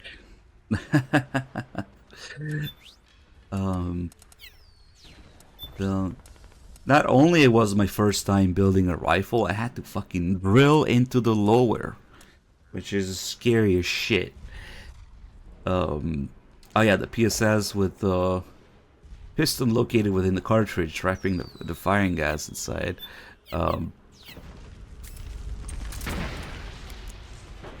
So if we look at this brass, you can see it.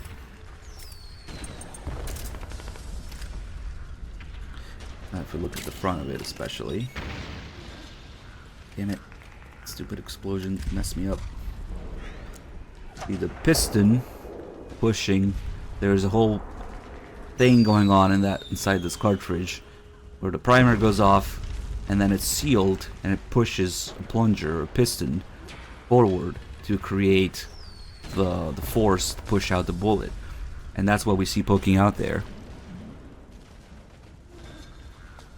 Yeah, I did a lot of research when I wanted, because the last thing I wanted for a clone build, the last thing I wanted was for it to look fucking the face, and you know, that would completely defeat the purpose of it. if I'm making an MGS forgery, MGS4 and forgery, what's the point of it if there's some fucking visible thing on it? But if you're willing with dealing with drilling into the fucking lower, you can make it invisible but still compliant. Anyway, let's not talk about that. It's just sad. Yeah, and forgery. That's the thing. I wonder where they came up with that parts list from. Yeah. Alright, we spent a long time looking at guns. I'm sure there's more stuff, but that's what I can think of off the top of my head. You can shoot this guy here if you want a ration from him. If you shoot him, he falls down, and you can get a ration from him.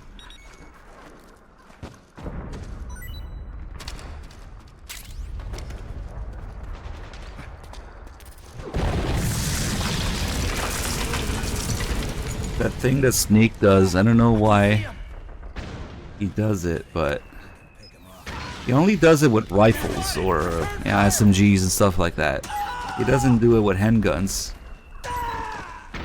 When you reload, Snake has to cycle the action in some way. So actually, if you're trying to get like a whole 9mm bullet out of the Glock 18, you can't do it. But you can do it with the MP5. And of course they share the ammo, 240.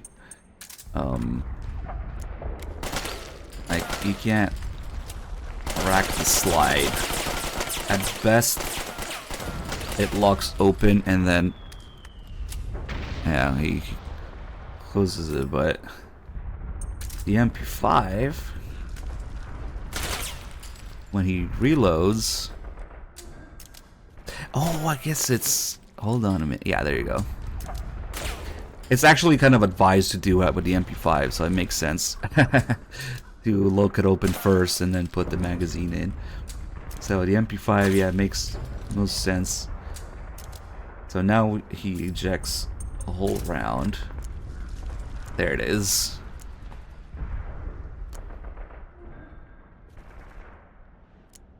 Oh yeah, no, I wouldn't worry about the fires.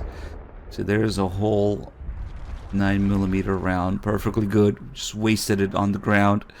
This should make your ammo go down by 1 when you do it. Well, it's not about, yeah, he doesn't really do the HK slap, but it's not so much about the slap, but the fact that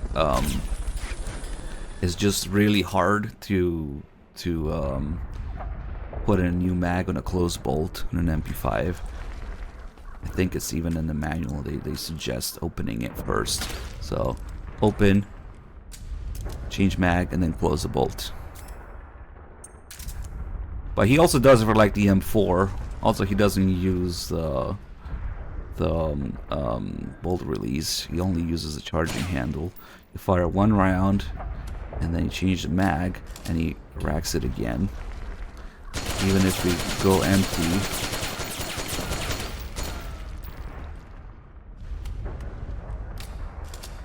in that case, nothing comes out because it was empty. I mean, yeah, you could do it with the charging handle. But with the bolt locked back, the charging handle will have to go all the way back first, then grab the bolt and then release it. I mean, you just use the bolt release for that. Oh shit. Dirty Monkey, thank you so much for the 10 gift subs. That wasn't too long ago, was it? Okay. Oh, we're back in an hour. Yeah, sorry guys, I literally get too into it when I talk about these things. So you can see the good rounds that we ejected whole, the 9mm, the 5.56, and then the brass. I don't know why Snake likes to do this when reloading a rifle.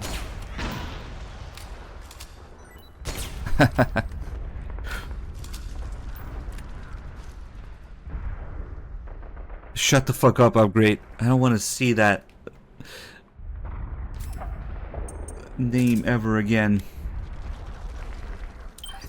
It's what Ocelot does in MGS3 with the Makarov once, you know, and he does on a handgun too. So I don't know. He never does it with handguns. You only see Snake wreck the slide in a cutscene in this game. He never does it in gameplay.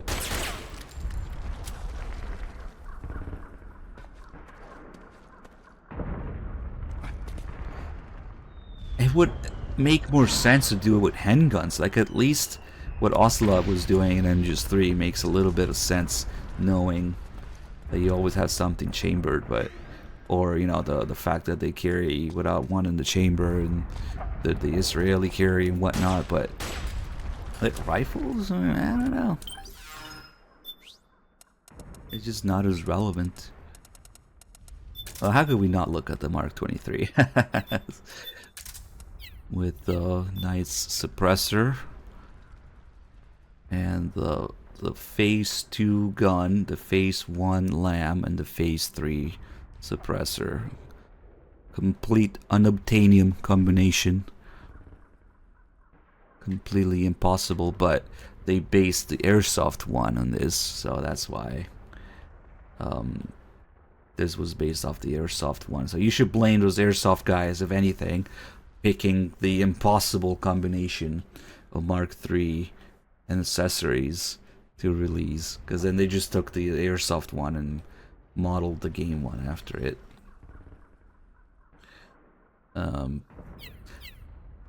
You have the 2 lasers on it, and if we look at it, let's turn the light off. You can see the laser coming out, the little exact laser hole on the right side. If you're looking at the front, it's not centered. Shit, can we get some more light in here? Maybe we should turn on the flashlight. Either have the laser coming out the exact thing. Maybe the flashlight will help. Nah. Because if you look at it, there's 2 laser holes, and one is the visible laser and one is the IR laser.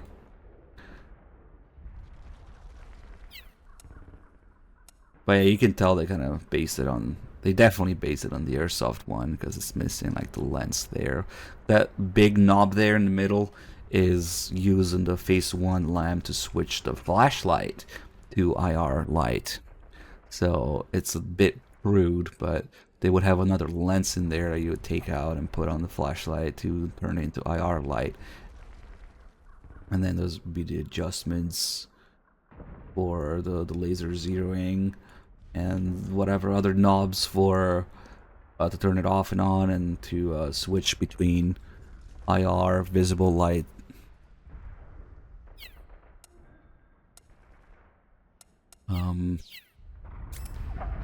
Meanwhile, in Twin Snakes, I gotta mention this. Meanwhile, in Twin Snakes, not only they didn't get the laser to come out the right hole, they made up a non-existing 3rd hole below the flashlight. If you look at the Twin Snakes Mark 23, it has one laser hole under the flashlight, and that's where it comes out of. Fucking stupid.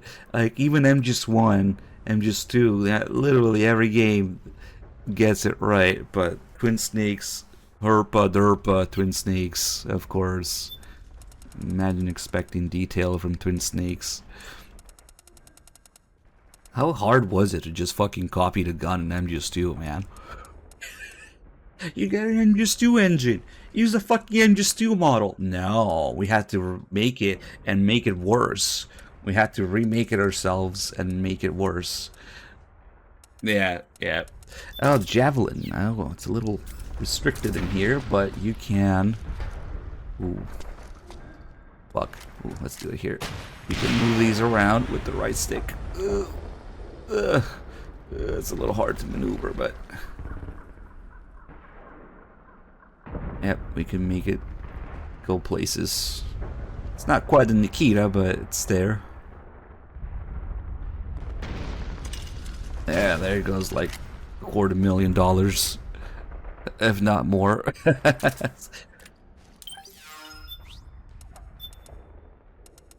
Oh, the Bizon. It's a really fucking weird addition.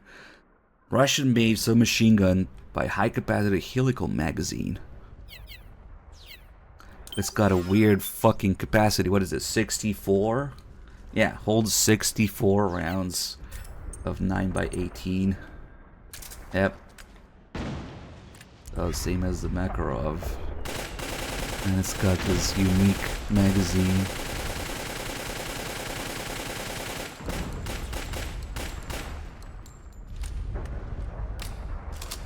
Oh man, I wish we could take a closer look at the model of that magazine. While Snake's reloading, maybe in some light. They were fucking around with making an AK style SMG in this.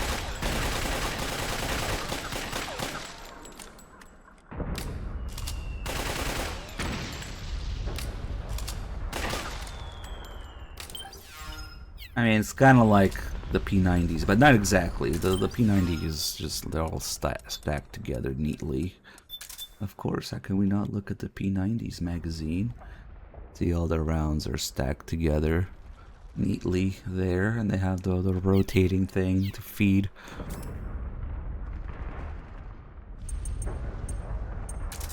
And of course, with the P90, you have the ejection port at the bottom. And we see it here because it's dark in the game. Yep, there it is.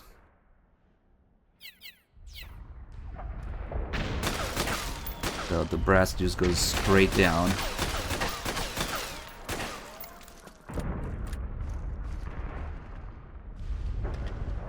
No, there's no F2000. There's the other tactical tuna. The Exomate. They both look like fish. The G36 mags. There's something satisfying about the Exomate in this game. It just shoots differently for some reason. And I was talking about earlier how Meryl's team has all the different versions of the Exomate. And Snake just gets the regular one. And then the custom 1911, big difference with... Oh yeah, I guess since it's another main gun, we'll go over the operator. Somebody was getting a little confused earlier and saying that Snake got the GSR 1911. No, the GSR 1911 is also in the game. This is a SIG. Not that they can say in the game, but this one's like the random PMC's default sidearm. Holds one more round too. So the GSR is in the game, but it's not this. This is a Springfield, the old school TRP models. No, actually HRT, the hostage rescue team models, and this too has kind of like the M4, some degree, although you can't really do it as much on handguns. Degree of different build to it. It's got the bowl threaded barrel, so the barrel is both thicker, heavier, and it's threaded.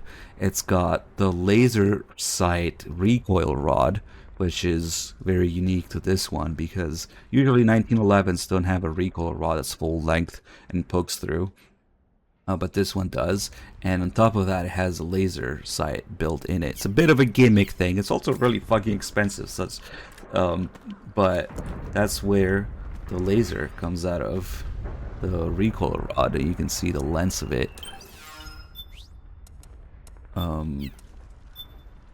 Then you've got the extended beaver tail, the ambi safety, and the sights. The sights are also different than what you would find on the commercial, just base version of this.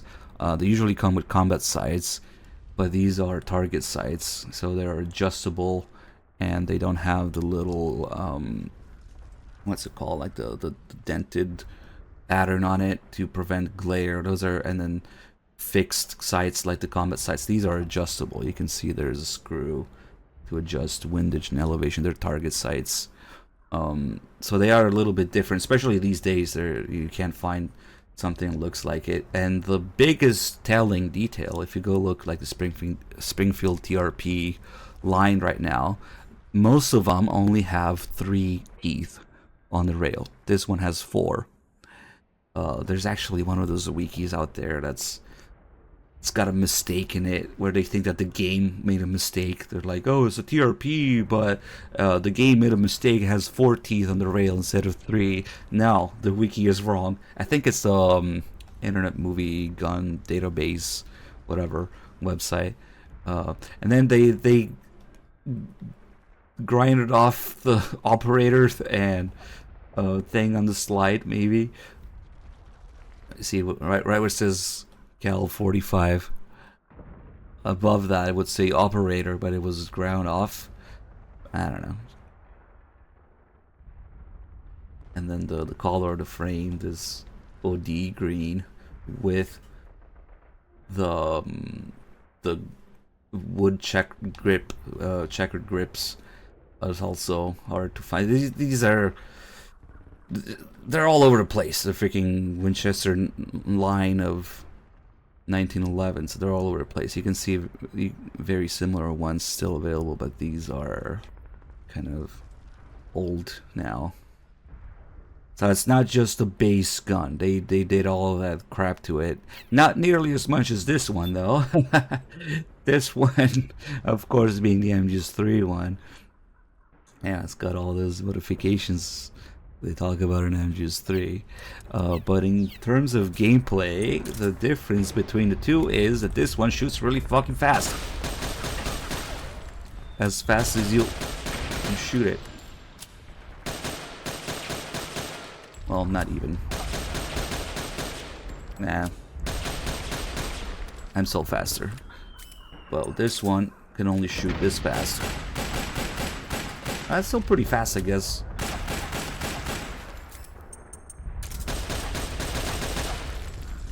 Yeah, it does go a little bit faster there. Maybe it's my problem with the input. Because if you just do it as fast as possible, it's ugly. I don't know. You can go faster with this one. Yeah, like that.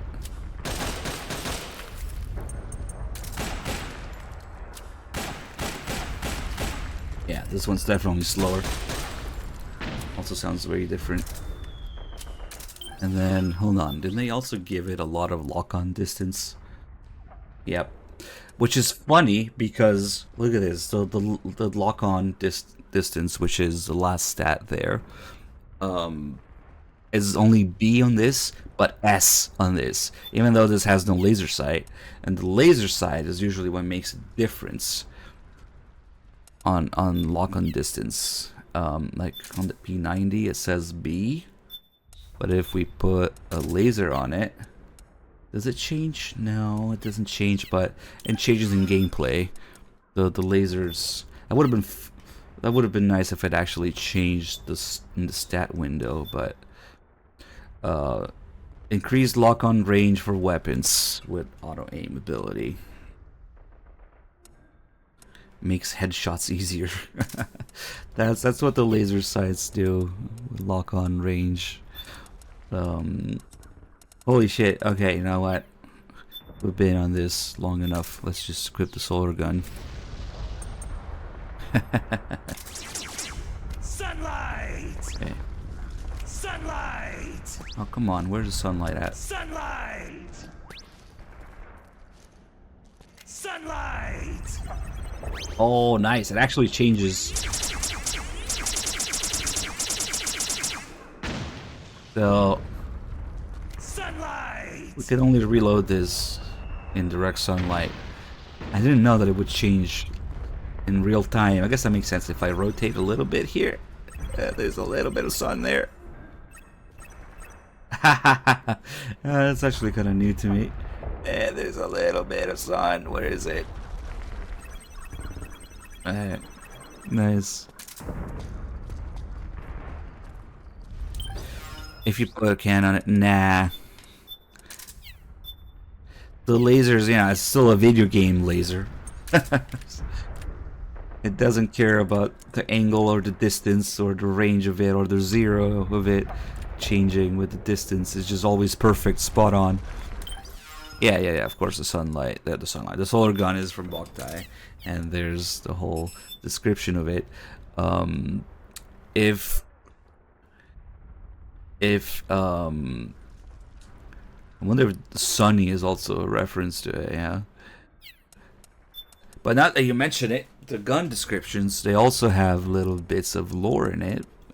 Like if you look at the 5.7, which again, specific model the 5.7, you won't find this one around these days. I tried to make a sense of all the different models of 5.7, and there's some fucking weird ones out there. But anyway, if you look at this specific one, most of the ones you find these days have front serrations on the slide too. But anyway, like if you look at 5.7, used by Snake when he infiltrated Gallowade. So Ghost Babel. And Ghost Babel, of course, the handgun for the game is the 5.7. It's kind of annoying because I guess MGS4 is old now, so most of these guns got new revisions, new models. Like I think there's like a Mark III, but they got some other fucking models of it. Same thing with the Tranquilizer, of course. This is an actual Mark II with the Heal magazine release, and these days it's much easier to find Mark IVs. And then we were talking about how the integrated suppressor in real life is the amphibian one. This one has the built-in laser on the grip. Just little additions like that. You can see the laser come out of the Tranquilizer from the grip. So they're getting harder and harder to find in the exact configuration that they are in the game.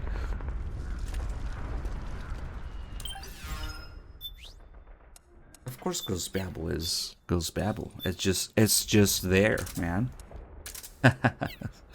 Is it canon? Is it not canon? Nobody gives a shit. There's your mistake. They talk about the fucking Solid Eye and Tobit Acid. So they talk about Acid 2, essentially, and then that talks about Ghost Babel. Of course. There's your first mistake, is caring about canon. You should just have a complete view of everything. Of course, the Mark 23 is gonna say. Proved indispensable to Snake during his infiltration of Shadow Moses in 2005. No mention of Raiden's use? Come on. Raiden still has a Mark 23 on his hip in this game, but he never uses it. He only uses it in MGO if you equip it, which is kind of sad. And you have the race gun. This is also, I guess, kind of really detailed because it's just your average tricked out 2011 for competition use. Uses reduced charge ammo that provides just barely enough pressure to fire. See, that's the thing that people do in competition, especially if you're shooting. Basically, the way it works, if you're shooting certain calibers, like a USPSA, you know, there's minor and major divisions. So, in order to qualify to shoot major, then you would require a certain amount of bullet weight and velocity to it. 9x23 is, yeah, there's a couple calibers that are like that. So you cannot load regular 9mm to major, basically. Some people fuck with it, but it's just extremely weird. You would need either certain bullet grain or velocity. So that's why, for example, 40 Smith & Wesson is still really popular in competition, because it's a little bit fatter and a little bit heavier so that it qualifies, even though at that point, once you have that minimum threshold where it qualifies, there's no need to make the ammo any faster or any hotter.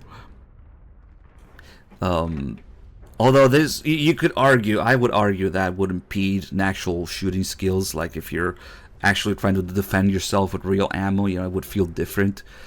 Basically, you have these competition loads for ammo, where the bullet is just loaded just enough to qualify for it to be, you know, the next tier in scoring. At that point, there's no need to make it any hotter or any harder recoil. It would just make it worse, right? Harder to handle. And this gun talks exactly about that. It's 9x23. There's a couple. There's 38 Super, yes. But there's also 9x23 Winchester. which is marketed primarily to competition shooters as a replacement for 38 Super. So I think, since this might be it, I don't know. There's a bunch of there's 38 Super, 9x23 Steyr, 9x23 Winchester, 9x23 Largo. There's a shit ton of 9x23s, but this is probably just the one, yeah. I don't know. It's hard to say because even if it were 38 Super in this game, they still use metric for all the calibers. So let me see what it looks like when you try to buy from Drebin here.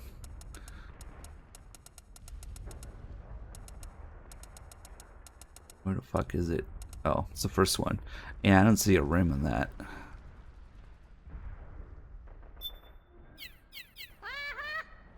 Anyway. Well, that was one of the biggest little gun details sessions I've had in MGS4 in a while. Let's move on.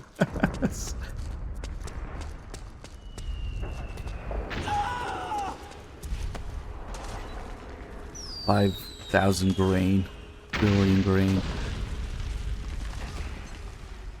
And I've actually had this happen to me. If you're trying to shoot major or something, every once in a while in official matches, the judges or the ROs would come and grab a few rounds off your magazines and chronograph it. That's to catch people cheating, you know? If your velocity isn't enough to qualify, they randomly select and inspect people to see how hot their rounds are loaded. Yep. Like, oh, like, give me a couple of rounds off your mag.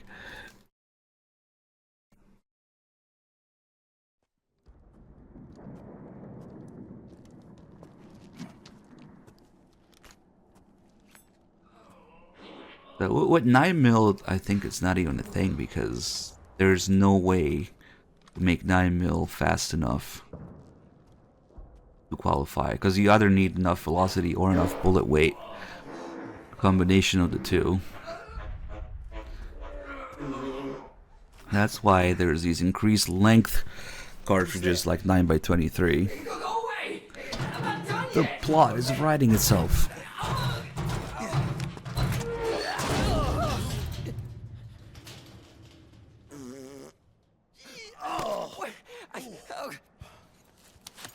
Stop! Stop right there! No! Get back here!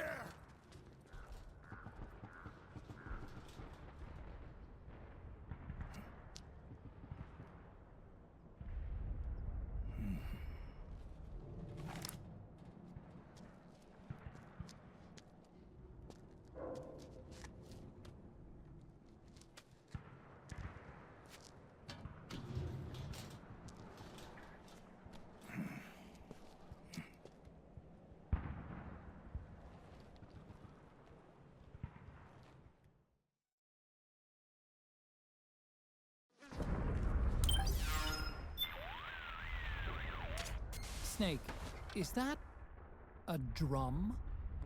And what, pray tell, do you plan to do with it? It's bigger than you are. That's the point, Otacon. It has to be at least this size. How else am I going to fit? Fit? Oh, I got it. If the enemy's after me, I can hide inside until they're gone.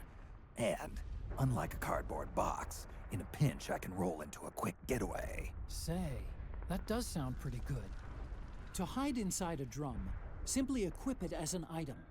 To roll, press the crawl button to lie down on your side, then move as you normally would. Nice find, Snake. No wonder they call you a professional procurer on site. There are 2 gauges at the top left of the screen. Okay. To press up against a wall. Did you just have random gameplay shit now, Otacon? Hurry, Snake. Yeah, okay. Now the barrel actually... Oh, that's right. Snake looks at the box, see how it's all old and destroyed. Kind of like him. I'm like, that won't do. The barrel is... The shit barrel is new. Frontier. Hurry to the rendezvous. Okay. Your radar is marked with which way to go. So when enemies see this rolling, for a few seconds they actually won't alert because they just assume it's empty and rolling by itself, I guess. Is these guys even hostile right now? I think they're neutral. Did I really put the solid eye away? God damn it.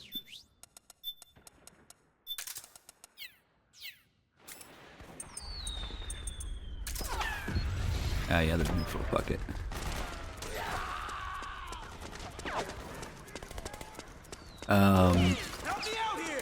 Let's do a vote since the first thing is coming up.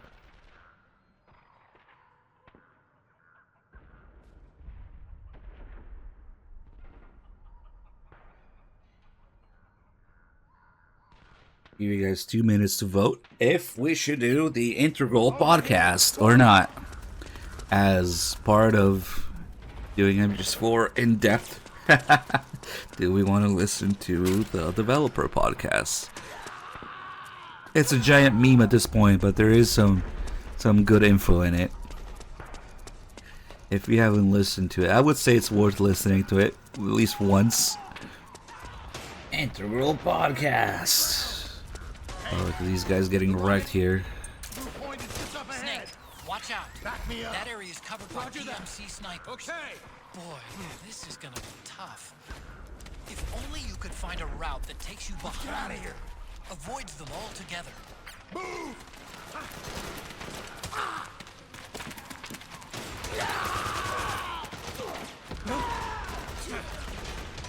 Man, if only there was a script of the podcast, especially the Japanese one. That'd be great. Translated.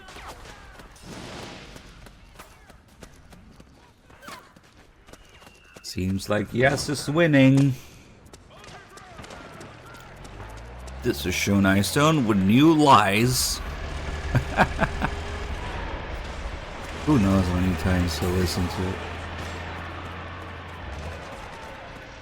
So if we go up here.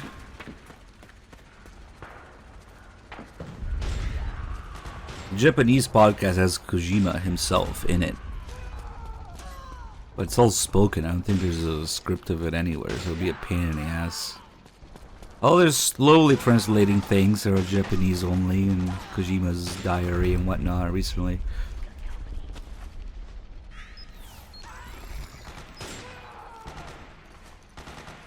I'll put the heat on it from below.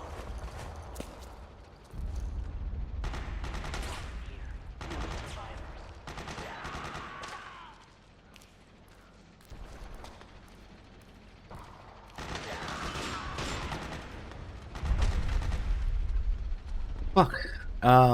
Okay. Good thing he was distracted there, because he heard me, but he just kept going. This guy turns around to reload every once in a while.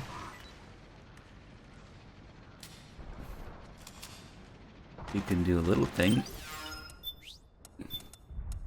Put some porn in there.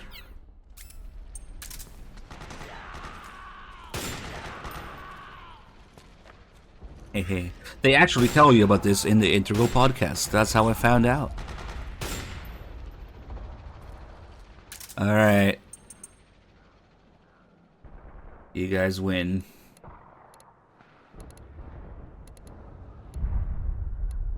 And now, Metal Gear Solid 4 Integral Podcast. He's gonna turn around to reload and look at the porn. Recorded at Konami HQ in downtown Tokyo, this is your host, Ryan Payton, for the exclusive in-game broadcast of Metal Gear Solid 4 Integral Podcast. Welcome to the first ever Metal Gear Solid 4 Integral Podcast, number 1. It's going to be included in MGS4. As you know, playing through the game, as you're doing right now, you've got the iPod equipped, and you're listening to this show, and you can be able to download future shows in the coming months. But first, let me introduce Aki Saito, who's joining me on the program. Hi, everyone. Thanks for joining me, Aki. It's it's kind of weird. We're in the future now. It's 106 days in the future that we're recording this. Yes. Or that we're broadcasting this. We're recording this in February, knowing that this is gonna be burnt onto the Blu-ray disc for millions of people to enjoy. It's exciting, isn't it? Yeah, I've never been burnt on a Blu-ray disc before. Me neither.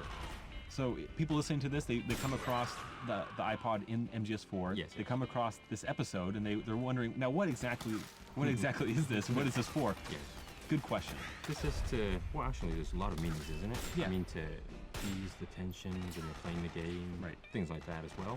Yeah, you can play your own music. You can play this. You can ease the tension by listening to our voices, our stupid conversations. Yes.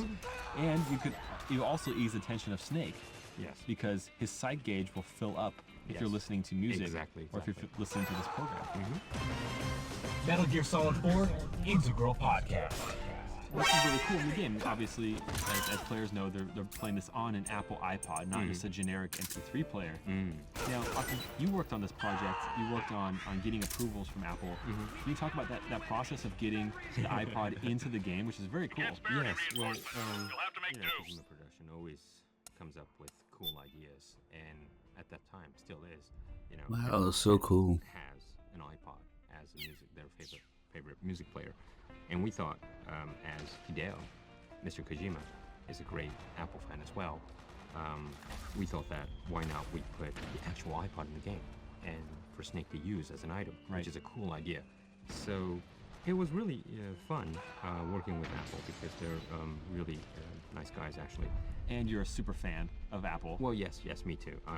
Hideo and I are the last sole survivors within the company to have the Mac PCs on our desks and work on it. But you take it a step further. You have a competitor's laptop. It's a PC-based laptop. Yes. With an Apple sticker over their brand, over their logo on that laptop, so people from a distance think you're on a PowerBook or something. Yeah. Well, that's actually I customize inside as well. So because at home I've always been an Apple user, and it's I don't know. It's just more fun when you're working. Right. You don't get dull, and you want to work on a computer that you love. Well, you like to be that rebel, Yeah.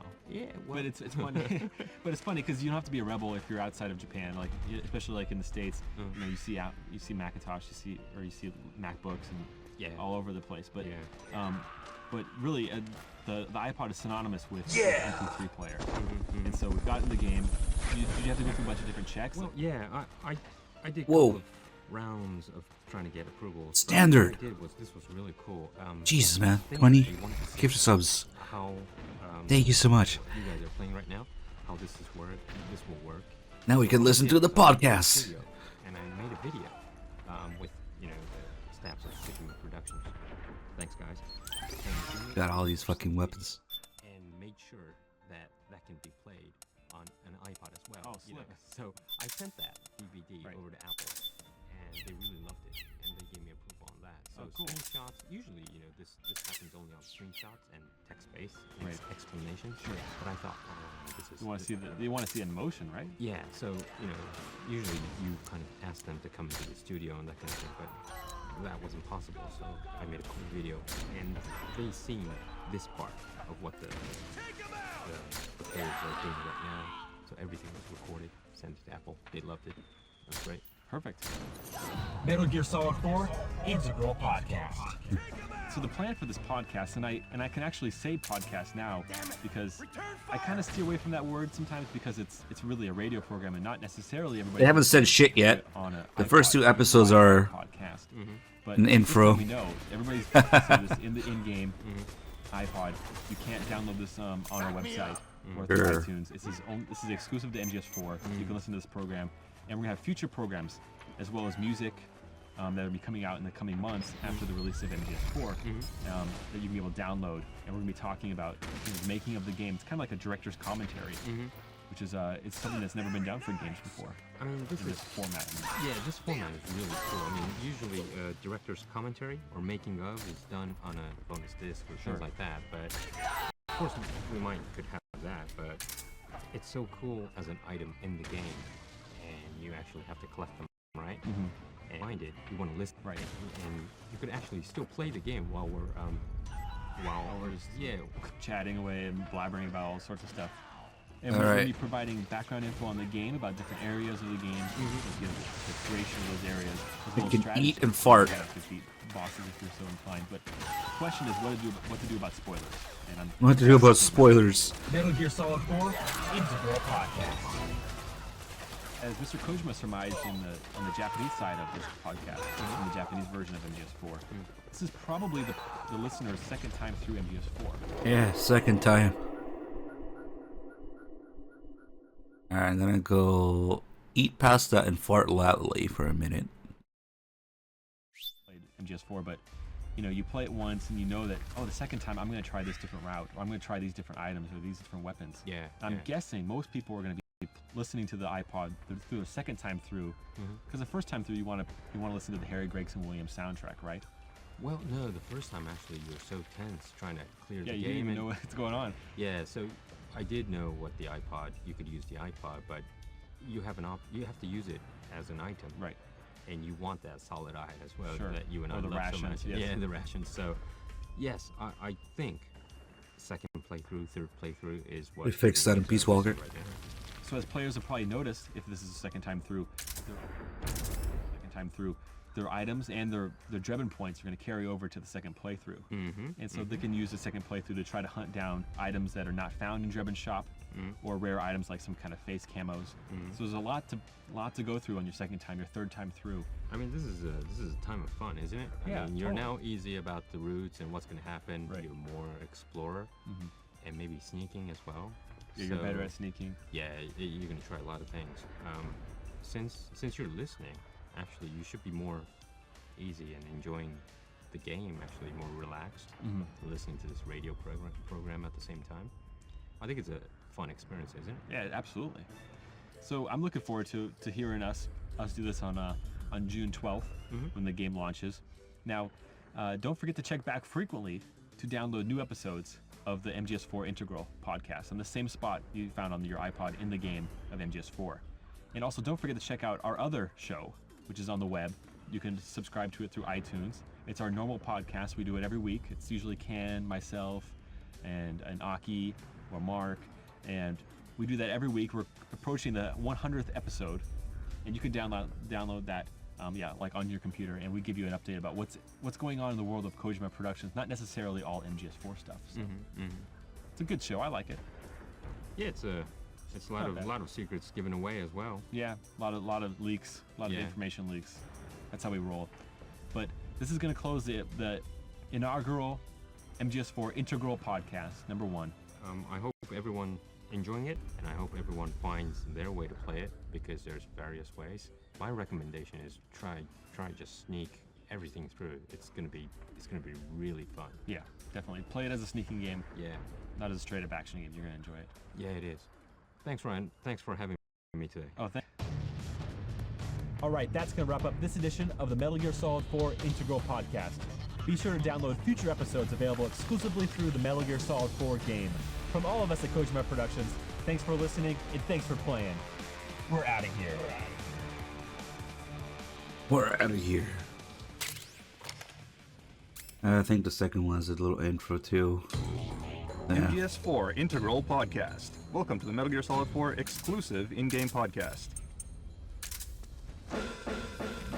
Hi everyone, I'm Aki Saito. I'll be your, kind of navigator, but I have a lot of friends joining me for this game podcast. My main navigator of the game will be... Hello, my name is Sean Icestone. I'll be playing the game and guiding you through this I will be lying to you today. He's going to be the real expert of the game. And also, join us is... Hi, this is Ken Imaizumi. I'm a producer of Metal Gear Solid 4. It's been a long time, and I'm really glad to be back. Well, Ken and I needed someone else to help us with this podcast. And we have Sean, who will probably guide us really intensively glad to be through the game. And hopefully everyone will enjoy hearing us while playing the game. Right, Ken? Yep. A lot of secrets? A lot of tips. Good. Sean, you know a lot of details of things, right? Yeah, I was part of the script unit. So, the team that basically kind of puts the levels together and implements the design. Oh, so you know everything inside and out. Right. I wouldn't say I know everything, because we kind of break up the game into different stages, so everyone has their own stage that they supervise, but yeah. but I hope everyone would enjoy our show. So Ken, finally, the show will start from January, right? Yeah, January 8th, 2009. And we're gonna try to have this bi-weekly. Sean, you have a hell of a lot of work to do, actually, if we do this. Yeah, it's pretty challenging, but also sounds like it's gonna be a lot of fun. So looking forward to it. Well, basically, how many times have you played through the game? More than I can count. I have no idea, honestly. Ken told me that you did 30 times, 50 times? Yeah, more than 30 for sure. 30 for sure? Yeah. Then Sean, you did more than that. Yeah, I don't know. It's got to be over 100. Wow. By now. I mean, if you count, like from the very beginning and kind of playing through the incomplete stages, and towards the end when we're trying to debug everything, playing through over and over again. So yeah, it's. Well, we might. He's kind of sick and tired of Yeah, playing this game. yeah. Like one day he was like puking. They're trying to debug, huh? Really? In the studio? Wow. Is that motion sickness? No. A lot of things going on in just sickness. Wow. Okay. Well, anyways, we're gonna try to guide you through, a different perspective of MGS4, and guide through everyone who's probably will have a good time listening to this podcast and playing it at the same time. Yeah, totally. Right. And it's more of a developer's take on the game, and giving a little behind-the-scenes info to the player. Well, since Ken's gonna be probably useless, I'm counting on you. Oh, that's Thank cold. I'm gonna watching you guys. Great. Ken's gonna just have I have you. some coffee and just gonna play his his games on his phone. Anyways, three of us will provide you Integral podcast bi-weekly, and hope everyone would enjoy. And make sure you tune in on the 8th of January. And Sean, you have some note that you have to tell the users, right? See you next year. So 8th of January, what we want you to do is everybody to tune in and gather at the Advent Palace lobby. The Advent Palace, of course, is the stage in the Middle East. Yeah. One of the first stages in the game. And what we're going to do is we're going to walk everyone through the game and through that stage. So what we want you to do is go to that stage, enter the Advent Palace, and be sure to trigger the checkpoint. Once you trigger the checkpoint, save the game, and be ready to load it 2 weeks from now, on the 8th of January, and we'll give you a walkthrough. All right, everybody, you got that? You memoed that? So you have to be at the Advent Palace lobby, and make sure you save it so you can start it from there. Ken, anything you want to add? No. Okay. I'm okay. Sean, I'm really relying on you on this one. I'm just watching. All right, thanks, guys.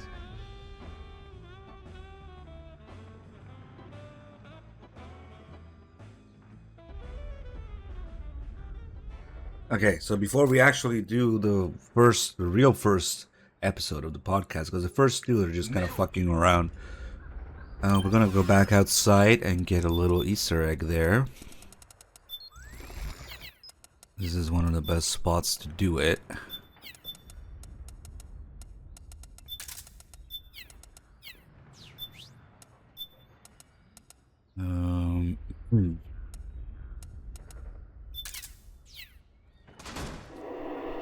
Gonna have to kill a shit ton of people.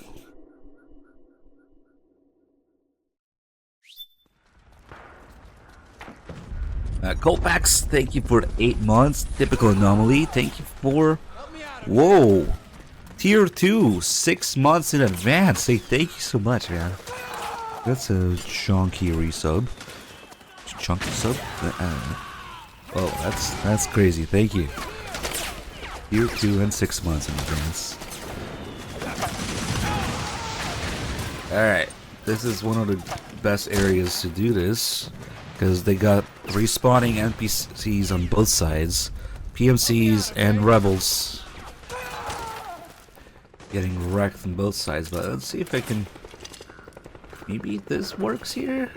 It should work. There's no chance. Yep. Snake! PMC airstrike! PMC frame strike.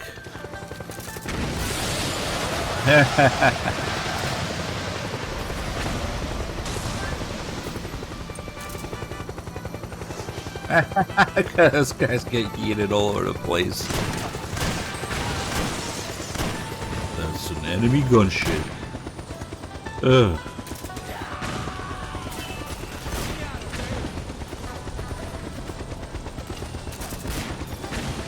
The silly version of Snake Eater here.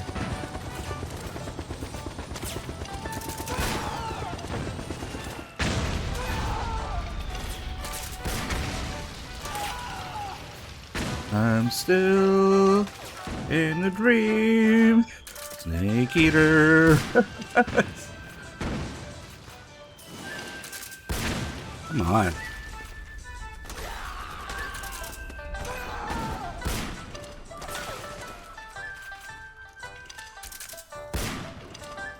God, shit, RNG. Ugh.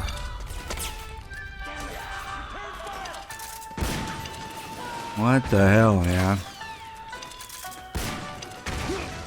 God damn it.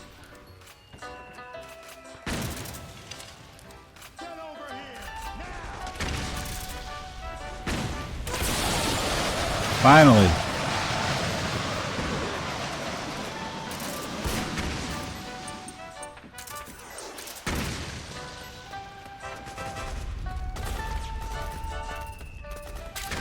Damn it! Return fire! Where's the enemy? And now, Metal Gear Solid 4. I don't think so.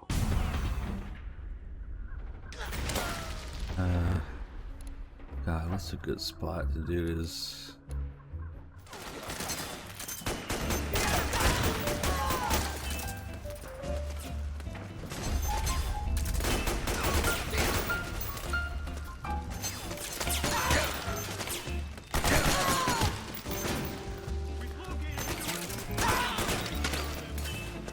Understood.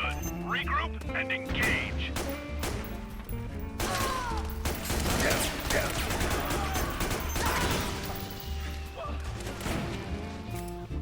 We should do some drugs and listen to some Snake Eater, probably.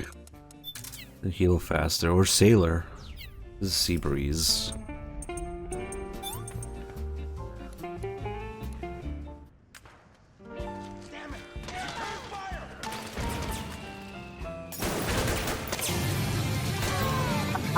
Nice. Humans.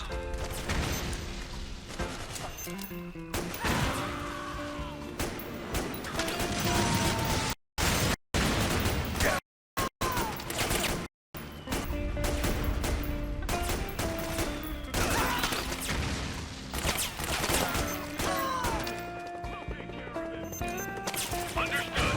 Regroup and engage.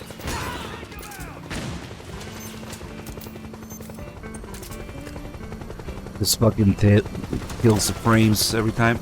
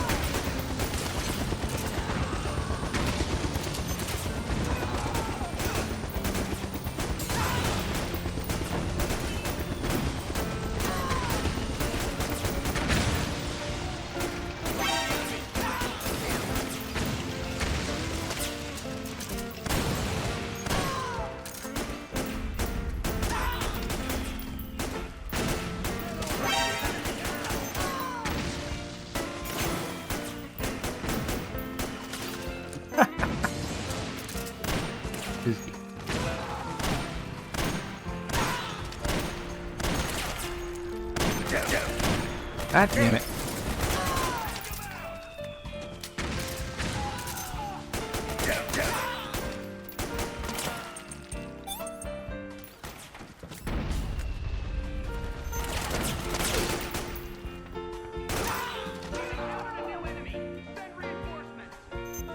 Can't spare any reinforcements. We'll have to make do.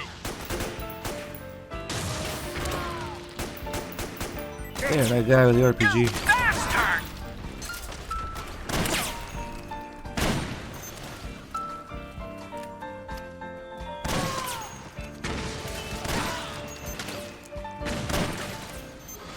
There we go. You enjoy all the killing, that's why. So usually this happens every however many kills we got. But if you press against the wall, it's a little trick. It prevents Snake from puking from this. So it's gonna happen again for a while, for every kill. You enjoy The only problem with this is that fucking Twin Snakes line. Like the rest of MGS1 lines in this.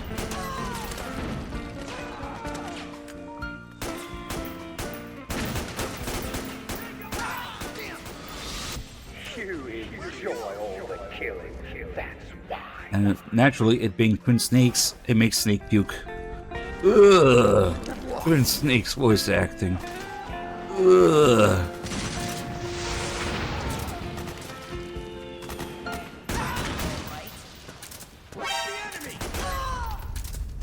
Alright, let's get back in there.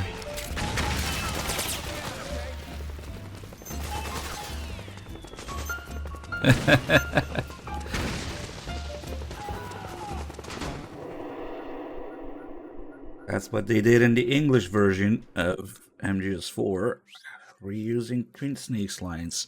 More on that when we get to Act 4. And why it's bullshit.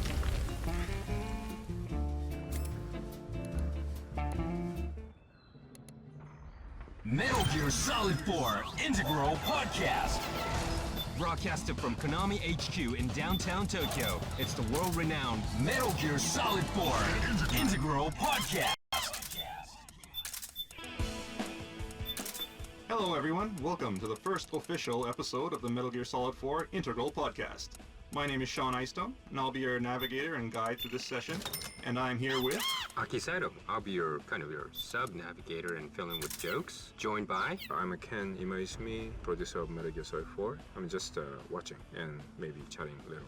That's cool, Ken, but we need your tips. Okay. All right, Sean, let's play through the game. All right, so everyone's gathered here at the lobby of the Advent Palace. Okay.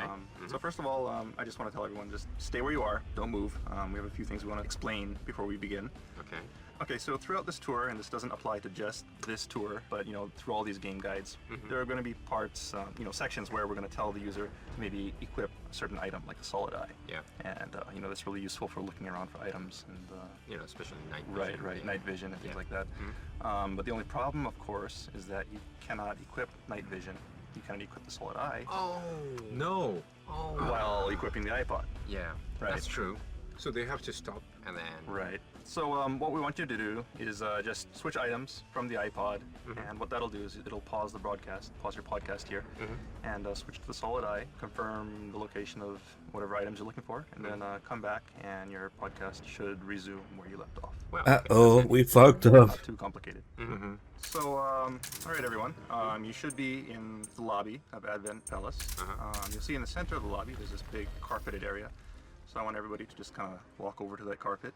So what we want to do is put on your solid eye and enable night vision, and kind of spin around, and you'll see a Playboy over here on this couch. The couch in the corner. Right.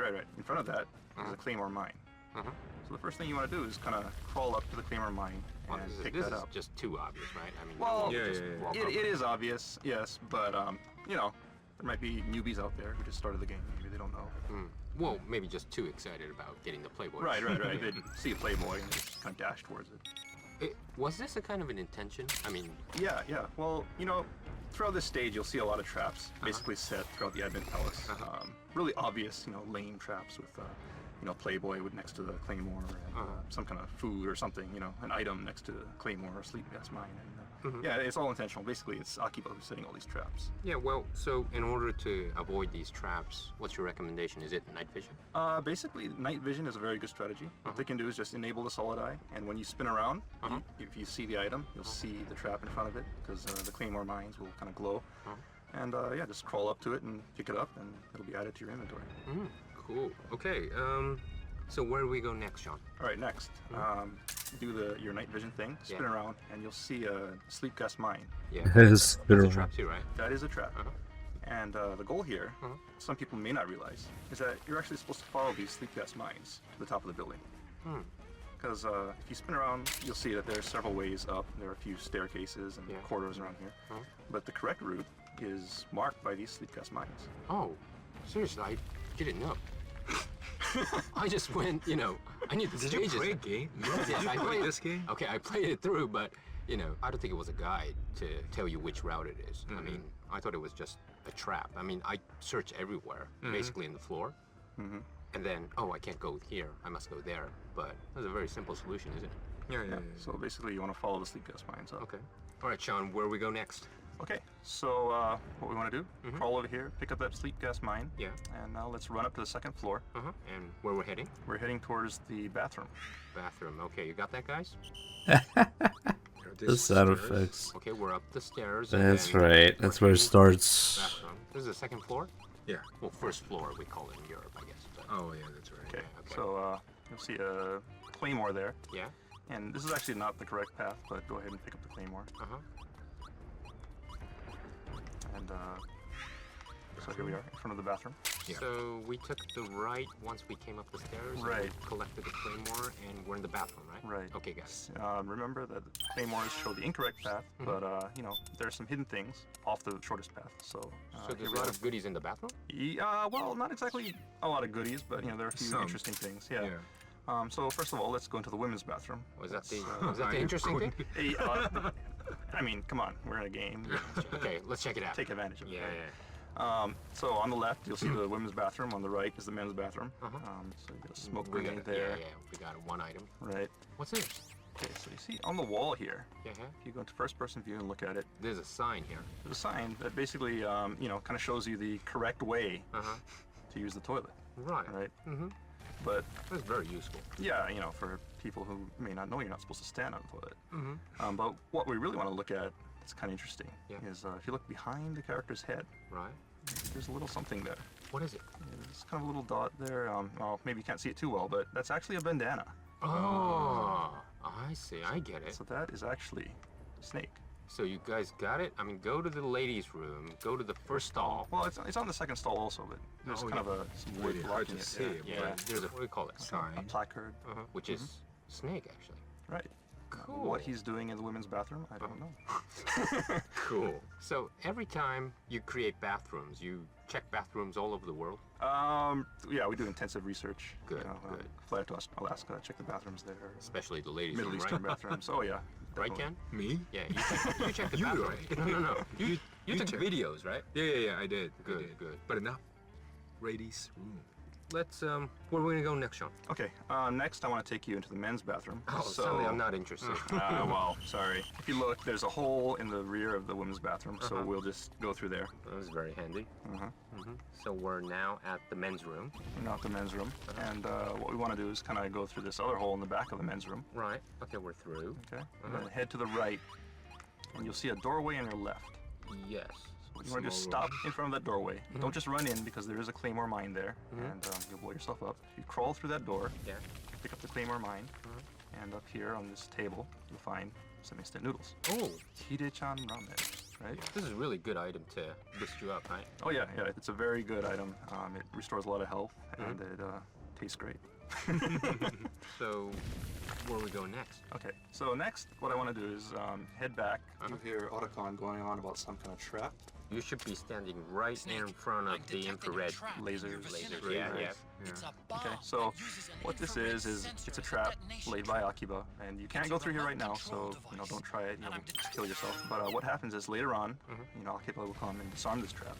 Some people might not realize is that you can actually jump over the hole once the lasers are gone, and you can pick up a really nice item on the other side. Oh, really? Oh, you can't do it now, right? Can't do it now because there's the trap there. But once it's gone, you can jump over this hole, and on the other side there's a GP30 grenade launcher. Cool.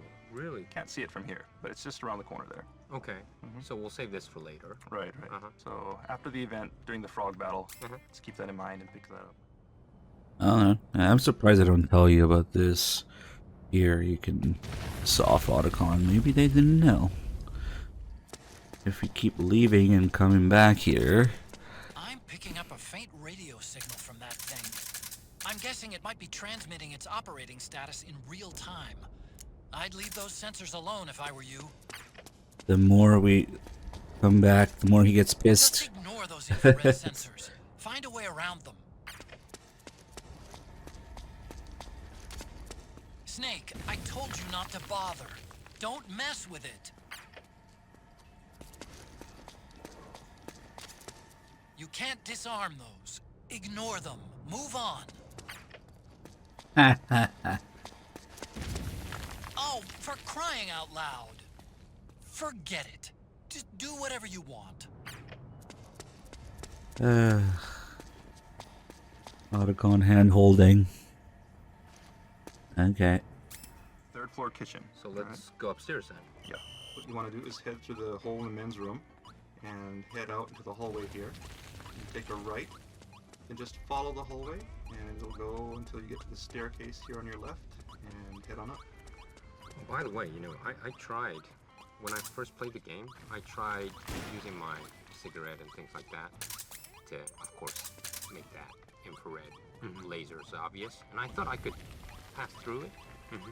I kind of died a couple of times. 4 times. Yeah. I died so many times. Yeah, but I kind of realized. So we're going We're on the stairs. upstairs. upstairs, and we should be actually guided by this sleep gas. Right. Sleep gas mine. So pick that up. So you're on the stairs and you're on the 3rd floor. You're going to the 3rd floor. So I'm on the 3rd floor.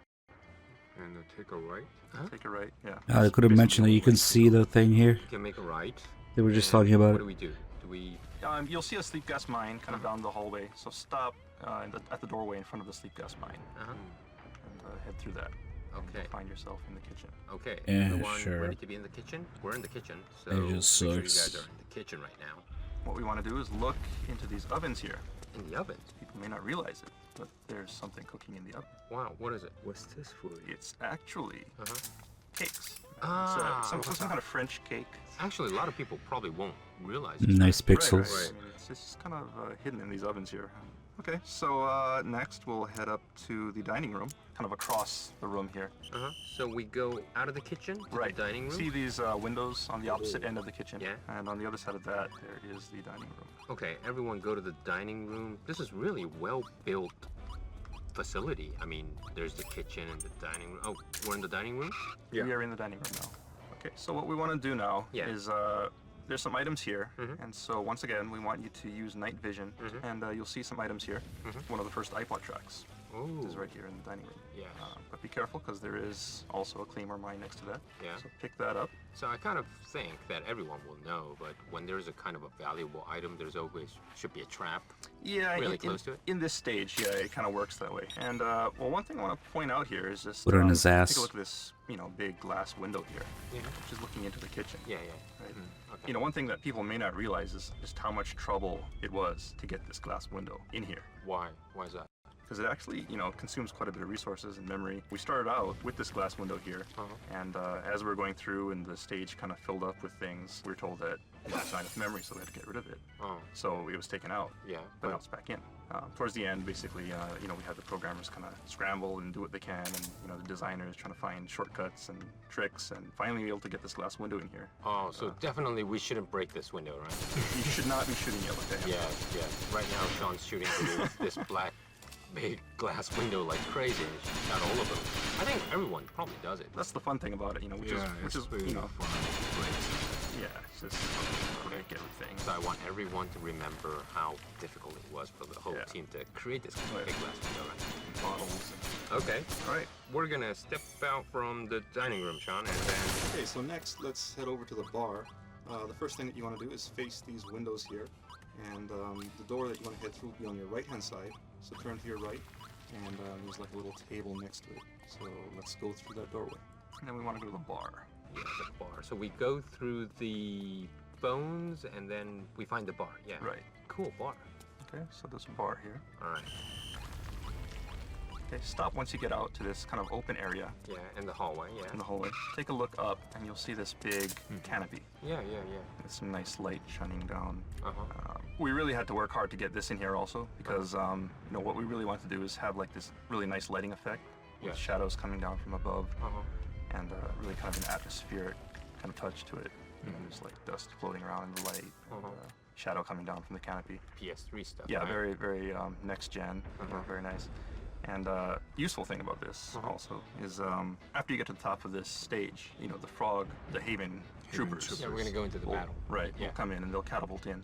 And from this vantage point, you can actually see them coming in. Because the way they enter battle is they launch in using catapults. Yeah. And from this vantage point, you can actually see their shadows on the top of this canopy. Right. So you can actually see their route that they're taking. Cool. When they come to attack you. And so if you look at that and you follow the shadows, you can actually anticipate where they're going to come from. So, you know, if you have the time, you can lay maybe some claymore mines or something like that, and lay some traps for them.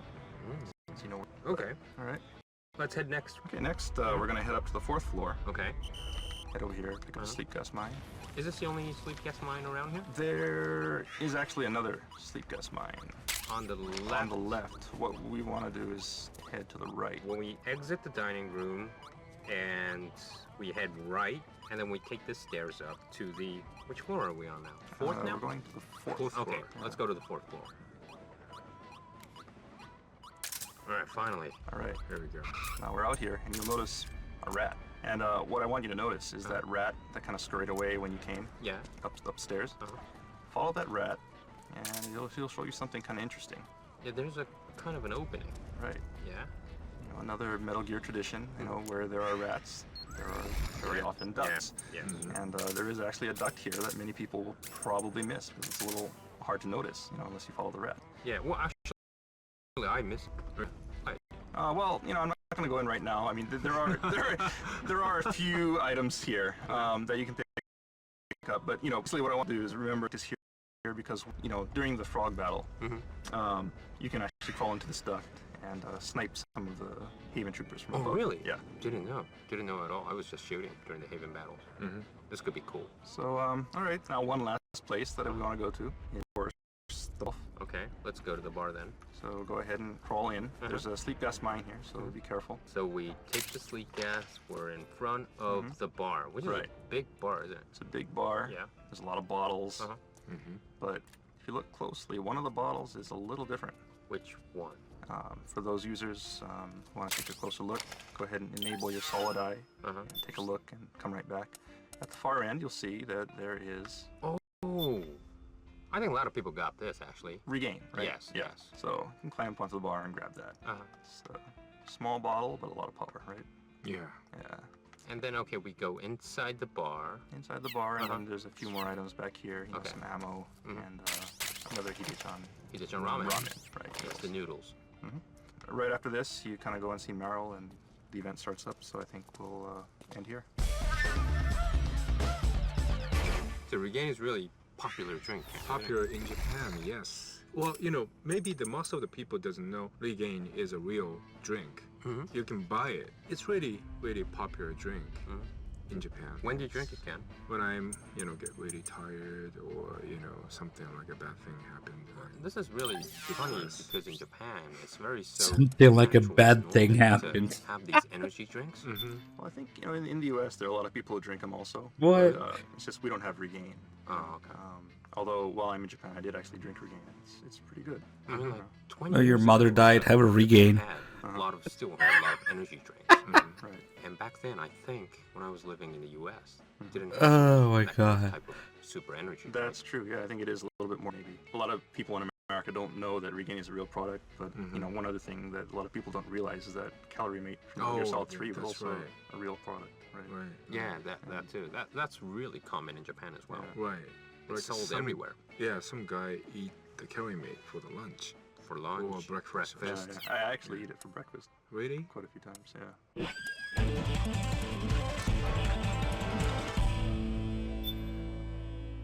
Okay, this wraps up this version of Integral Podcast. Yeah, it's the And, opposite of other Sean, energy drinks. What can we expect the next time? 2 weeks from now, we're going to move on to South America. Right. And we're going to tackle the Mountain Trail stage. And that's, of course, the stage right after you beat Octopus. Yeah, yeah. And you're tracking down Naomi. Yeah, that's So a we'll fun go through part. that. That's a really, really fun Yeah, part. it is. I mean, that's kind of like, you know, a pure sneaking mission, tracking down someone. So, yeah, that should be a Look lot how of fun. cool this marble cam Where's is. our meeting point, Sean? The camera Okay, looks so what better we're than gonna the do is, counter itself. Go ahead and beat Octopus. And once that cutscene ends, just go ahead and save it. And we'll start from there. Okay, all right. Thanks for all your navigation, and thanks for your input again, Ken. And okay, everybody who have comments or wants to hear more about this, or you know, likes our talk, things like that, please make sure to check into Hideo blog http://www.kjp.konami.jp/hideoblog. Oh my god, who the fuck says URLs like that? Make sure you give us all your comments. Okay, thanks, Sean. Thanks, Ken. Thank you. Thank you. Alright, that's gonna wrap up this edition of the Metal Gear Solid 4 Integral Podcast.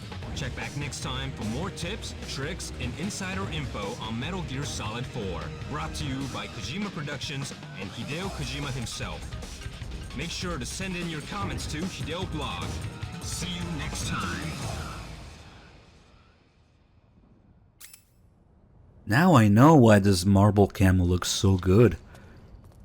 And look at it. I don't know what it is with it, but it's just good. I don't know. I think it's because it's higher resolution than the marble counter itself. Look at that. Like, it's more defined than the counter itself. I never noticed. Okay. And another thing they could have mentioned here, I'm surprised they didn't. These developers. If you let's lose some stamina here, or some psyche. Nap time.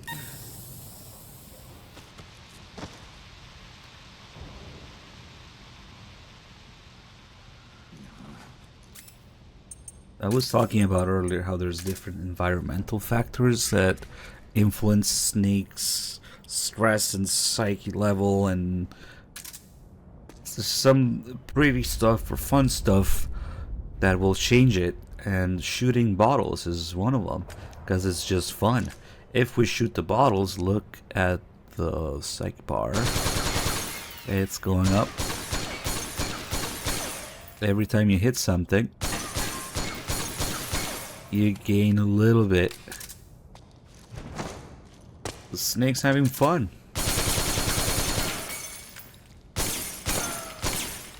Also, he's deaf now, but whatever. Destroyed all the Cuervo. And of course, the bottles being less detailed than MGS2 bottles, but whatever.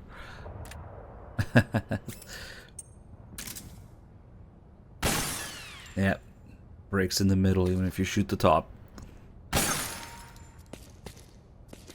And the pieces they leave behind just disappear if you shoot them again. And there's no contents spilled, and there's no little shards of glass everywhere. MGS2 bottles to this day unmatched.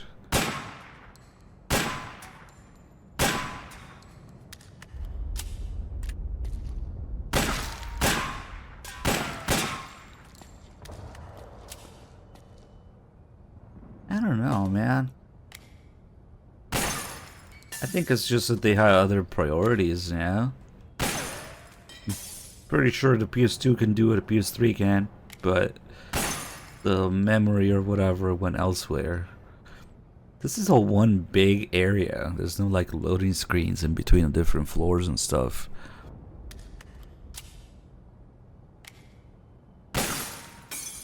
Well, what do you mean? The bottles on the plant are the same. Even the bottles in Twin Snakes are the same.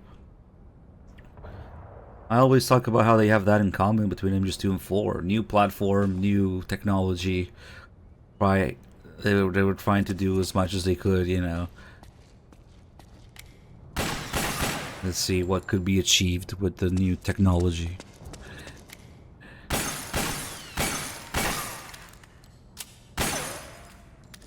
So yeah, you always constantly have this bullshit in gaming where you increase the scale of things, and when you do that, the details automatically go down.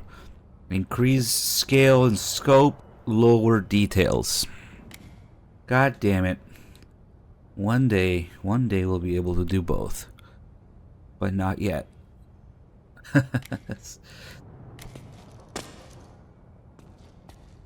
Anyway, let's get in there. Oh, what happened to your face?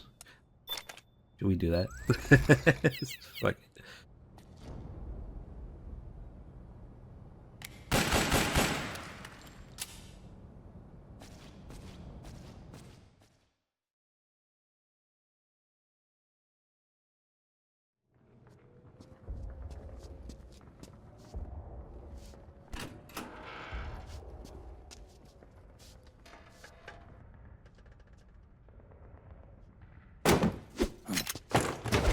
Drop your weapon!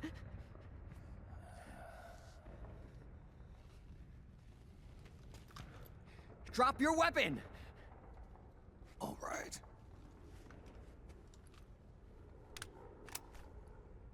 Here. Easy now. Life is hard when you're right up raisin face, beef jerky, skull face. I don't know. Don't move. Accelerated aging. They don't know the cause. You haven't even taken the safety off, rookie. Careful. I'm no rookie. I'm a 10-year vet.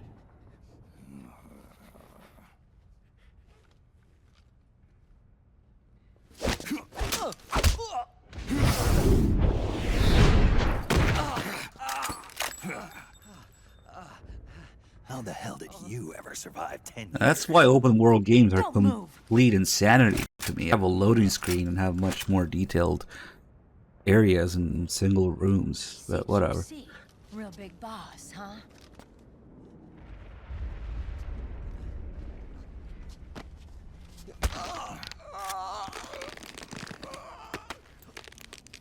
Lower your weapon! Slowly now.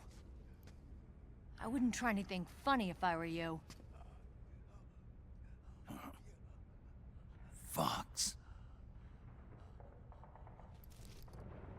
Snake? Snake? I don't really give a shit if the workload increases. What are they gonna do? Complain that they have to make games when they chose to be game developers? Oh, it's too much work.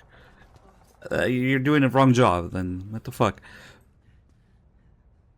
What happened to your face?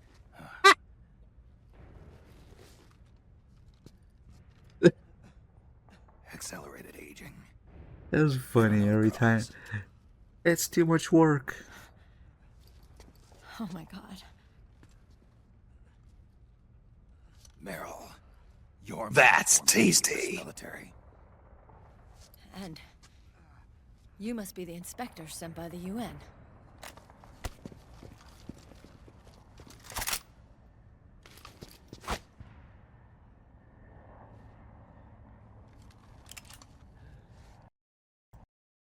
What? Be happy that they can't less work?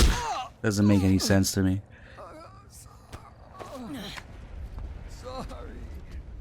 This is Rat Patrol Team 01. We're with the CID, one of the bodies investigating PLC You're gonna pick activity. something as a job and then complain that it's too much work. Now rats. Here, you can have this back. Nah, they're not getting my sympathy, sorry.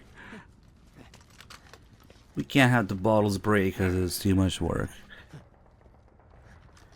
Fuck it, I think I'm just gonna end the stream. It's too much work streaming. What is your problem? You okay? I don't understand delivery dates. Yeah, we never talk about game budget here or anything.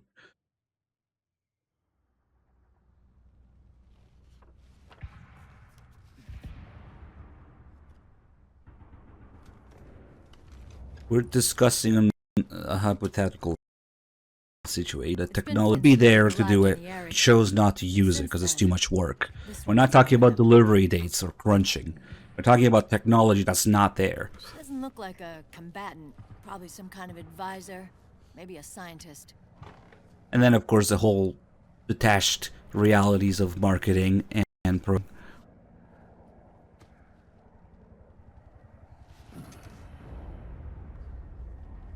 Yeah, the constant struggle between marketing and developing. You're the commander of in companies. Yeah, of course, that has a lot to do with it too. Something But I was talking about the technology not even being there in Here, the I'll first introduce place. you to the team.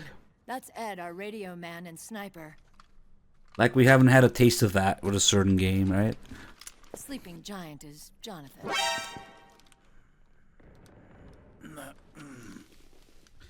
I don't think they would complain Don't about stand it being behind too him. much work He hates it when if the people go behind technology his was back. there. But anyway, Finally, that can go a number of different ways, I guess. Let's Johnny. just stop Everybody there. just calls him Akiba. Commander, I've finished installing the sensors. Whoa.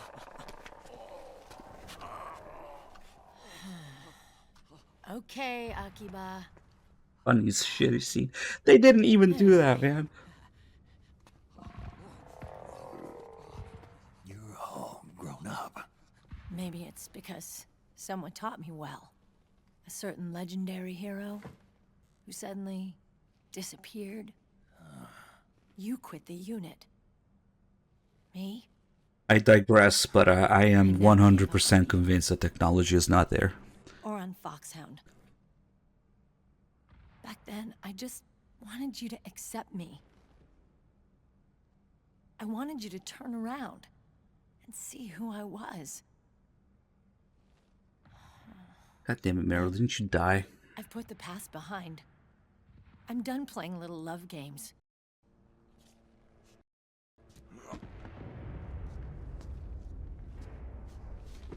So, what are you here for?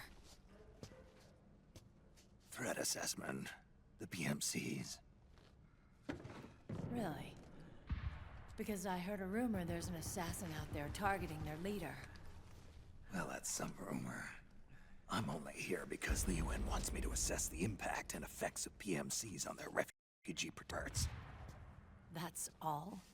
More than enough for a Meryl vet did like die, me. but she's over here in the Middle East. I know he's plotting an insurrection.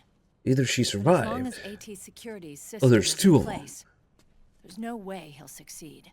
Two of them. How can you be so sure? And that's impossible. They've implemented a system that monitors in real time every single soldier engaged in combat action. Between Whether Meryl's. he's State Army or PMC.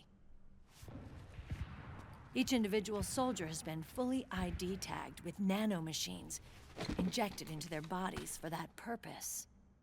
That's okay. It looks like AI will be taking care of things in the future. Nanomachines keep track of the soldiers and their real-time personal data 24 hours a day.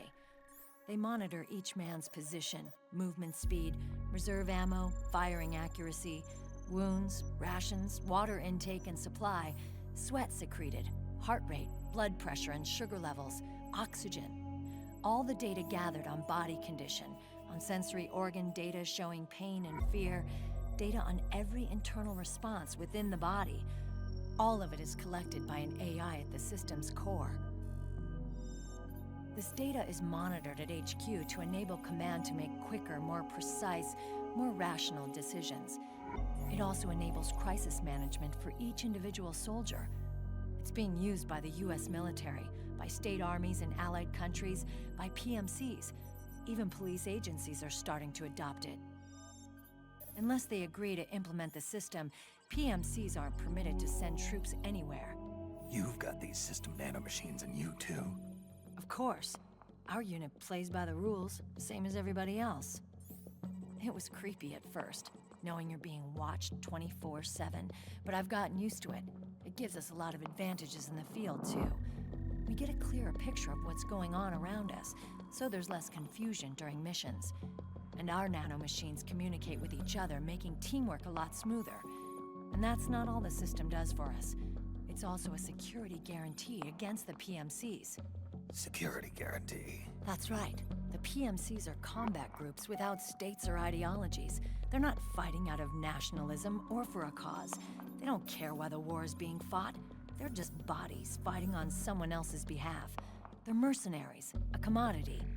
So it's easy to imagine them betraying their clients by joining the enemy or refusing to fight, or committing humanitarian atrocities.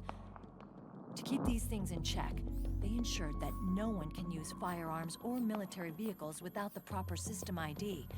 It's That's true for every piece of equipment out there. So even if the PMCs tried to mount a terrorist attack or coup d'etat, their weapons and equipment would automatically be locked out. They wouldn't be able to move, attack, or engage in combat of any kind. And there's more. All the data on their position, personnel, and combat strength is leaked to us by the nanomachines. Even if they managed to circumvent the system by getting the nanomachines out of each soldier's body, they'd be losing their IDs in the process, so they couldn't use their weapons. And the Patriots are behind this. Lalilulelo, what are you talking about? Never mind. So this system is foolproof, huh? Completely. They call it SOP. Sons of the Patriots. The AI that controls it is a tightly guarded secret, both at Arms Tech Security, where it was developed, and at the Pentagon. There's no way a third party could get control of it. I just met a guy who said he can launder ID guns. The system does have holes. There can't be more than a few hundred of those gun launderers. It's just a grassroots movement. It's not like they can affect the entire PMC war machine. Anyway, Liquid would have had to register as a PMC in the system to assemble an army that massive. His PMCs might even exceed the US military in terms of numbers, but as long as they're registered, their soldiers' activities are constantly being monitored. So long as the US responds immediately when Liquid makes his move, we can take them down by force. By force, huh? When RSOC heard about Liquid's plans, they sent us to sniff around the PMCs. Even with this SOP keeping an eye on things, there are always trouble spots to deal with in the field. Disorderly conduct, disobeying orders, contract violations. We act as backup for the system by monitoring the soldiers. PMC inspections are always carried out on the battlefield. That's why we're authorized to carry and use weapons. We've lost 5 inspection teams in the past few months alone.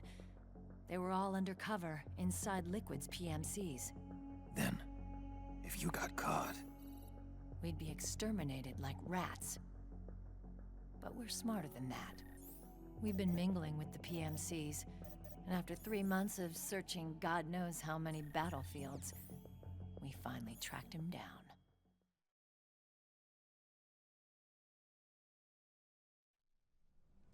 When we reported that we'd found Liquid, our superiors ordered us to provide the UN investigators with intel. But I didn't know it'd be you. Didn't the Colonel tell you he was sending me? Colonel? Don't tell me it's Campbell! Yeah. He put you up to this? You didn't know. You've gotta be kidding! You expect me to work with my uncle? Meryl.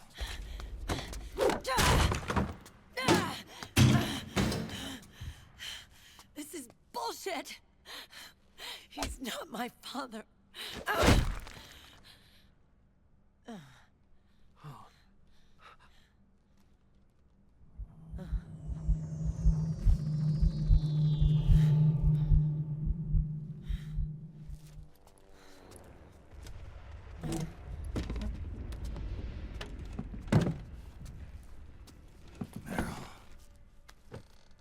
So, you knew. Yeah. Little violation of the need-to-know rule. Then, why are you still calling him Uncle? You're still calling him Colonel. He's your father. As far as I'm concerned, we're still uncle and niece. I will never forgive that womanizing piece of shit. Meryl.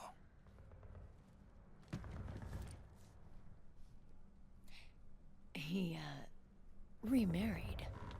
Really? His new wife's about my age. I hear she's even got a kid. It's as if he's given up on making up with his own daughter.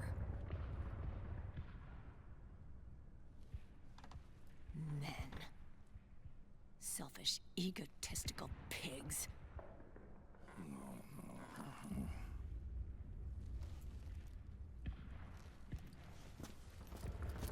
Commander.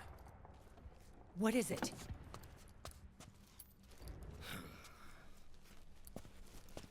There's 20 of them. And they're not from that PMC praying mantis either. It's the frog. Private troops.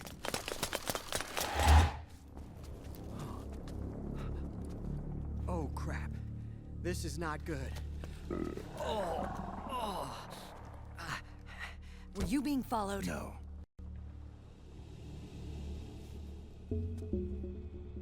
Akiba! They might have seen the reflection off my scope lens. Whoa, wait. Hang on. You guys think it was my fault?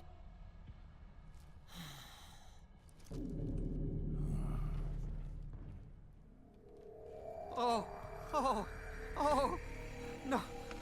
Oh, it wasn't my fault. I swear. It wasn't my fault. Oh, man. Oh, look, Dumbass! We're moving out. Meryl, where's Liquid? At a camp up ahead. I'll fill you in later. If we're still Why alive. is Snake's face like that? Accelerated aging. They don't know the cause. Follow me. I'm just wearing the big boss, but really solid as face cam. Purely for that line, Meryl says, "What happened to your face?" It's also actually really helpful here if you want to do this non-lethally easy mode. The frogs just instantly pass out when they see you. Here you go, we'll fuck around with it a little bit here. Eye contact. These guys are with Liquid's private army. Shoot first, think later. We'll use the stairs and get out through the back door on the first floor. We'll change the route as necessary. I'm on point. No, Stay they don't close. really talk Got about it? why the frogs are all women. Akiba, breathe deep. Liquid just wanted his harem, I guess. I don't know. We've got a real live legendary hero with us. Try not to choke. Move!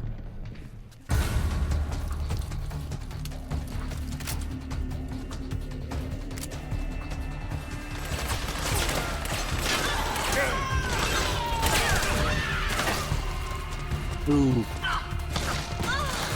Yeah, they see you and they pass out. Easy mode.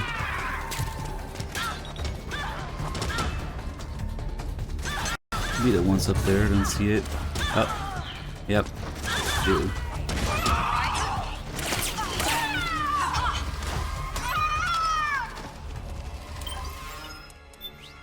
Take it off for now, but it's easy mode that way. I'll take a look at some of the things that Meryl's team does here. If I mess with them. What's wrong Put with this you? down. Everybody take a nap.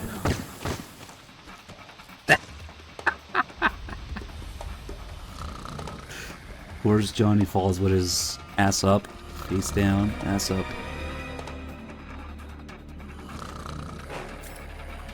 And then when they're asleep, for example, Johnny doesn't know what to do. If you wake him up, he just kind of sits there, doing nothing, panicking. You okay? What? And he doesn't know what to do about it. He's just useless. Also, he never fires his gun. Not until Drebin unlocks everybody's guns in Act 5. That's when Johnny starts firing guns. So maybe his gun is ID locked. I don't know. But Snake can cycle it, so I don't know. They show that the US guys later, when their guns get locked, they can't even cycle the bulls, so I don't know. Yeah, so Johnny's useless. Oh, nice.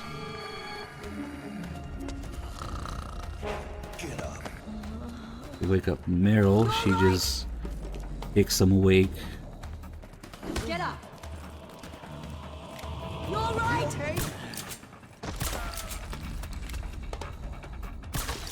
Get up. Oh, come on, go to sleep. If someone else is awake, they go for Meryl first, and they're gently patting her awake. You all right? Yeah, more respectful to Meryl. But then, yeah, for Johnny, he kicks him. For Meryl, they just gently pat her on the butt or whatever. Oh, nice. Get up. You all right? Get up. There's also, I think if we look, I think she can be down Get there. your ass up! You okay? What was that for? You all right? What's wrong with you? What was that for? Gotta look at your ass, Meryl. Hold on. Right? If you look at Meryl's ass, it also has. Let's see. Maybe it has to be an exact angle. Maybe it doesn't work if she's asleep. Maybe she has to be awake for it. Let's see. Get up. You should What was that for? regain You all right? psych for looking at it, Get up. but how does it work exactly? Are you all right? Get up. What? You alright? Get your ass up! There's some mechanic where if you look at Meryl, Snake's like should go up, but I think it's specific. Hold on. What the hell? You okay?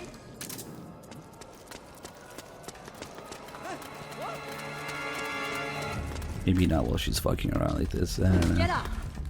What the hell? What was that for? Damn it. What's wrong with you? What was that for? And then the way they're programmed, they just take 2 headshots to die from anything. Even if we get the 5th caliber out.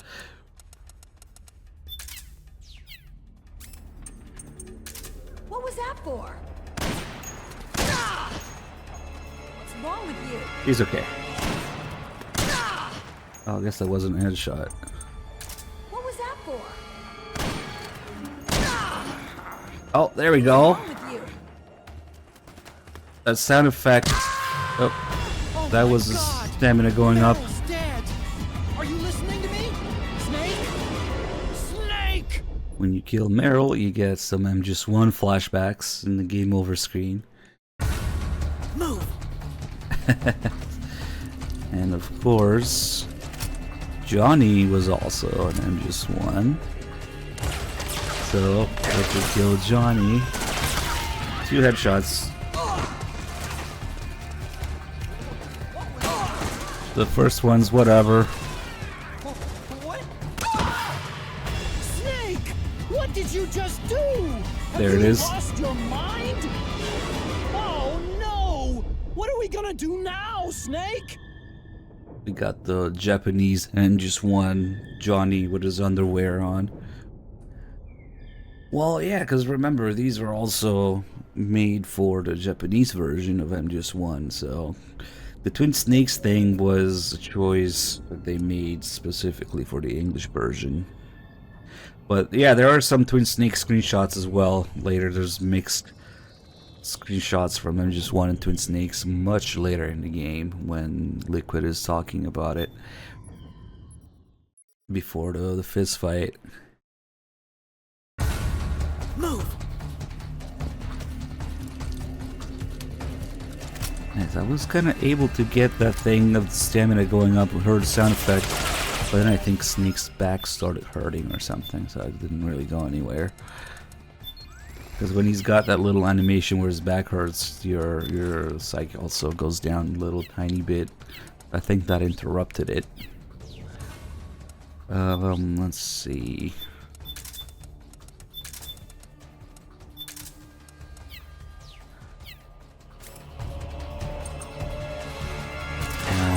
Let's do it. Of course, you have Meryl's team being named after, Police Knots characters. Of course, they're all there with Meryl and Jonathan and Ed. And Meryl's the leader now. And Jonathan looking nothing like Jonathan Ingram, but whatever. The names are there. Yeah. Fuck. Oh well.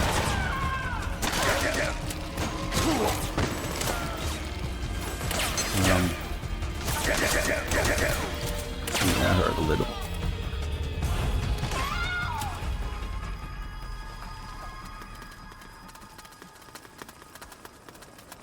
What? They're always talking shit about Johnny when he falls behind. Sometimes when you beat the shit out of him, they still blame him for it. What? What was that for? You've strayed too far from Meryl and her team. Stick with them. Work together.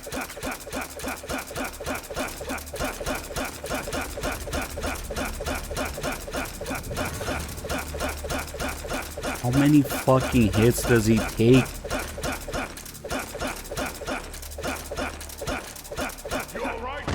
There we go. Finally. They just have a lot of stamina and health. They can take a lot of abuse. You've strayed too far from Meryl and her team. Shut up, Stick Autocross. with them. Work together.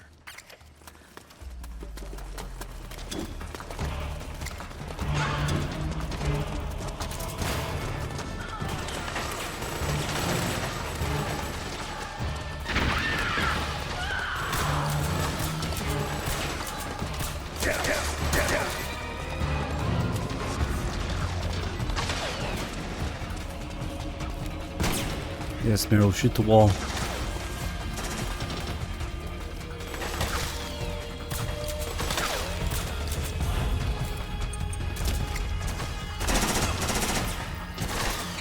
Get barrel time.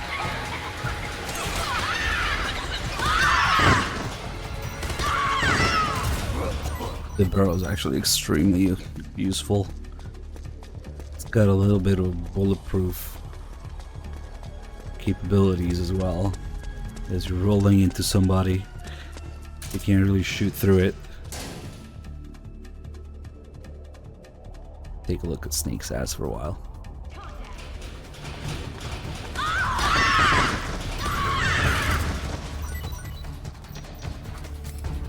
Oh, how are you still up?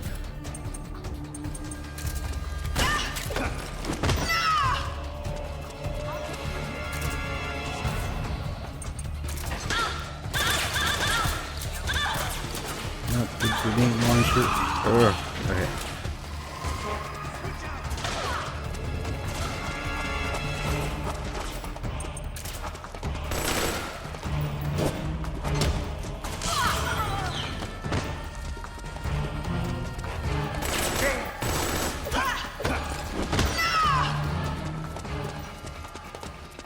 I'm gonna give him a little punch or something first, otherwise I'll counter the CC.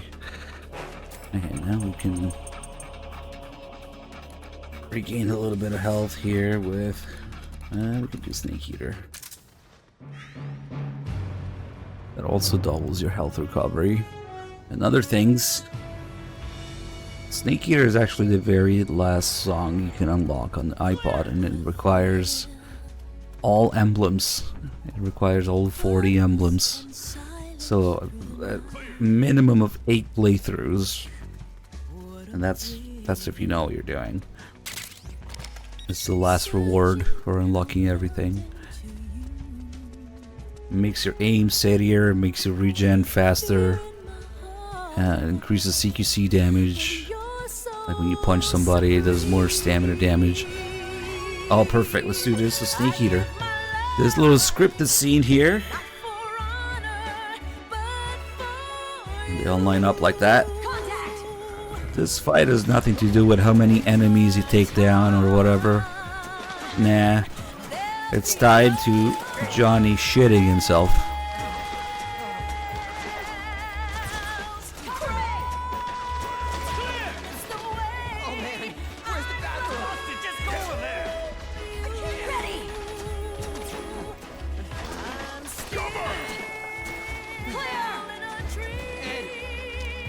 print! Afraid of who? God. Commander, I really gotta go. You go through the rain. And someday you'll feel But I can't hold on it a tree frog. Get out of the way! It's so deep, that trial to survive.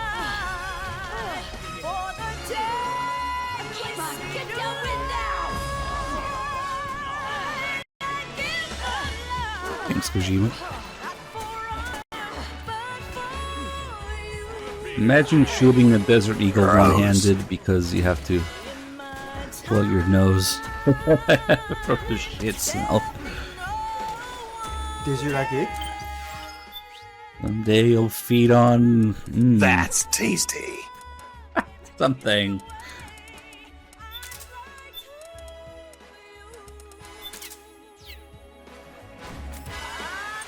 Just normal MGS4 things.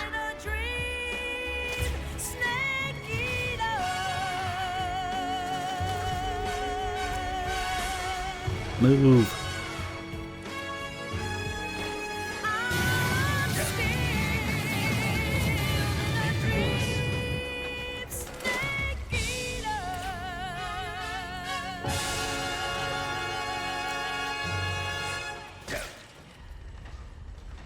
That mildly inconvenienced me.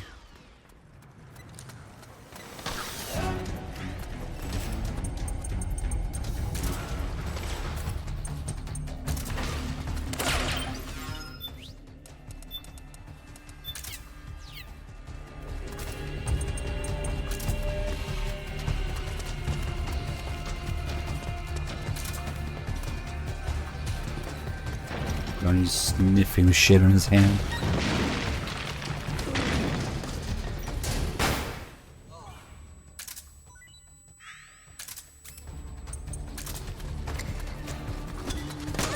Snake, Akiba's been knocked out.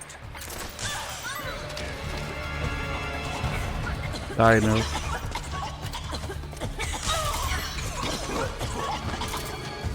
Sharp as ever. Ah, damn it. Take that off.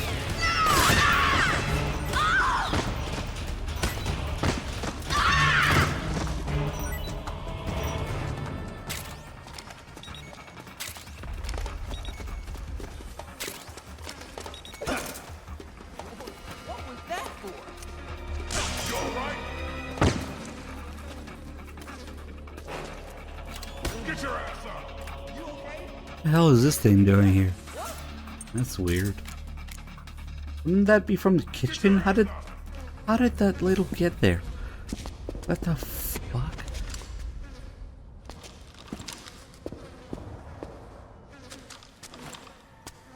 I don't know if I've ever seen that happen before, but okay.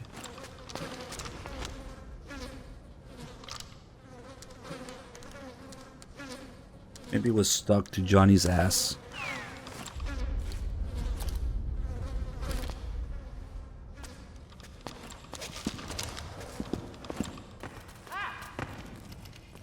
Seriously, Akiba, what the hell? That's fucking weird. Get the fuck down there. Now we can roll over the hole here and look at the thing that we're talking about in the developer podcast. The GP30, I already had one.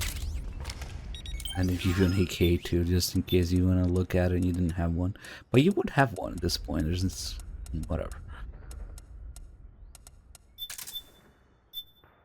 The only attachment for the AK, the grenade launcher, which is weird because this thing also has the optics rail on the side here, but there's no optics you can attach to it. It's one of the odd AK mounting solutions for things because you can't really do that on the dust cover. There are aftermarket dust covers with Picatinny rails on them, but it's just not a good spot. They usually lose 0 and shit. The official way of doing it is with this side mounting rail that you see there. It's just odd that they have that, but they don't have attachments for it. Maybe they didn't know what it was. I don't know.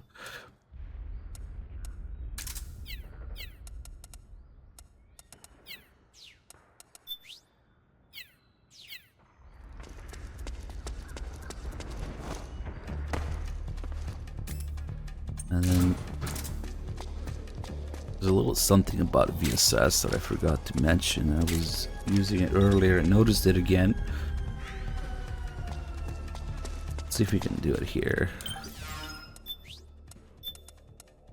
The VSS, being that 9x39 is a big, fat, slow round. It's a necked up 7.62 by 39 to be heavier. I should mention here, subsonic ammo necked up from 7.62 by 39 combined with 9mm steel penetrators, blah blah blah, limits its utility at long distances. That's how the round acts in real life too, being a subsonic round. You want to keep it maybe 100 yards or less for it to be really useful, because the main point of VSS is, of course, that it's suppressed. So it's using a big, fat, slow round to keep it subsonic and still have the mass to do stuff. And this is actually reflected in the gameplay. If you pay attention to it, it takes just a split second for the round to get there. And we don't have all the distance here to really appreciate it, but I was using it earlier, I noticed it again. The VSS lower muzzle velocity is reflected. I think if we use something else... Actually, I wonder if all muzzle velocities are reflected. Let's see, let's do something fast. 5.56. Yeah.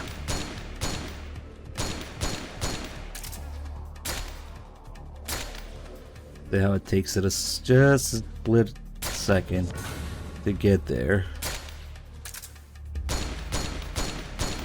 They have the muzzle velocities implemented. Something to fuck around with the other weapons as well. Anyway.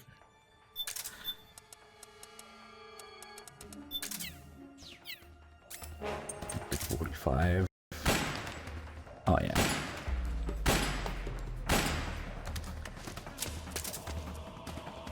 As soon as we cross here, that's when they appear.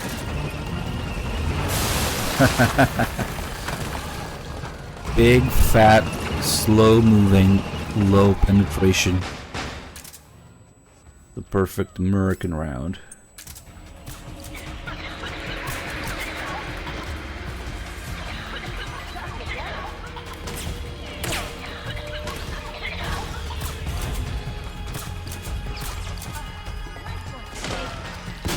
They've had a military advisor since MGS1 called Motosada Mori.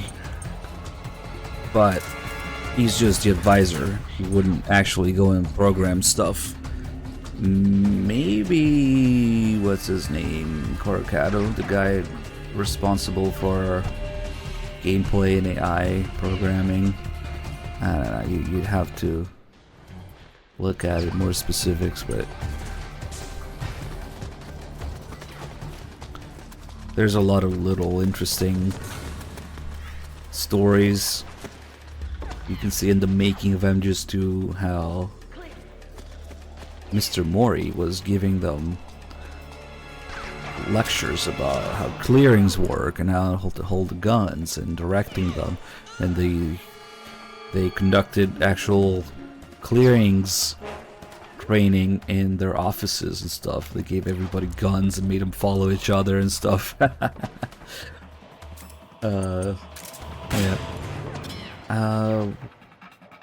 I don't know. I don't think that Mori is at Kojima Productions now. I feel like I would have noticed in the credits of Death Stranding if he came back. Because of course, in nearly 10 years being established, how many Kojima Productions games are there? One. Okay. Oh yeah, it would have to been Death Stranding. I hope to God he wasn't in Death Stranding, because the gun mechanics and handling in Death Stranding are complete garbage and very clearly an afterthought. Yeah, Kojima wanted to make the stick and the rope game the first Scran type game. Here's a fucking rocket launcher for the final boss. Okay. Fucking shoehorned it. Yeah, this is the kind of stuff though bad humans would know.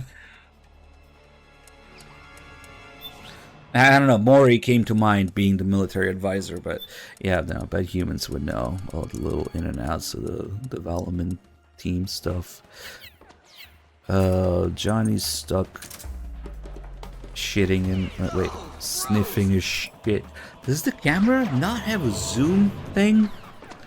Yeah, I told him that it's not, that he doesn't program shit. Wait a sec. Oh, it does. I'm stupid. Okay.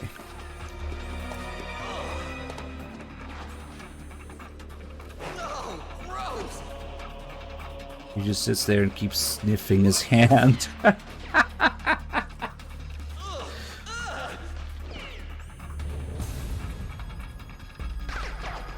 You can see how Johnny has the little chode compact XM8.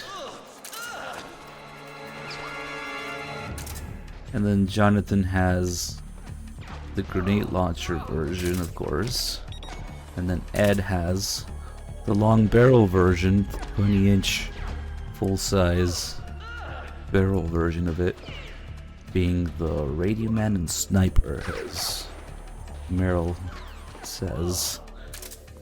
So they have all the different versions of the XM8, and Snake just has a regular one. That's the one you get as the player. With no bells or whistles to it.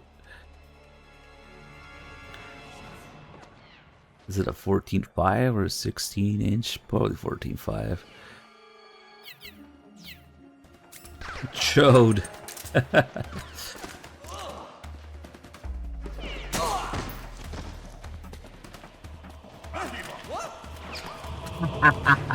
Yeah, they're blaming him for that. Nice.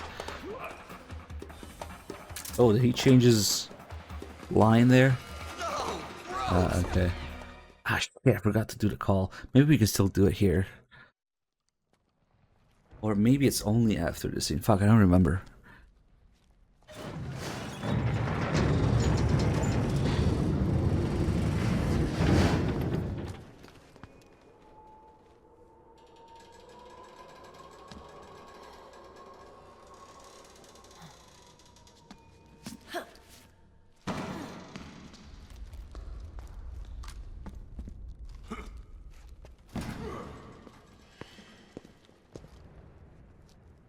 I think that call I was trying to get here might actually be after the scene. I remember having that confusion before.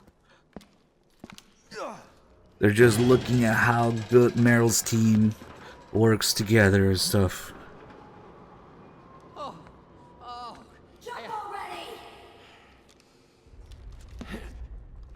And the game takes the M4 back out for the cutscenes. It's annoying as fuck. And replaces something else. And whenever Snake uses the M4 or the operator in a cutscene, the game forces it back in your inventory.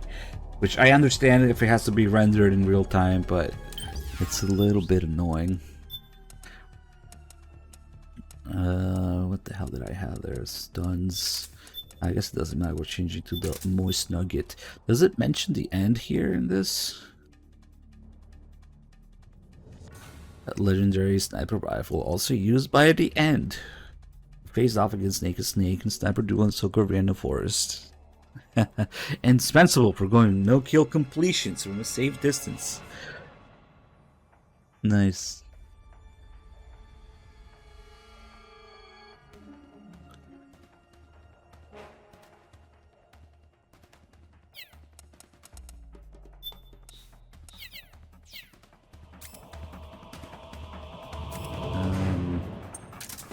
Let me see what the call's here. Snake. Oh yeah, there it is. Are you watching Meryl's team? Yeah, they're incredible. The best of the best in special forces are pretty deadly, but Meryl's team is even better than that. They're like a well-oiled machine. It's not oil, Sons of Snake. the Patriots. What a system. I'll tell you one thing. I'm glad they're on our side. Then you better not make Meryl mad, for all our sakes. No kidding. That brown liquid Be all right. is not oil. You two do have a history. It's diarrhea. They're like a well diarrhea machine.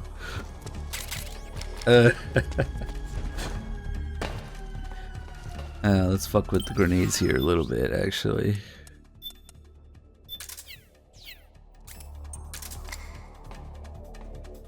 So they have a roll animation to get away from grenades, but yeah, most of the time they're too fucking slow to even notice the grenade. Let's see. Oh, there you go. And Ed rolled away. There you go. So what we want to look at is Johnny's roll animation is different, but let's see if he even does it. Nah, he's a dumbass. He always turns around first. Oh, there you go. He kind of did it. He kind of lands on his ass for a second there.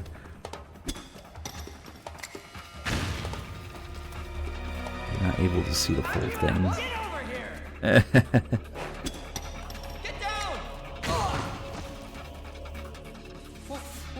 They have a shit ton of health, so they can take a lot of grenades. Yeah, look, all those grenades only did that little bit of damage. Nice. It's really hard to get Johnny to do it. He's just... Yeah, fuck it.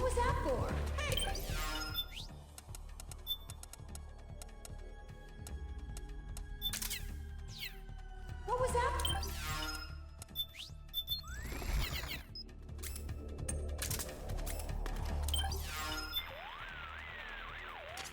The exit's on a... Yeah, okay. Oof. Now if you shoot them with the emotion rounds, they just pass out immediately, I think. Kind of like the frogs. I think it even works in Johnny, which makes no sense. But at that point, it's not the nanomachines, it's just kind of a workaround of how their AI works differently with it, I guess. It would have been nice if they had laughing, raging, crying, and screaming animations. And the laughing thing would have made them shoot each other. Yeah, that would have been a bit of a mess. Yeah, no, they didn't bother with all that. They just pass out, I think.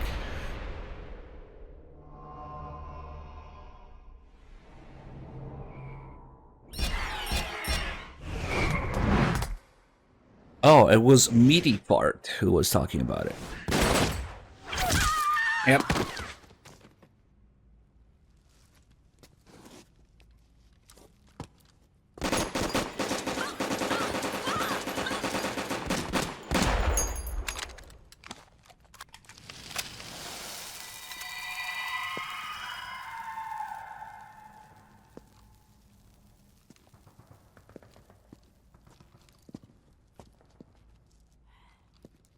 The nanomachine network inside each unit member's body lets us share each other's senses.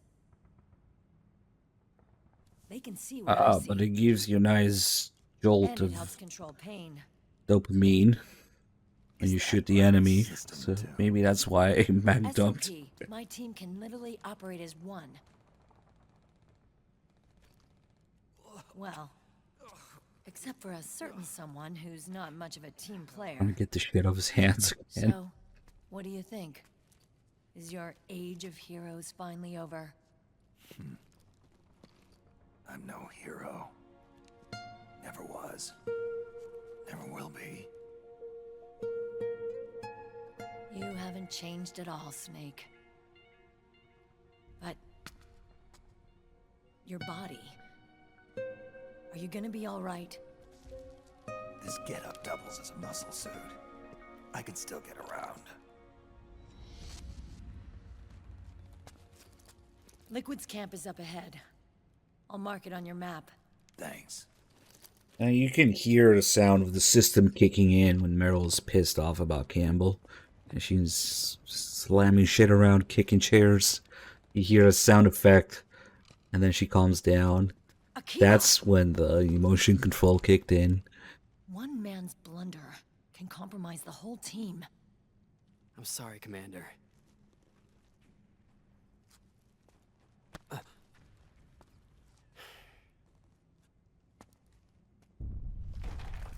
Be careful, Snake.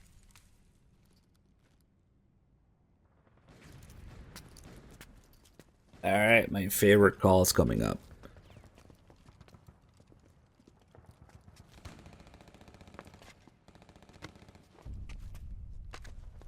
It's one of the optional calls in this area.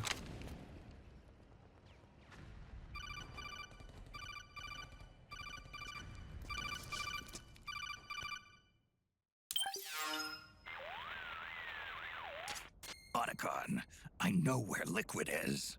Yeah, I'm confirming the location. It's to the north of where you are. Meryl's really changed, hasn't she, Snake? She's a lot more self-assured. I wonder how much of that has to do with the system. The senses you used to develop through extended training and experience can now be obtained without even working for them. Seems once you're under the system's control, you don't even need experience at all. It even beats that VR training that was all the rage a few years back. Yeah.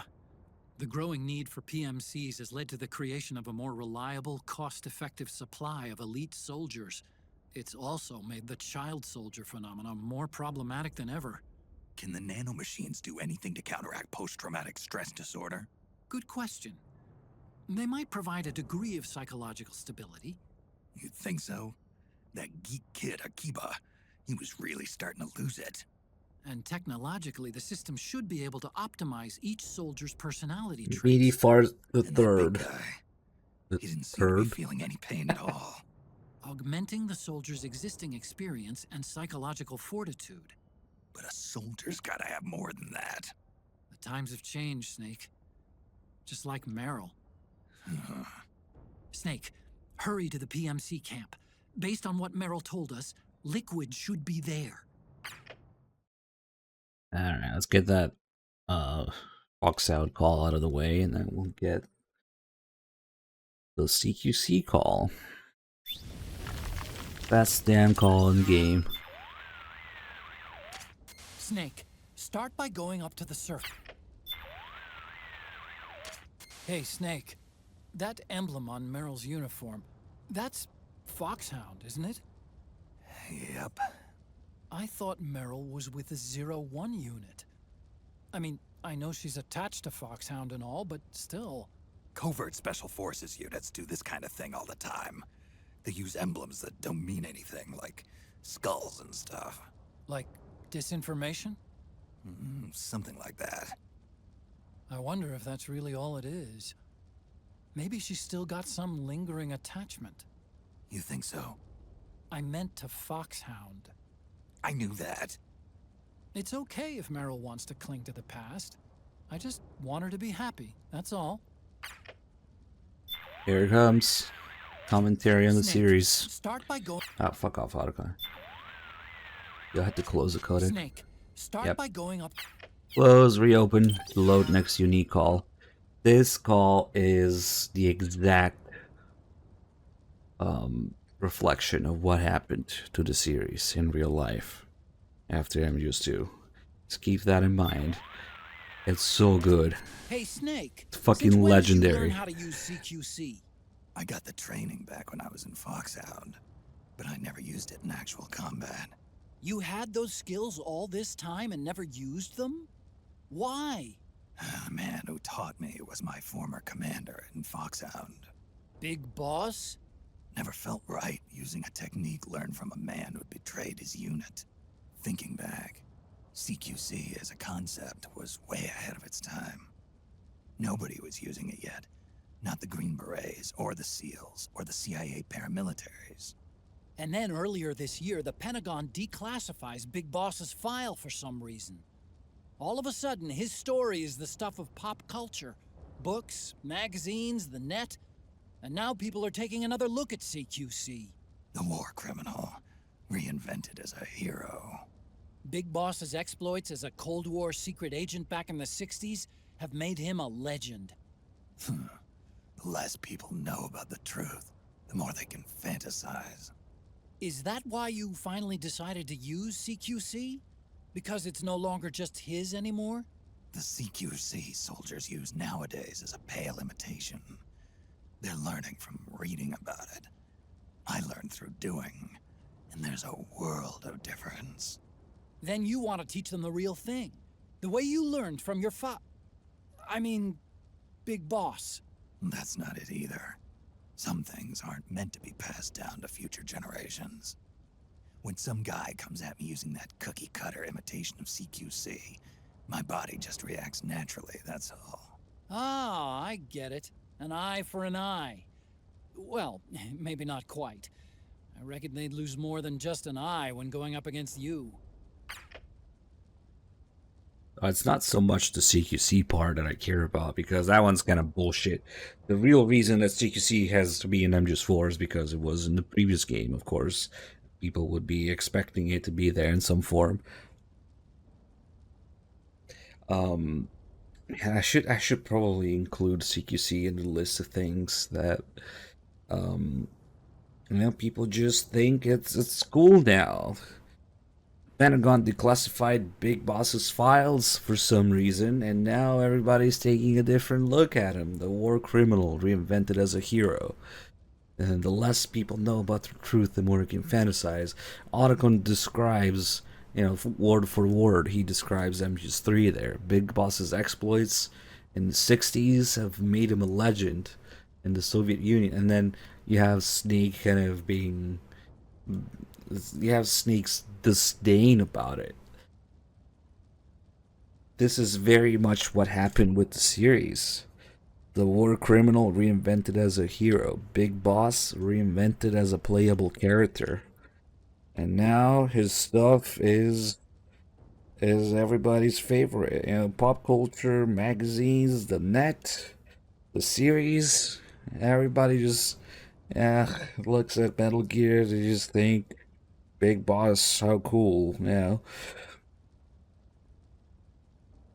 Snake's or Kojima's disdain for it, and this is the only part of this game's story that I can get on board with. The denouncing of MGS3 as propaganda, as reinventing the war criminal as a hero, because yeah, exactly. That's actually why the Pachinko is also MGS3. The remake is coming out as MGS3. Later in Act 3, Eva says something very similar.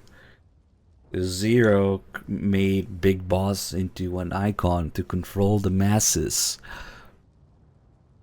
And that's exactly what happened in real life as well.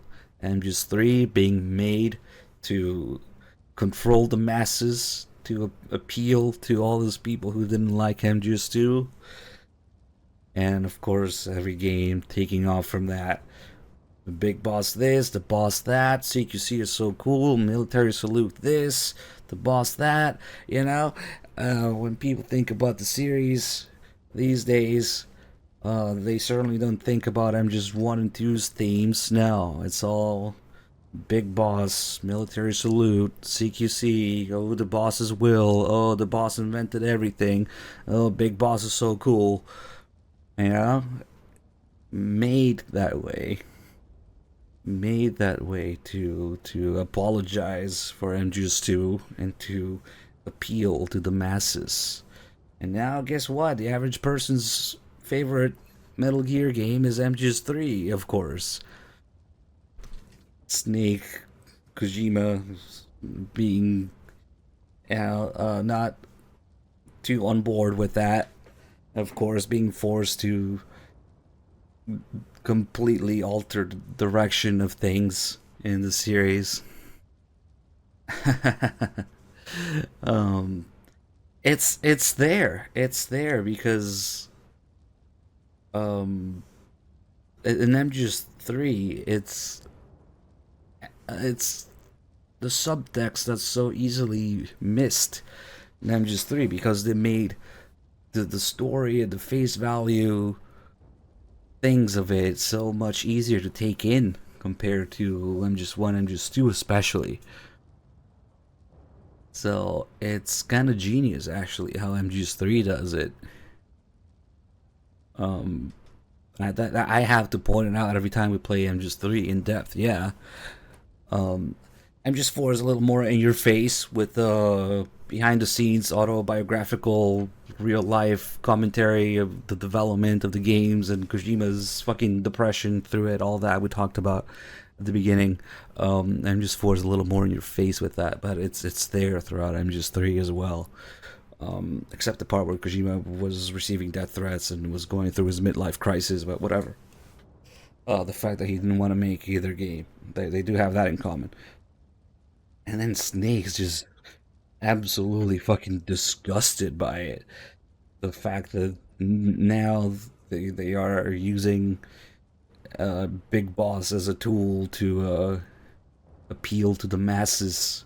It connects heavily to what Big Mama says in Act 3.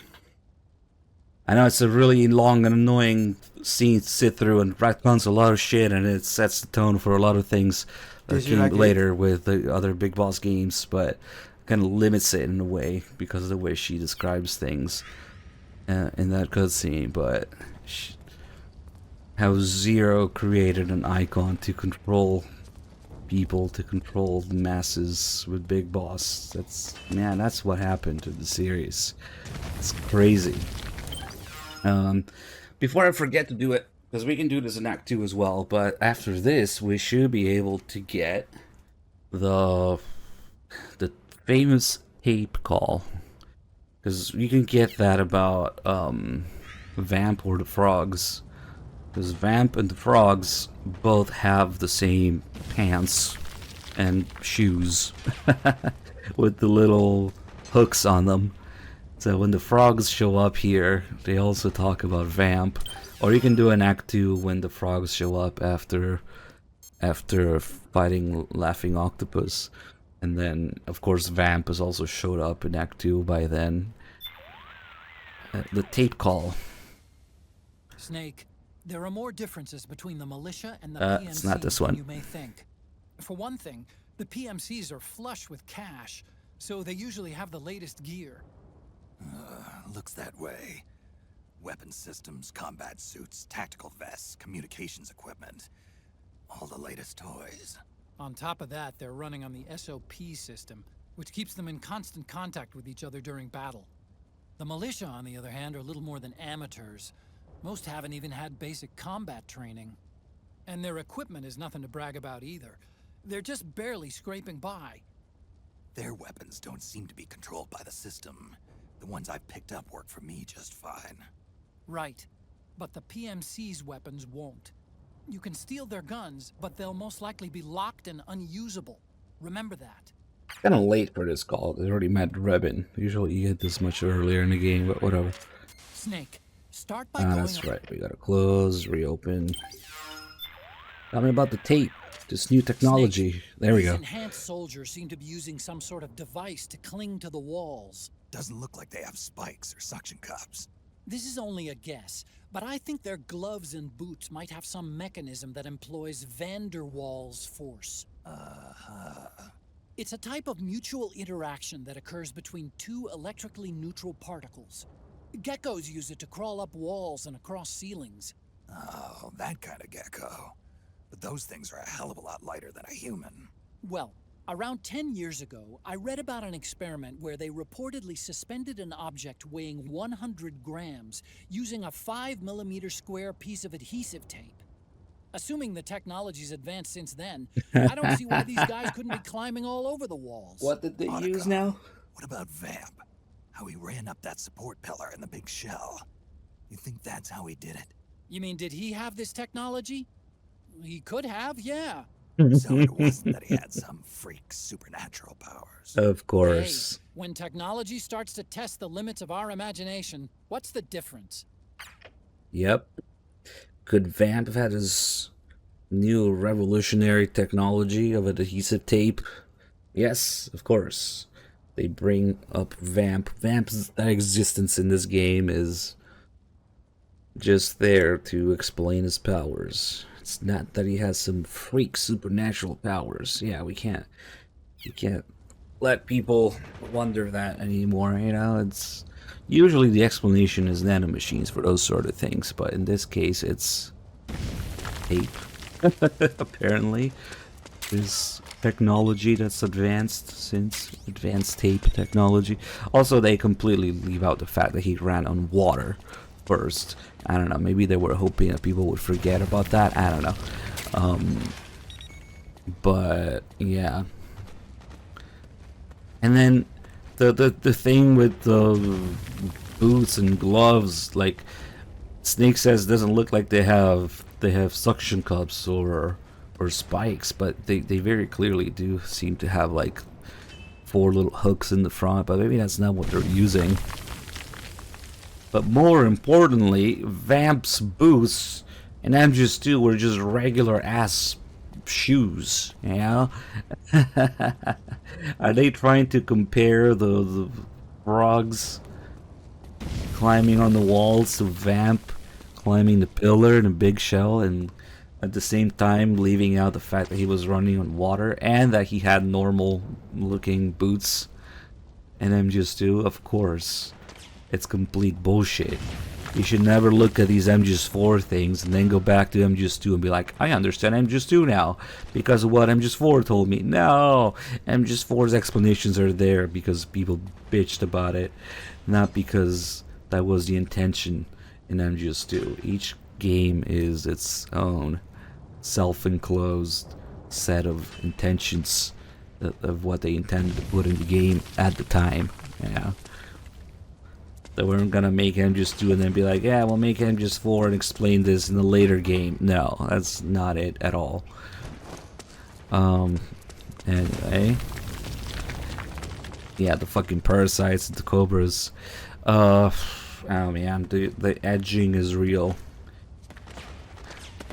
I understand if we're edging a little bit of time at a time, but that also means that I don't know what's gonna happen, and it usually results in silly things like me going away for the day with 2 minutes left on the timer, you know? It's just fucking weird. I don't know. But at the same time, it's not like we're gonna have a whole bunch of hours in it at the same time if people are gonna edge it. So oh man, now it's when it gets a little bit weird and a little bit stressful. The double-edged sword. But yeah, we're going by the timer. Double-edged sword. Ha ha ha. Get it? I didn't even mean to make that pun, but yep. Microsoft Edge. Oh, who knows? No, I don't think so. I'm just trying to play it safe here, yeah. But we will, as always, abide by the timer. That'll be it for day 10 of the subathon, guys. I know it's silly because there's 14 minutes left. We've done this like 2 minutes left before, I think. But who knows how the edging works. It could be 14 minutes. It could really be more than that. So, god damn it. Yep, that's what I meant. Yeah, who knows how much longer it's actually really gonna go on for. You know, that's why I can't plan my breaks around the timer necessarily. I hope that makes sense. Because it's weird to leave with 2 minutes on, but 2 minutes left. But you know what I'm talking about, guys. Thank you so much for watching. That will be it for day 10. Let's pause this timer before it gets even more weird. And I will get some rest, and I will be back tomorrow to do however long we go on for of MGS4 rambling. Thank you for watching, everybody. I will be back. Alright.